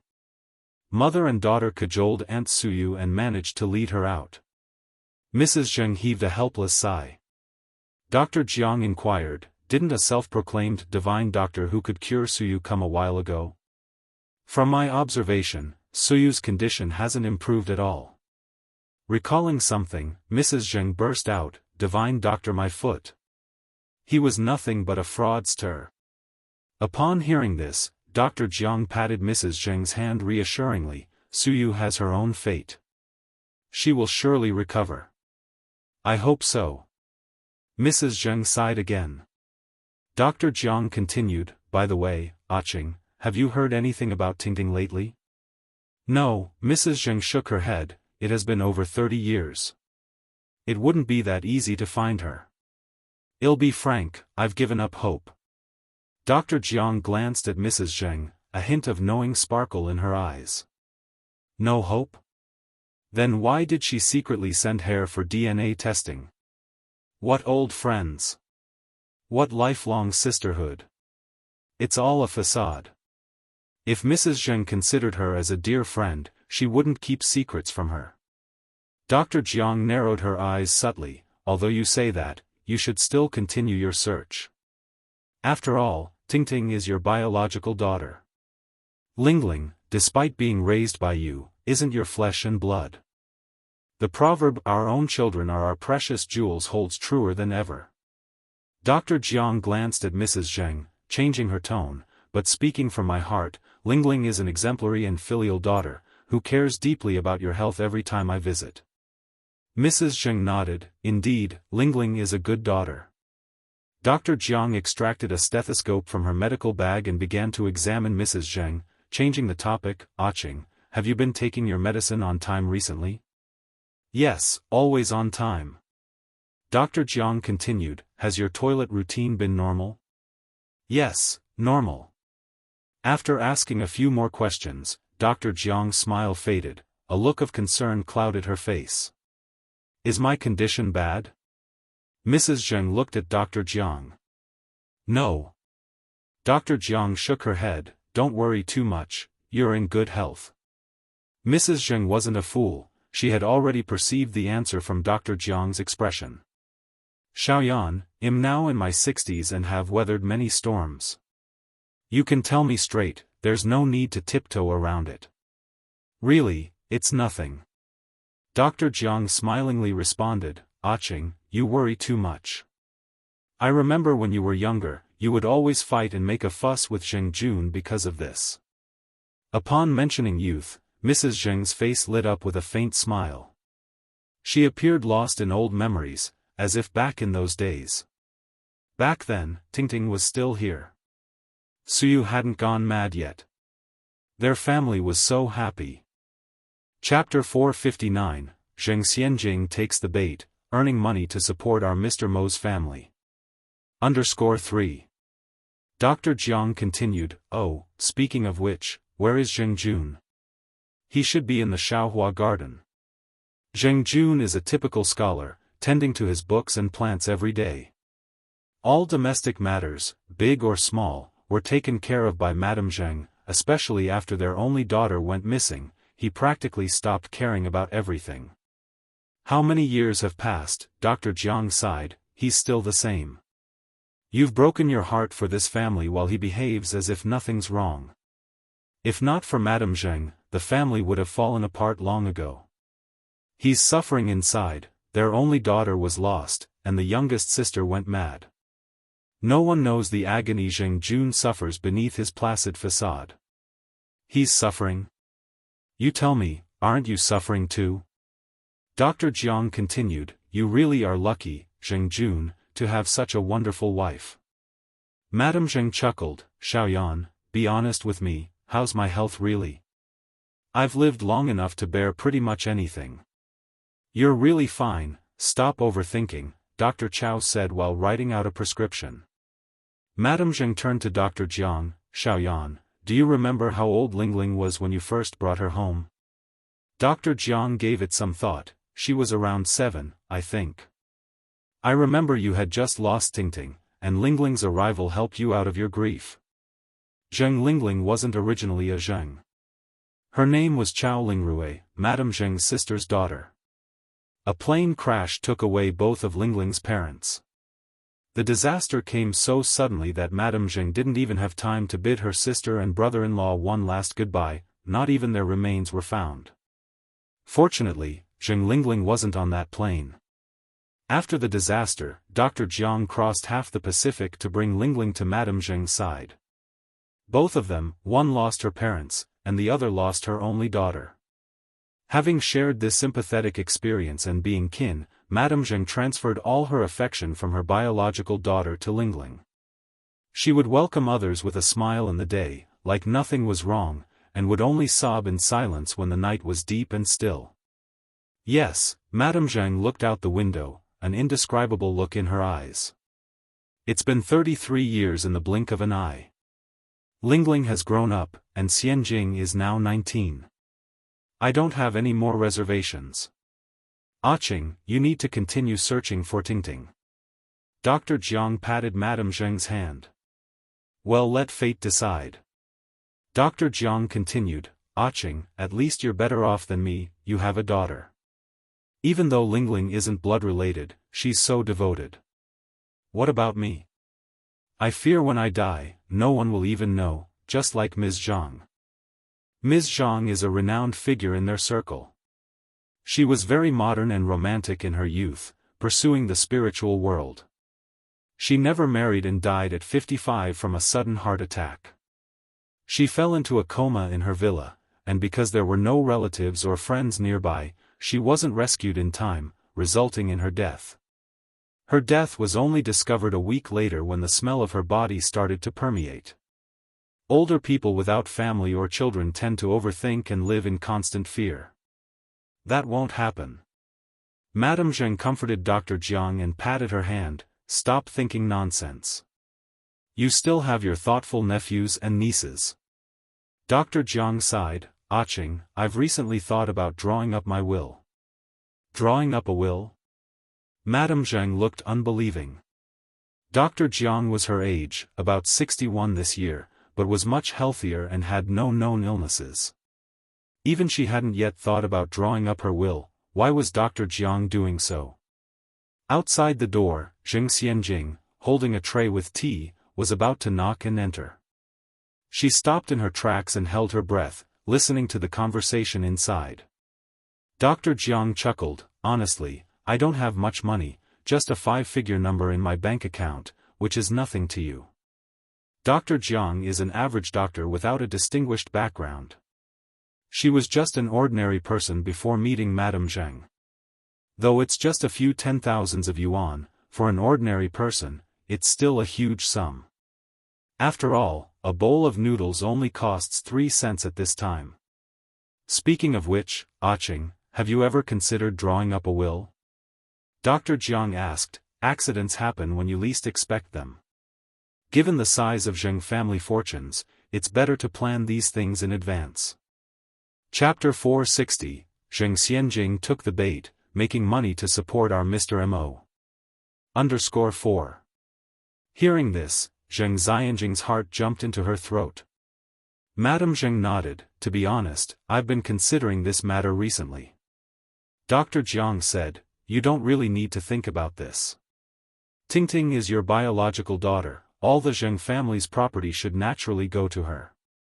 Zheng Tingting? A cold light flashed in Zheng Xianjing's eyes. This Dr. Jiang was certainly a troublemaker. Zheng Tingting had been dead for hundreds of years. Why mention her now? Madame Zheng laughed, Lingling is also my daughter, I can't leave all the property to just Tingting. I've decided, if we find Tingting, they'll split the wealth equally, half for Tingting and half for Lingling. They're both my daughters, I won't favor one over the other. Madame Zheng was a good mother. Although Zheng Lingling wasn't her biological daughter, she raised her with her own hands. In her heart, Lingling made no difference from her own birth child. So, she would treat them fairly. Dr. Jiang smiled, Lingling is fortunate to have such a good aunt. In my heart, she has long been my own daughter. Own daughter? A mocking glint flashed in Zheng Xianjing's eyes outside the door. If this old witch seriously thought of Zheng Lingling as her own daughter, then she wouldn't be leaving only half the property to Zheng Lingling. After all, the one who's been by Madame Zheng's side all these years, showing filial piety, was Zheng Lingling. Zheng Tingting hasn't contributed anything, she didn't even call her mother. Why is she entitled to half of Zheng Lingling's inheritance? All of the Zheng family's properties should belong to Zheng Lingling. Adopted ones are never as close as real ones. Zheng Xianxia bit her lip, her face darkened. Dr. Jiang continued, "Aching, we must be prepared for all scenarios. What if you can't find Tingting?" Madame Zheng continued, "If we can't find her, I'll donate all the money to the orphanage in Tingting's name. This could also be seen as accumulating blessings for the child Tingting." Donate to the orphanage? Madame Zheng would rather donate it to the orphanage than leave it to Zheng Lingling, such a good mother indeed. Zheng Xianxia was almost furious to death. So all these years, she and Zheng Lingling's efforts were in vain. This old hag is an ungrateful wretch. At the moment, all Zheng Xianxia wanted to do was to barge into the room and splash the hot tea in her hand all over that old witch's face, to wake her up. Otherwise, she would never know right from wrong. Dr. Jiang nodded, "Aching, you've thought it through." The conversation inside was still going on, but Zheng Xianxia had heard the most important part. She hurried back to her room, telling Zheng Lingling everything she had heard. Upon hearing the news, Zheng Lingling said coldly, "I knew that old witch wasn't easy to deal with. After all, she wasn't born from the old hag's womb. No matter how good she was to that old witch, she wouldn't pay it back." But Zheng Lingling couldn't make peace. Why? She had been serving this old witch so carefully for so many years. And in the end, it turned out that she had to compete with a dead person for property. How ridiculous. "Mom, what should we do now?" Zheng Xianxia was getting anxious. She didn't want to give up what was hers to someone else. Zheng Lingling said, "We don't need to rush on this matter. The immediate concern is how to stop the wedding of Li Xianxian and Mo Baichuan. Once you're married to Mr. Mog, that old witch won't dare to look down on us." Zheng Xianxia nodded, "Mom, you're right. But what should I do now?" The issue of Li Xianxian and the will were entangled together, and it made Zheng Xianxing's head swell. Zheng Lingling said, "We need to think it through. Getting Li Xianxian to miscarry isn't easy." As if remembering something, Zheng Xianxia said, "Oh yes, Mom." She told Zheng Lingling about the phone call from Mr. Mo. "Mom, what do you think?" Zheng Xianxia was still undecided. She didn't know whether she should believe that Mr. Mo. Zheng Lingling squinted her eyes. "Xianxia, how about we take a gamble?" "Mom?" Zheng Lingling calmly took a sip of water. "If we win the gamble, you can marry Mr. Mog. If we lose, well, just be out 30,000 yuan. Spending 30,000 yuan to buy the ultimate honor is worth it." Chapter 461, Zheng Xianxia took the bait, making money to support our Mr. Mo. _5. After all, the temptation was simply too great, and Lingling didn't want to miss out on such an amazing opportunity. After all, didn't life sometimes require a gamble? Just like back then. If she had not taken a chance then, would she have what she has now? Xianxia followed up, saying, "But where are we going to get all that money?" The absolute control over the Zheng family's finances now lay in the hands of Granny Zheng. She gave Lingling 8,000 yuan every month, while Xianxia only got 5,000. This many thousands of yuan is money that regular people could work years for and still not make, but among the wealthy, it's just pocket change, gone in a few rounds of mahjong. Lingling and Xianxia, the mother and daughter with big spending habits, would each spend 500 to 600 yuan every month on skincare products. With the addition of jewelry purchases and such, their money would be gone almost as soon as they'd gotten it. Where are they going to round up 30,000 yuan now? Lingling answered, "Don't worry about the money, I'll figure out something." "Mom, do you have some hidden stash of money?" Lingling didn't answer Xianxia directly, instead saying, "Xianxia, were you not just about to take some tea to Granny and Granny Jiang?" I'll go with you so I can check on how Granny's health is doing. Xianjing picked up on faint footsteps outside the door and said with a smile, Okay, Mom, you don't need to worry, Granny will be fine. The mother-daughter duo walked out the door to take tea to Dr. Jiang and Granny Zheng. Dr. Jiang gave Lingling a list of food that Granny Zheng should avoid and daily practices she should pay attention to before saying her farewells. Lingling said with a smile, Dr. Jiang, let me see you out. Xianjing didn't exactly get along with Dr. Jiang. Ever since she had heard the conversation between Dr. Jiang and Granny Zheng, she disliked Dr. Jiang even more. It baffled her why Lingling was so nice to Dr. Jiang. Xianjing, come with me to see Dr. Jiang off, Lingling turned to Xianjing. All right. Xianjing obediently followed Lingling. Dr. Jiang laughed very kindly and said, Back when Xianjing was just a baby you could hold in your arms and now she has grown into such a lovely young lady. Lingling asked, Xianjing, do you remember when you were a baby that Granny Jiang used to hold you? Xianjing laughed and said, That was so long ago, how can I possibly remember? Lingling seemed dissatisfied as she glanced at Xianjing, but Dr. Jiang seemed unbothered and said, Oh, it's not a big deal, children have short memories. Lingling said, It's fortunate that you're not picky with her. When they got to the door, Dr. Jiang stopped, This is far enough. She then seemed to recall something and took a bottle of medicine out of her bag. I almost forgot, this medicine is very effective against coughing. Lingling, just put half a pill in the chicken soup when you're making it. Lingling very solemnly took the bottle and said, Thank you for your trouble, Dr. Jiang. Dr. Jiang laughed and said, Your mother and I have been as close as sisters for many years, there's no need for such courtesy. Lingling continued, Dr. Jiang, are you free tomorrow morning? I have a friend who isn't feeling well, and I want to bring her over tomorrow. Sure, I'll see you tomorrow morning then. Goodbye, Dr. Jiang, Lingling pushed Xianjing, say goodbye to Granny Jiang. Xianjing carelessly said, Goodbye, Granny Jiang. As soon as Dr. Jiang left, Lingling scolded Xianjing angrily, Xianjing, this is a warning. From now on, you will not disrespect Granny Jiang. Xianjing sniffed dismissively and replied, What's the point in you being so nice to her? You don't know what she says about you behind your back. Dr. Jiang clearly wasn't a good person. She said one thing to your face and another behind your back. Lingling breathed out a sigh and gravely said, Regardless, Granny Jiang is your elder. Remember to show her respect. She's hardly an elder. Xianjing muttered, More like a shit stirrer. Lingling's expression darkened, Xianjing. Do you remember who you are? Sorry Mum, I was wrong. Lingling carried on, Do you know that if you keep acting like this, people will say that you have no manners?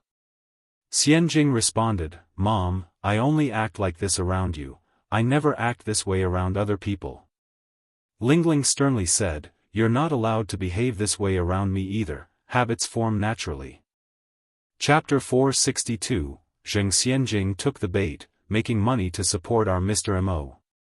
_6. Oh, I understand now, I won't dare to do it again. Zheng Xianjing still had a decent attitude in admitting her wrongs, so Zheng Lingling didn't say much more. She turned around and walked into the house with Zheng Xianjing. Just as they entered the house, Zheng Lingling busied herself with making chicken soup for the old Madame Zheng in the kitchen. Zheng Xianjing was speechless. After all that old hag had done to them, she couldn't believe that Zheng Lingling was still so nice to her. She must be out of her mind.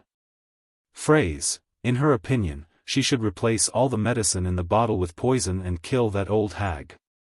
Ni Yang walked out of the public phone booth, the corners of her mouth curling into a light curve. Her dimples, shallow and charming, seemed to absorb everyone around. Her radiance outshone even the clouds in the sky. She walked all the way to the detective agency. Xiaozhou was currently fiddling with an old-fashioned phonograph, completely unaware of Ni Yang's arrival. Is it not working? Ni Yang approached Xiaozhou. Startled by the sudden comment, Xiaozhou turned to see Ni Yang and broke into a smile. It's not exactly that it doesn't function, it's just that the sound produced seems off, like a saw being drawn. Let me have a look. Ni Yang walked to the front of the phonograph. This was a very ancient phonograph. With its swan neck-like bend and large horn, it resembled a blooming trumpet flower, prideful and elegant. The large horn was made of pure copper, highly wear-resistant and non-fading. It was perfectly complemented by an elegant, traditional wooden cabinet.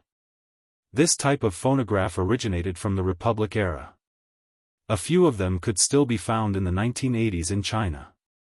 In later generations, they all became precious antiques only seen in museums and with collectors. In her former life, Ni Yang didn't have many hobbies. Collecting phonographs was one of the few. She fiddled with it for a while, put on the disc, pressed the start button, and instantly, melodious music flowed from the large horn. The night in Shanghai, you are a city that never sleeps, the lights are up, it's all song and dance, Xiaozhou exclaimed in surprise, that's amazing. Yang, you're really something. You even know how to repair phonographs. In these times, the most popular gadgets were radios. All the trendy boys and girls had radios in their hands, with a pair of earphones plugged into their ears. They couldn't have looked cooler. Earphones entered China around the end of the Qing dynasty when telegraph machines came into existence.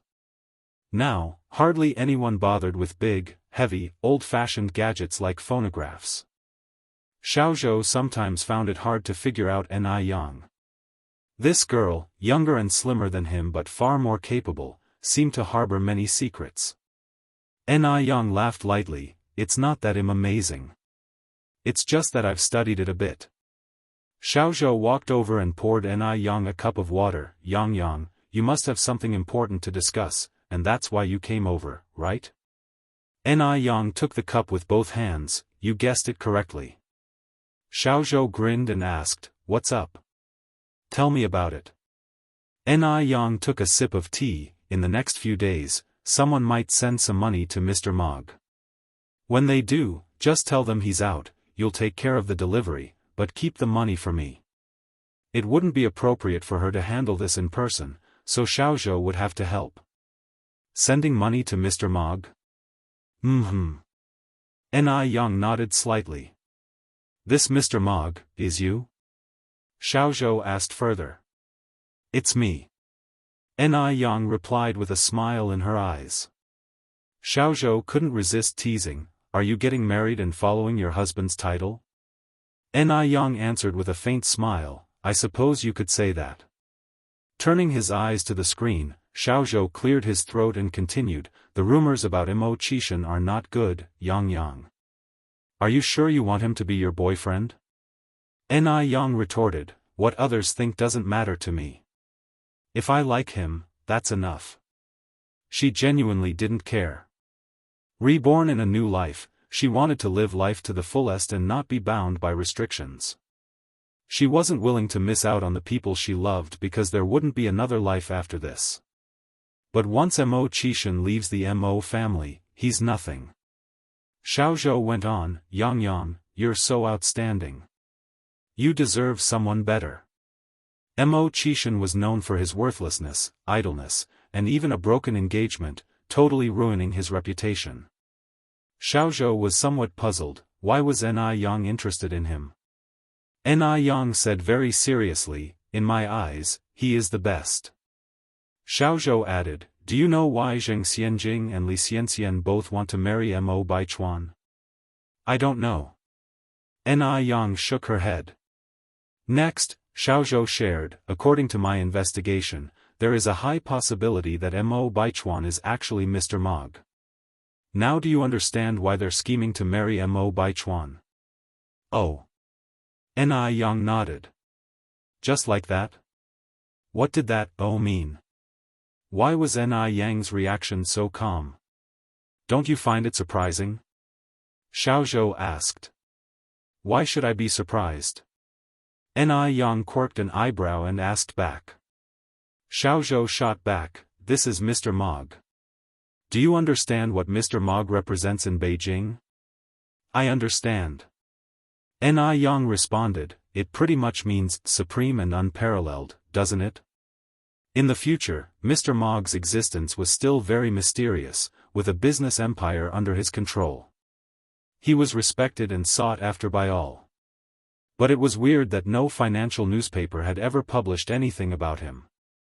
Ni Yang was taken aback that Mo Baichuan turned out to be Mr. Mog. No wonder Li Xianxian was determined to marry him.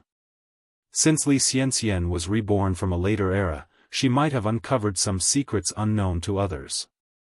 Knowing this, why are you still so calm? Xiaozhou was at a loss. Ni Yang shrugged, whether or not he is Mr. Mog doesn't concern me. Should I react dramatically? Xiaozhou continued, when it comes to talent and looks, both you and Mr. Mog are head and shoulders above Li Xianxian and Zheng Xianjing. I think only you are worthy of Mr. Mog. Aren't you interested? Ni Yang, who had just taken a sip of water, almost choked upon hearing this. She spat out all the water in her mouth onto the ground. I'm not interested in him at all, so don't talk nonsense. Xiaozhou replied quite seriously, but I really do think that you and Mr. Mog are a good match. Ni Yang retorted, I'm only interested in Mo Qishan. Is that clear? She didn't really care about Mr. Mog or any of his titles. What Ni Yang found puzzling was that the narcissistic Mo Baichuan turned out to be Mr. Mog, which totally overturned her understanding of him. It was quite inconceivable. Xiaozhou thought Ni Yang was just too strange. She would rather become involved with a loser uncle than look at a promising nephew. Xiaozhou pointed out, but Mo Qishan isn't deserving of you at all. He doesn't even have a job, hasn't even graduated from high school. What will he support you with in the future? It doesn't matter if he doesn't have a job. I have money and that's enough. I can support him. Ni Yang replied directly. Chapter 463, I am Mr. Mog _1. Ni Yang is a very pragmatic person. She knows that most of the reasons for breakups between men and women in this world are rooted in the trivialities of life. All love ultimately disappears in these trivialities. However, as long as one's financial condition keeps up, all problems are no problems. If the woman is weaker in terms of finance, her status in family life will be inferior. If the woman takes up the major economic role, instantly the tables can turn. This is also the main reason why Ni Yang doesn't rely on men. Because there's no better sense of security than relying on oneself. Therefore, she doesn't think there's anything wrong with her supporting Mo Qishan. Xiaozhou felt that his whole worldview was being overturned by Ni Yang. She supports him? Ni Yang is actually going to support Mo Qishan. If you look all over Beijing, you probably won't find a second woman willing to support a man, right? Yang, you're not joking with me, are you? Xiaozhou swallowed and turned to look at the screen. Ni Yang's eyes were indifferent, what's there to joke about? When you really fall in love with someone, you're willing to give everything for them. Invisibly, Xiaozhou was being shown up by Ni Yang and suffered a huge romantic blow. Why is he still alone? He also wanted to find a girlfriend who was willing to support him, whimper. Ni Yang laughed and said, it's normal for you, a bachelor, not to understand all this. When you have a girlfriend, you'll understand my words today. Bachelor what? Dog? He already felt pitiful enough for being single, why did she call him a dog? Xiaozhou was heartbroken. If he's the bachelor dog, what is Ni Yang doing? Killing the dog? Ni Yang spoke too quickly for a moment, and accidentally used a popular phrase from the future, and quickly remedied it with, a bachelor, aren't you single? Bachelor? Did he mishear out of sadness, Yang, didn't you just say a single dog? Ni Yang laughed, Xiaozhou, are you stupid? Who would call themselves a dog? Xiaozhou touched his head, although what Ni Yang said seemed reasonable, he felt something wrong. but he couldn't quite put his finger on it. Xiaozhou temporarily forgot about the dog question and continued, Yang, you're not joking with me, are you? You really want to support Immortal? Yang raised her eyebrows slightly, do I look like I'm joking? Xiaozhou shook his head, his gaze unconsciously sliding from the screen, no. He then continued, but don't all you girls like men with power and status like Mr. Mog? Xiaozhou had seen all sorts of people, he had even seen girls at the age of 18 throwing themselves at men of 80. Mo Baichuan was not only rich and handsome but also the famous Mr. Mog. Yang had no reason not to like him. Yang frowned slightly, you're generalizing with your statement. Actually, not every girl likes men with power and status. Yang had seen too many girls in her previous life who'd rather laugh on a bicycle than cry in a BMW. Some girls are even willing to give their lives for the one they love. Such girls must be rare, right? Xiaozhou said. Yang smiled slightly, I suggest you go back and read the stories of Wang Ping and Xue Baochai, as well as Liang Shanbua and Zhu Yingtai. Stories come from life, and these characters do have historical prototypes. You can't deny their existence just because you haven't seen them yourself. Xiaozhou was momentarily stunned, a touch of shame appeared on his face. Indeed, he had thought too narrowly of girls. He certainly couldn't deny their existence just because he hadn't seen them. It seemed like every time he chatted with Yang, he was imparted with different life philosophies. She was like a treasure trove of knowledge, always bringing surprises. There was a hint of respect in Xiaozi's eyes when he looked at Yang. Yang, you're right. Xiaozhou continued, oh, Yang, can I ask you another question? Ask. Yang nodded slightly. Xiaozhou said, what do you like about Immortal? Yang touched her chin, probably because he's good-looking. Mo Kishin's appearance was beyond reproach. And he was far more alluring than popular movie stars. If he were in the future, he'd be the kind of person who could live off his looks. Xiaozhou, he probably won't be able to get married then. Why did he have to ask such a heart-wrenching question? You're tuning in to the Unparalleled SwordWill YouTube channel. Don't forget to subscribe and join us on this journey to catch the most captivating stories.